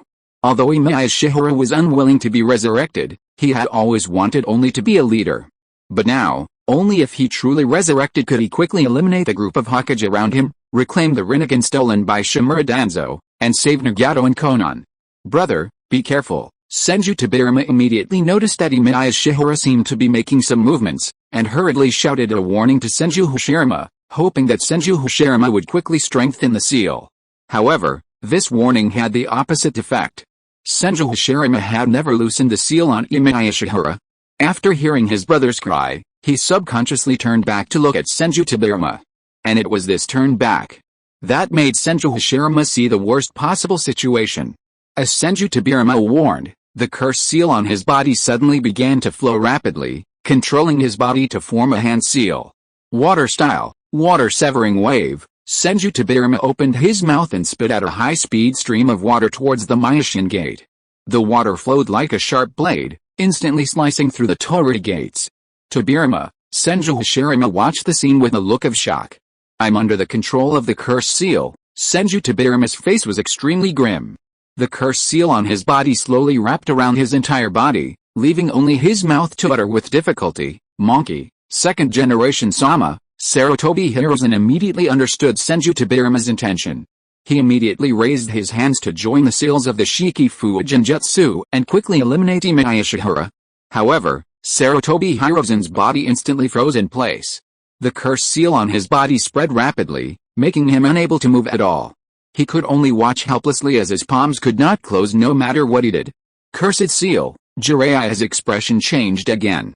He remembered the cursed seal Emiya Shiyuan had placed on Senju Tobirama and the others. However, Emiya Shiyuan had never used this backdoor trap, not even when he was sealed by the Myojin Gate. Why was Emiya Shiyuan suddenly using the cursed seal to control Senju Tobirama and Senju Tobirama? What was he trying to do with this sudden attack? Jiraiya couldn't figure it out. But Senju Tobirama figured it out in an instant. At this moment, Senju Tobirama's brain integrated all the information he had received, and he had a terrifying answer. He had just learned that the Rinnegan had the ability to resurrect the dead, and in the past, Shimura Danzo had been implanted with the chakra of the cursed seal. When these two things came together, Senju Tobirama recalled the moment he had seen Emiya Shiyuan's terrifying spirit. He wants to be resurrected. Senju Tobirama immediately shared this answer with everyone present. He wants to use the cursed seal to control Danzo and truly resurrect himself. Senju Tobirama also gave a profound warning. Hurry and find Danzo. Senju Tobirama couldn't imagine if they could stop Emiya Shiyuan after he truly resurrected, this man who had been hailed as a god in ancient times. But it was too late. Under Black Zetsu's increasingly expectant gaze, under Senju Tobirama's fearful gaze, while the Konoha ninjas were still in bewilderment, a dazzling white light suddenly emanated from Emiya Shiyuan's body. Not good, Senju Hashirama instinctively realized that the situation was dire. A glimmer of chakra immediately coated his palm, and he swung his fist and smashed it into Emiya Shiyuan's body. Faster. He had to stop what was about to happen. If he could stop Emiya Shiyuan quickly, perhaps he could.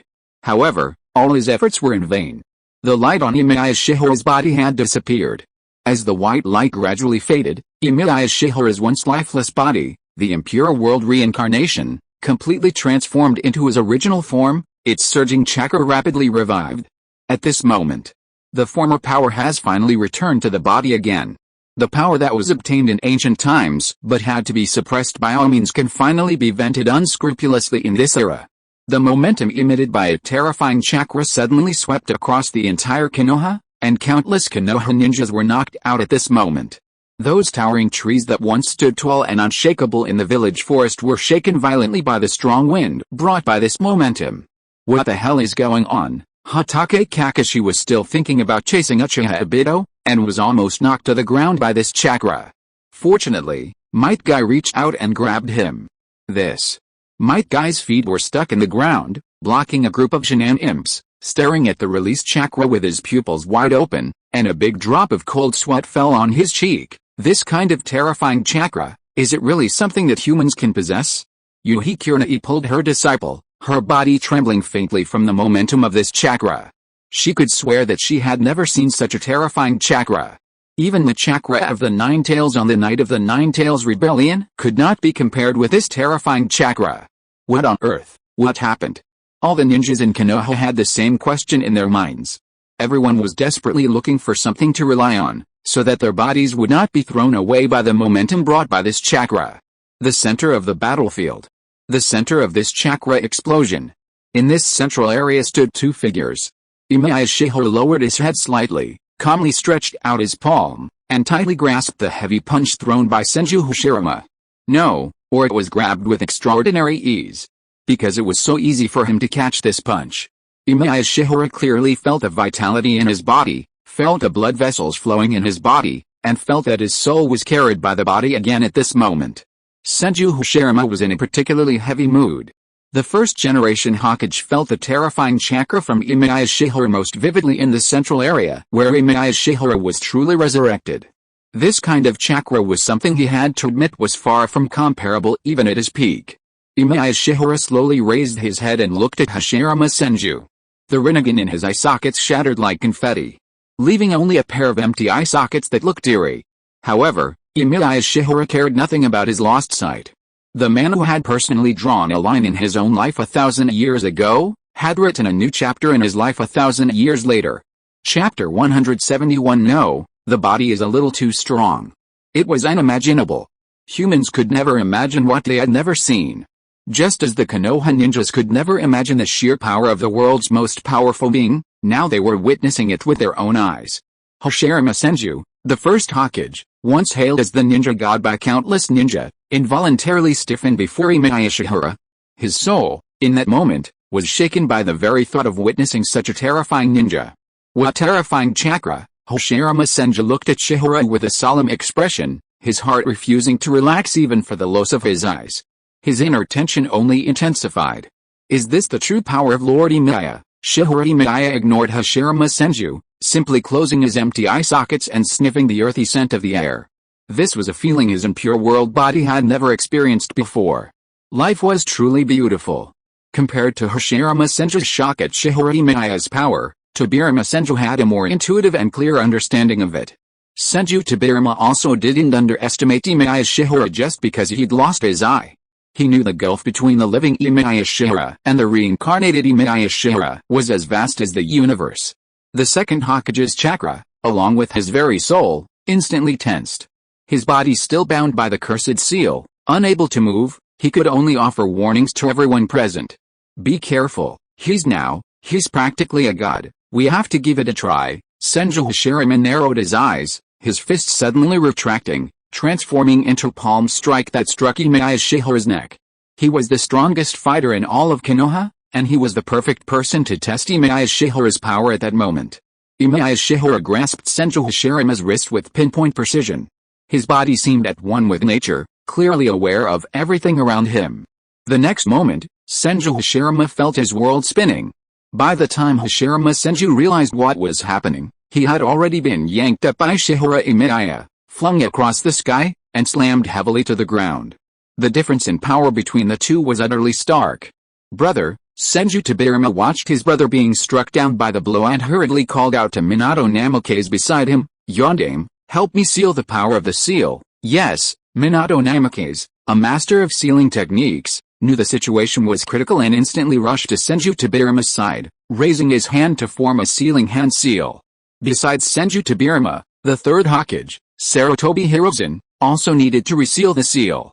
The immense power once gained from Shihara Emiya's seal, decades later, finally reaped the bitter fruit of his long-forgotten struggle. Would release, Hashirama Senju, uncaring of his own embarrassment, leaped to his feet and unleashed a wood-release jutsu, using it to entangle Shihara Emiya. 3 vines instantly wrapped around Shihara Emiya's body. Wind style, Shihara casually turned his head, raised his palm, and waved it. The 3 vines were instantly shredded by the wind. Shihara's body instantly appeared before Hashirama Senju at high speed, as if teleporting. The first Hokage didn't even have time to react. Bang! A whip kick lashed out at him. Caught off guard, Hashirama flew backward. Flying Thunder God, Hashirama barely managed to steady himself, recalling how Shihara had appeared before him and judging his speed. No, that's not Flying Thunder God. Just pure speed. The next moment, Shihara rushed at him again. Hashirama Senju didn't have time to resist, only raising his arms to block himself, only to be kicked directly into the rubble by Shihara. However, this also gave him a chance to catch his breath. Senjutsu, Myojinman, Hashirama Senju once again unleashed his sealing Senjutsu. Half kneeling in the ruins, he raised his hands and formed hand seals. Torah gates descended from the sky once more. This time, the Myojinman gates would no longer be able to seal Emiya Shihara. Senjutsu, dust release, Emiya Shihara waved his hand without even looking up.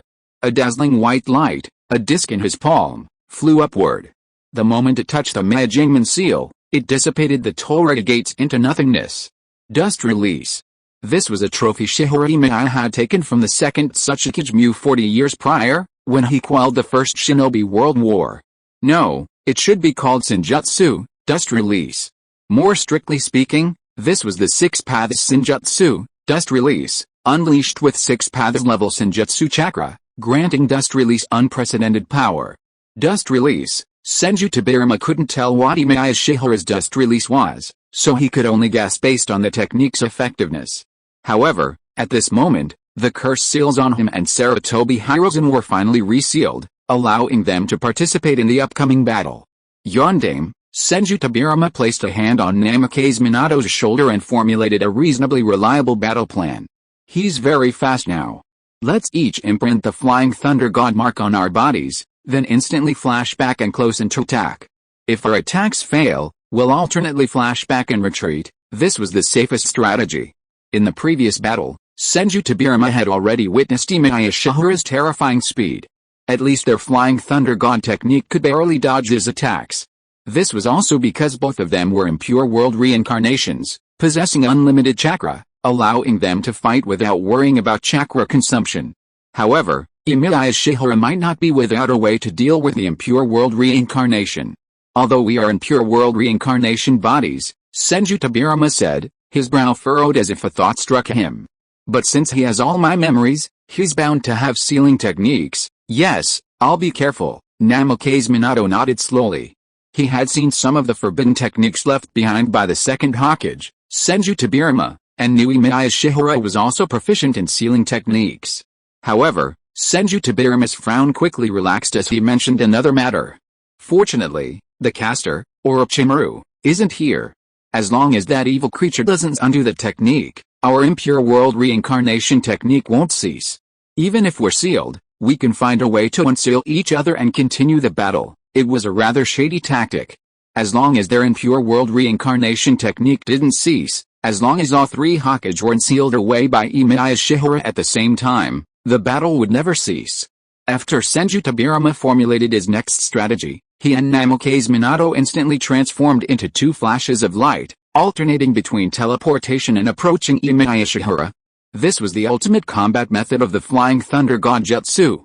Whenever two Flying Thunder God Jutsu users simultaneously performed the technique, they were practically in a perpetual state of spatial teleportation, even before launching an attack.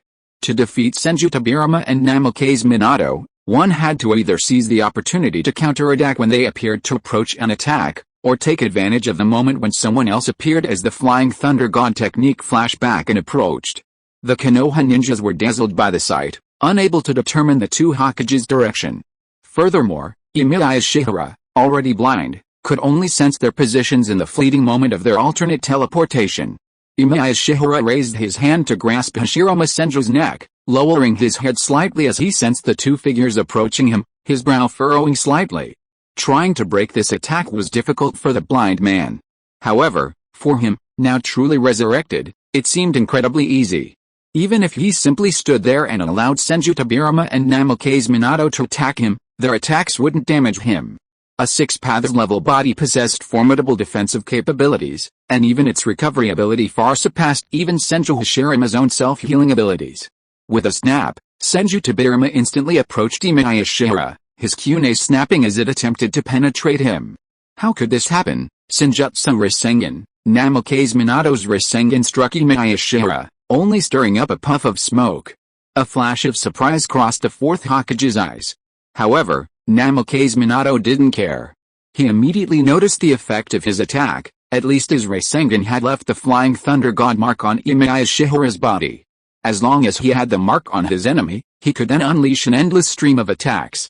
Sooner or later, he would find a suitable solution to defeat Emiya Shiyuan.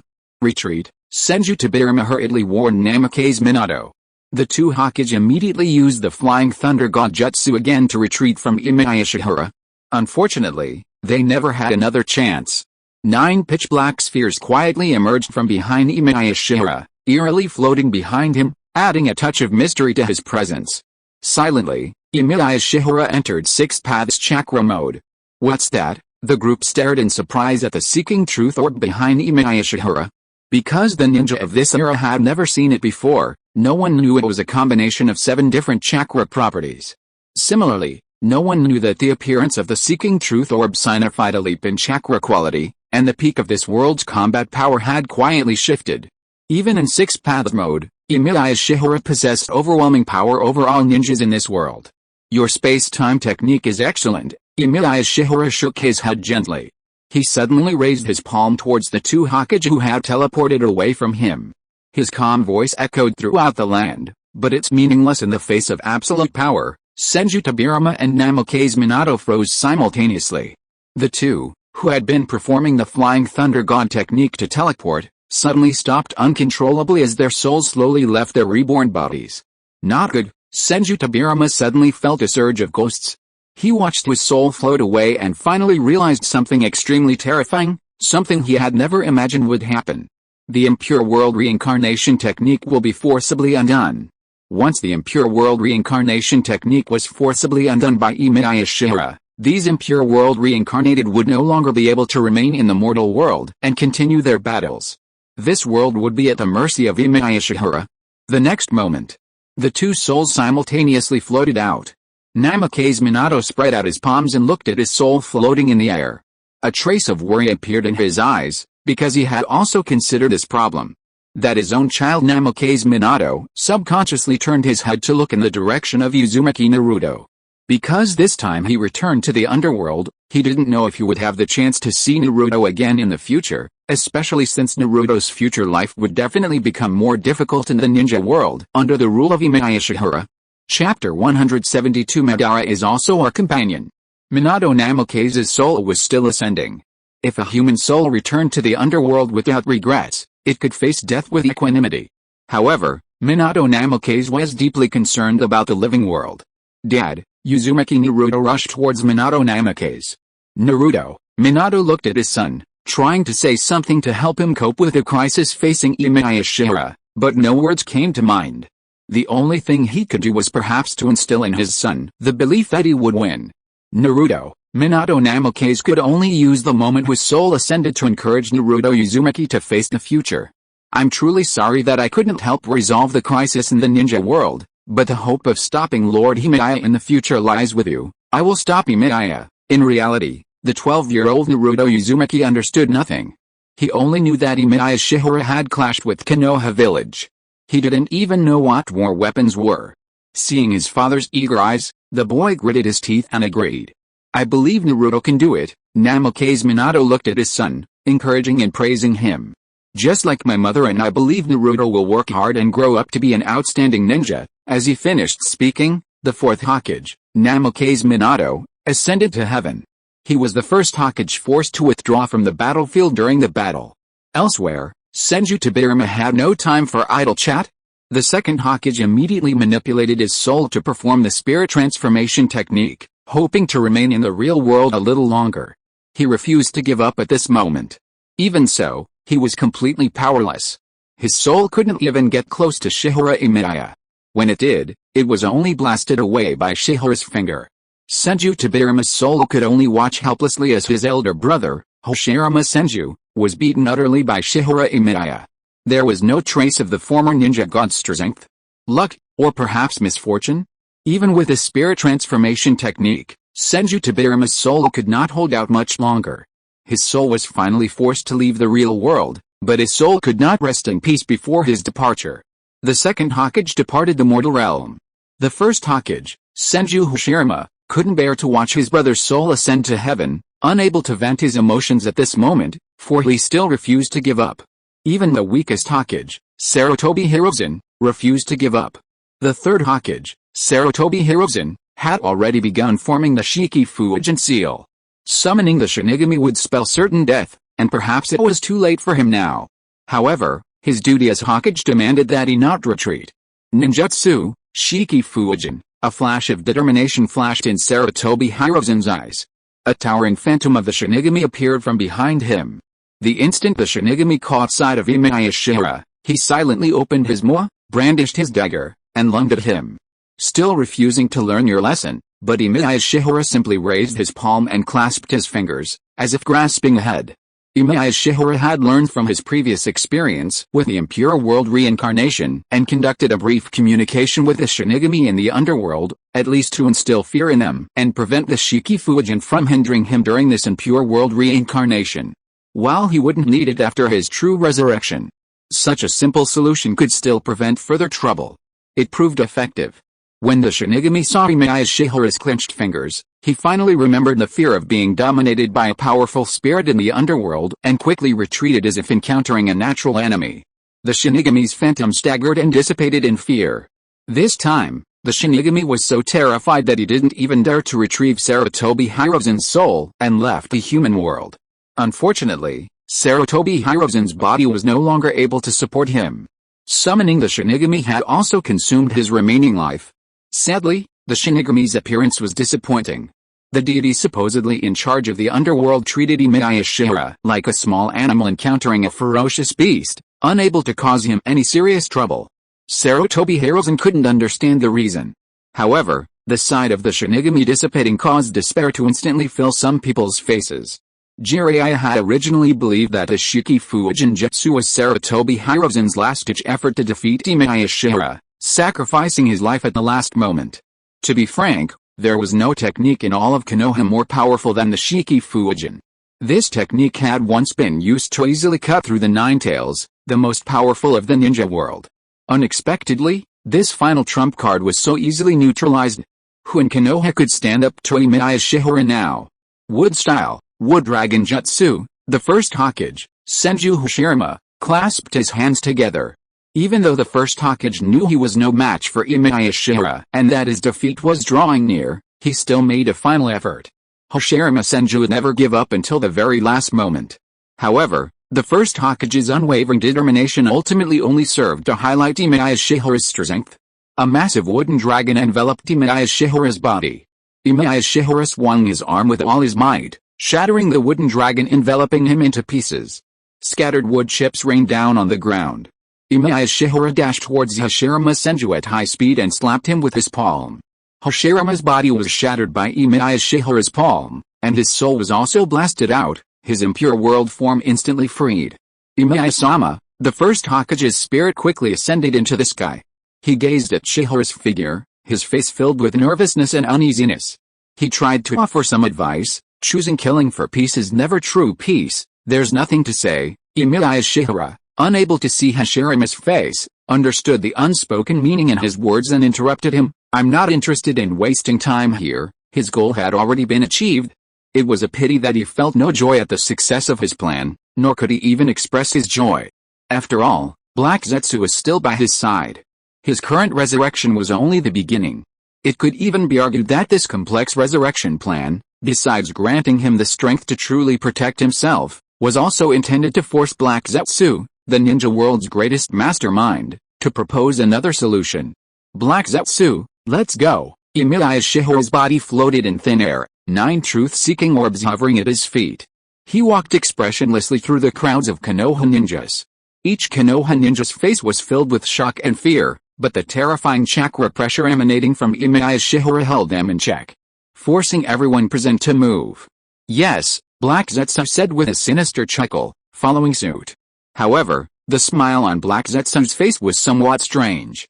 He was staring at the truth-seeking orbs at Emiya Shiyuan's feet, compelled to address a problem that he himself considered extremely thorny. Emiya Shiyuan seemed to be a bit too strong. The truth-seeking orbs were the product of the extreme transformation of 7 chakra attributes. This kind of power can only be created by those who have truly mastered the power of the 6 paths. Being able to create the truth-seeking jewel means that Shihara Emiya is almost completely equivalent to the 6-path sage, Otsutsuki Hagoromo.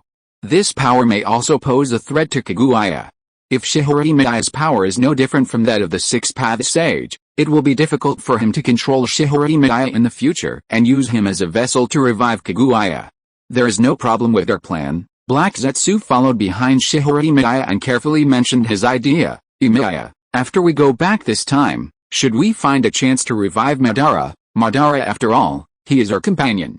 Chapter 173, Creating New Eyes. Power can be strong, but not too strong.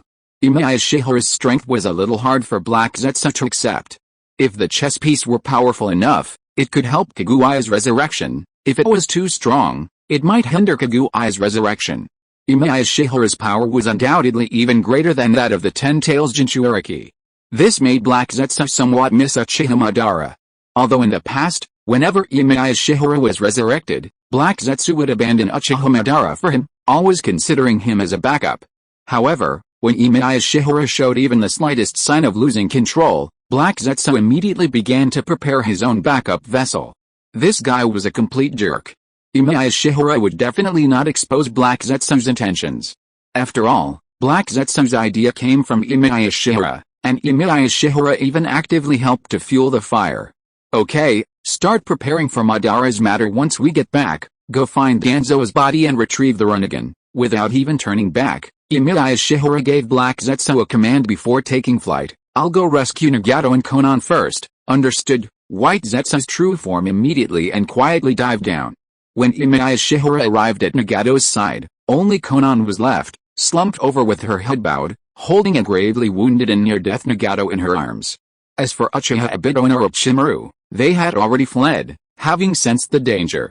Before leaving, Uchiha Obito took Nagato's only remaining Rinnegan, as he needed it to have any hope of negotiating with Emiya Shiyuan. Emiya-sama, confused, Konan looked up at Emiya Shiyuan. A sudden clarity returned to her eyes, a flicker of hope crossing her face. Emiya-sama, can you please save Nagato with your medical ninjutsu, Konan? No, Nagato said weakly, interrupting Konan. His eyes had been gouged out, his body nearly broken. He saw no point in living. Even if he lived, what could he do? Emiya Shiyuan approached them, reaching out to Nagato's chest, examining his injuries. A fiery white light suddenly appeared in his palm. Emiya-sama, what's this? Nagato immediately felt a surge of pure chakra. He felt in disbelief as the power invaded his body, replenishing the life force he had depleted. Even more incredible, when Emiya Shiyuan's hand touched Nagato's empty eye sockets, Nagato's eyes reappeared, allowing him to see once again. This is the power of Yang, Emiya Shiyuan answered his confusion. This is a power that can truly create life. In a sense, it should be the dream of every medical ninja, but its existence has long been separated from the meaning of medicine. In fact, it should belong to the realm of gods. Nagato stroked his eye sockets, looking at the things he saw in his new eyes with some shock and joy on his face. However, he soon realized that something was wrong. His gaze turned to Emiya Shiyuan's closed, empty pupils. Emiya-sama, your eyes? Oh, I lost a pair of eyes too. Emiya Shiyuan didn't care about his blindness. To him, losing his sight didn't seem to be a big deal. Emiya Shiyuan didn't mention at all that he had defeated the 4 Hokage in Konoha. He just patted Nagato's shoulder gently and said, but I can't rebuild my eyes yet. I can only rely on you guys in the future. Emiya-sama, Nagato's face was a little ashamed, and he apologized to Emiya Shiyuan earnestly. This is all my fault. I shouldn't have acted rashly, and ended up losing the Rinnegan. Because he really didn't perform well in this incident, and even dragged Emiya Shiyuan into it, not only did he lose the Rinnegan, but he also caused Emiya Shiyuan to lose the Rinnegan in this incident. The most troublesome thing is, if they all lose the Rinnegan, then what will happen to the Akatsuki organization's war weapon plan? After all, the Outer Path demon statue can only summon and control spirits with the Rinnegan, and only the Rinnegan can seal the tailed beasts within the demon statue. It seems they are in big trouble. Don't worry, Black Zetsu has already gone looking for it. Perhaps they can recover a Rinnegan. Emiya Shiyuan was remarkably tolerant of the Rinnegan, continuing softly, if it can't be found, it doesn't matter. The ninja world still has a chance to create a pair. Yes, there was still a chance. After all, the Uchiha clan of the ninja world hadn't perished. Uchiha Sasuke, still in Konoha, had a great chance of awakening the Rinnegan in the future. Even shortly after Emiya Shiyuan's second Impure World Reincarnation, he had already considered the possibility of a second pair of Rinnegan. Of course, his real goal wasn't the Rinnegan, it was that brat Uchiha Sasuke. Emiya Shiyuan simply wanted to seize this opportunity to bring that little Uchiha Sasuke under his control in the future, preventing his power from growing too slowly. Because they didn't have much time. Inside Konoha village, after Emiya Shiyuan and Black Zetsu left, a group of Konoha ninjas finally realized the danger of their departure. Their fear gradually dissipated, and they began to discuss the events that had just occurred in the village. All 4 Hokage couldn't defeat that man. When that guy's chakra erupted, I couldn't breathe, I couldn't even move a step. What kind of enemy was that? I heard. It seems to be a medical ninja, it's just that his ideas are a bit extreme. He seems to be enraged by the war in the ninja world and wants to use extreme means to force peace in the ninja world. As the ordinary ninjas of Konoha were discussing this, some of the young ninjas taking the Chunin exams were also discussing Emiya Shiyuan. However, they knew less. It took the help of Shikamaru, the brains of these young ninjas, to compile a comprehensive report on Emiya Shiyuan. He even uncovered the motive behind Emiya Shiyuan's rebellion. Shikamaru didn't waste any words. He slowly leaned his head against a wooden pole and told his curious friends a story. The ancient medical ninja Emiya Shiyuan was resurrected after 1,000 years by the village's second Hokage through the Impure World Reincarnation Jutsu. Following the first Hokage's death, he quelled the first Shinobi World War that had erupted. Because of that war, and perhaps the subsequent Second and Third Shinobi World Wars, Emiya Shiyuan lost hope in the future of the ninja world. Therefore, during his second and first Impure World Reincarnations, he proposed a dangerous plan, to create an unprecedented war weapon, forcing everyone in the ninja world to maintain eternal peace under the pressure of that weapon. Sounds like a good guy. Rock Lee gave a thumbs up. Huh? Everyone looked at Rock Lee with a hint of surprise, as if they didn't quite understand why he had such thoughts. But it seemed like it was true. Although Konoha and Emiya Shiyuan were already enemies, did this enemy, Emiya Shiyuan, really have good intentions? Idiotly. Tenten immediately raised his hand and slapped Rock Lee on the head, and helplessly explained to everyone present with an awkward smile, Lee's injury has not healed yet. Actually, what Lee said is not wrong. Shikamaru sighed, and his eyes looked at Uzumaki Naruto. But even if he is a good person, he is destined to be our enemy in the future. That's a bit too scary. Yamanaka Ino stood beside Shikamaru, and tremblingly mentioned the strength of Emiya Shiyuan. He defeated the enemies of 4 Hokage by his own strength. This kind of burden should not be placed on these young people no matter what. However, Uzumaki Naruto suddenly turned around and looked at his many friends at this moment, clenched his fists solemnly, and made his promise to everyone present. I will definitely stop Emiya. A group of little guys looked at each other. Waizule was also standing in the distance, his face full of anxiety at the moment. After hearing Uzumaki Naruto's declaration, he finally squeezed out a trace of relief from his anxiety. Chapter 174 Let Uchiha Itachi bring back Uchiha Sasuke. In fact, in Jiraiya's view, Uzumaki Naruto, as predicted by the Great Toad Sage, is very likely to be the only person in Konoha who can pose a threat to Emiya Shiyuan in the future. Naturally, Jiraiya needs to give Uzumaki Naruto special training. Whether it is Uzumaki Naruto's identity as the Nine-Tails Jinchuriki or his identity as the Child of Prophecy, Jiraiya will need to spend more energy on Uzumaki Naruto in the future. Jiraiya waved at Uzumaki Naruto, as if he wanted to have a good chat with Uzumaki Naruto about the future, hoping that this little guy would prepare in advance. However, a Konoha ninja jumped down. This Konoha ninja regarded Jiraiya in the field as the future Hokage of Konoha when the third Hokage Sarutobi Hiruzen died and Konoha was leaderless. Master Jiraiya, something's wrong, the Konoha ninja hurriedly reported to Jiraiya, mentioning the trouble with Gaara, the one-tailed Jinchuriki of the Sand Village. The one-tailed Jinchuriki of the Sand Village is in trouble again, that guy named Gaara. When Uzumaki Naruto heard it, he immediately stepped forward. He remembered what Emiya Shiyuan had mentioned to him before, and took the initiative to take over the task of solving Gaara's trouble. Let me go, I can definitely solve it. People looked at him with distrust. But Jiraiya chose to agree. Because he knew that Uzumaki Naruto regarded Gaara as a fellow. However, Jiraiya thought that this matter might not be so easy to solve, and planned to go over and help seal the One Tail, at least to prevent the One Tail from causing more trouble. As a result, Jiraiya really didn't expect that Uzumaki Naruto would solve Gaara's problem single-handedly. Under Jiraiya's stunned gaze, the yellow-haired boy dodged the attack of the one-tailed Shukaku and, with a single punch, awoke the slumbering Gaara. And how could Uzumaki Naruto, with just a few words, have reduced the unapproachable, murderous Gaara to tears? That brat! Jiraiya's lips twitched, unable to believe that Uzumaki Naruto could already make such a significant contribution to Konoha at this point. How did he do that? The next day, Gaara seemed to regain some consciousness. The red-haired boy from the Sand Village no longer wore a murderous expression, though his temporary indifference hadn't faded. At least he no longer intimidated people. The only difference was that he showed a touch of warmth when he met Uzumaki Naruto. Because they were so alike. Just as Gaara's mother died giving birth to him, so too did Uzumaki Naruto's parents die protecting the village and him. Furthermore, they both endured a tragic childhood. They all felt lonely because the tailed beasts within them were feared by others. Besides that, there was another reason. After Uzumaki Naruto defeated Gaara, he told Gaara his story and the truth about the story he had heard from Emiya Shiyuan. We are not monsters, your mother and uncle love you very much, we carry the hopes of those who love us, who placed them in their dying moments, to work harder and live happily. That's why we must not give up on ourselves, it was only natural. Uzumaki Naruto had a good friend. Although Gaara had said nothing the whole time, after he returned, he began to prepare how he could become the Kazekage of the Sands Village. The one-tailed Jinchuriki. Especially a Jinchuriki who had gone berserk, and who was only 12 years old, actually wanted to become the Kazekage of the Sand Village? Was this little brat really dreaming? But, it's true.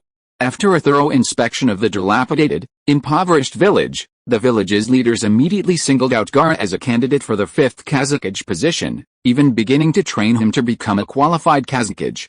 Indeed, the death of the 4th Kazekage, Raza, deprived the village of its last remaining cage-level warrior. While the entire village of Sandagakure hoped for Gaara, Konoha's hope for Uzumaki Naruto wasn't quite so good. Uzumaki Naruto didn't become the 5th Hokage of Konoha like Gaara did. Konoha, unlike Sandagakure, lacked a ninja capable of the position. Even so, the new 5th Hokage was a surprise. Tsunade, Konoha's new 5th Hokage. This female ninja, whose ninja skills had been shattered by Emiya Shiyuan's surprise attack during the Chunin exams, had indeed been revitalized by the responsibility of becoming Hokage. Naruto Uzumaki looked at Tsunade, who was standing atop the Hokage building, waving her Hokage hat and solemnly announcing her appointment as Konoha's 5th Hokage.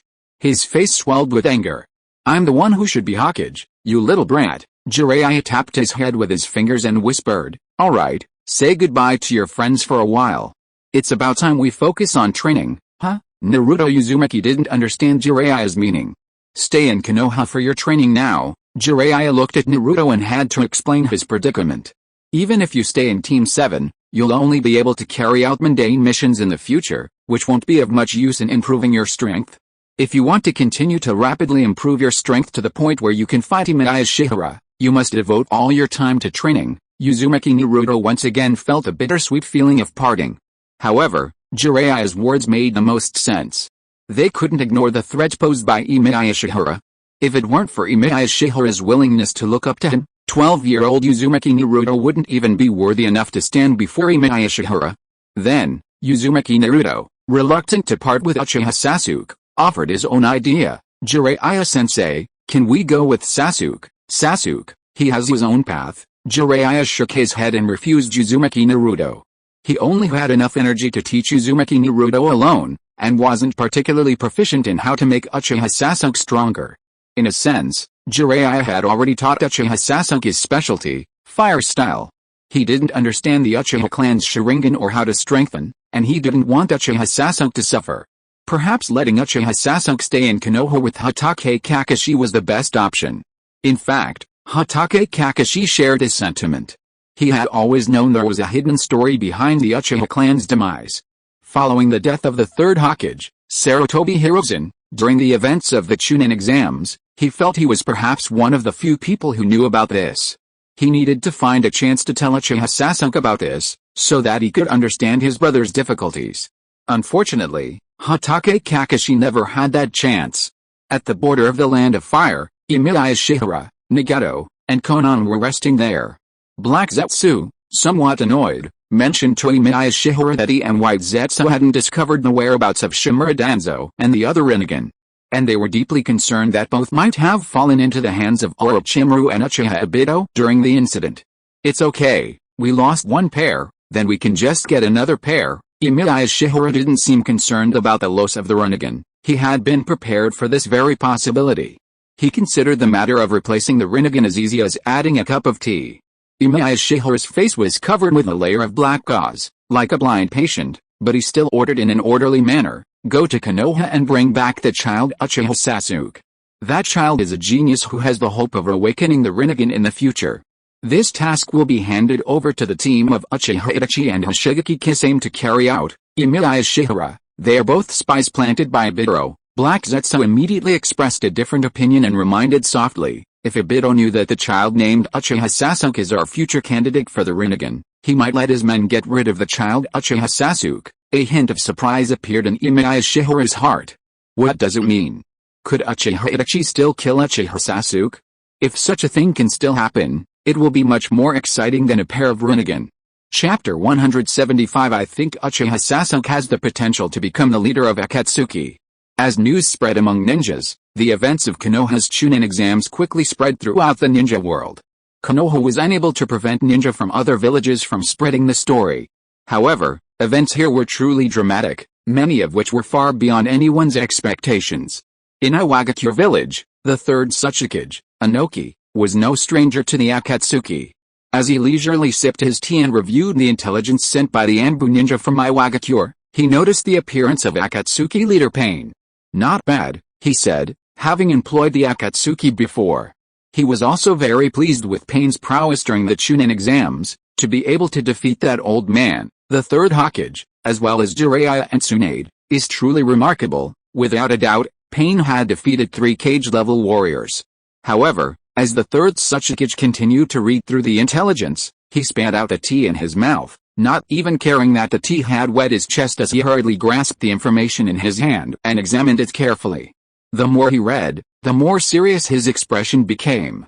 Because in this intelligence, the fact that Konoha's traitorous ninja Orochimaru used the Impure World Reincarnation technique to resurrect previous Hokages to fight against Akatsuki's leader, Pain, was just an appetizer. Emiya Shiyuan, the third Tsuchikage Inoki, saw a familiar name and remembered a great man he had met in his youth, and his selfless righteousness. However, the current Emiya Shiyuan was completely different. He had become the mastermind behind the mercenary organization Akatsuki. Compared to Emiya Shiyuan's ability to single-handedly eliminate Konoha's 4 Hokage, the fact that this great man was the mastermind behind Akatsuki, intending to create a war weapon capable of destroying a nation, shocked the third Tsuchikage Inoki even more. Hey, Dad, the third Tsuchikage's son, Wang Tu, stood behind him and approached curiously. Is this Emiya Shiyuan, the man from the stories I heard when I was a child? Yes, the third Tsuchikage, Inoki, nodded gravely, recalling his encounter with Emiya Shiyuan over 40 years ago. Back then, the 3 village cages had been powerless against each other. Yet, back then, Emiya Shiyuan had chosen to fight for peace. Now, it seemed, he still did so, but he had taken a different, more extreme path. From now on, don't hire Akatsuki anymore, the third Tsuchikage, Inoki, sighed and issued the order. Akatsuki's plan to manufacture war weapons was not on the best interests of the Iwagakure village, and as a Tsuchikage, he didn't want Emiya Shiyuan's plan to succeed. From then on, they would remain enemies. After all, as one of the 5 great ninja nations, the Iwagakure village must uphold the order established by the 5 great ninja nations. They could not tolerate anyone seeking to override them, or even to compete with them. Come to think of it, the opponent's strength is really strong. Wang Tu naturally would not deny his father's order. He was still curious about another thing. The 4 Hokage of Konoha together are not his opponents. That's natural. The third Tsuchikage Inoki frowned, thinking of the story of the past. His eyes became heavy. After all, Uchiha Madara admitted that he was defeated by him. The Uchiha Madara who was defeated by Emiya Shiyuan still left a deep fear in the heart of the old Tsuchikage. I'm definitely no match for Lord Emiya. The third Tsuchikage Inoki slowly walked to the window, looking out at the bustling Iwagakure. He sighed softly. I'm afraid the ninja world is about to face a major crisis. Then what should we do? Wang Tu scratched the back of his head and came up with an unrealistic idea. Ally with the other villages? I don't think they'll agree. How could they agree? The third Tsuchikage Inoki looked at his son as if he were a fool. After the 3 great ninja wars, the hands of the 5 great ninja villages are stained with each other's blood. No matter what, a peace alliance is impossible. This was a very troubling problem. During this period, even though they knew they might need to do something, due to the years of conflict in the ninja world, they didn't know how to act. All they could do was quietly wait and see. Until the situation in the ninja world deteriorated to an irreversible point, even if they regretted and wanted to take any action, it would be too late. Keep an eye on the Akatsuki, the third Tsuchikage Inoki sighed, reluctantly doing what he could. It would be best if we could find out about their plans to manufacture weapons of war. I heard that Deidara kid, Wang Tu mentioned one of Inoki's students who had run away from the village.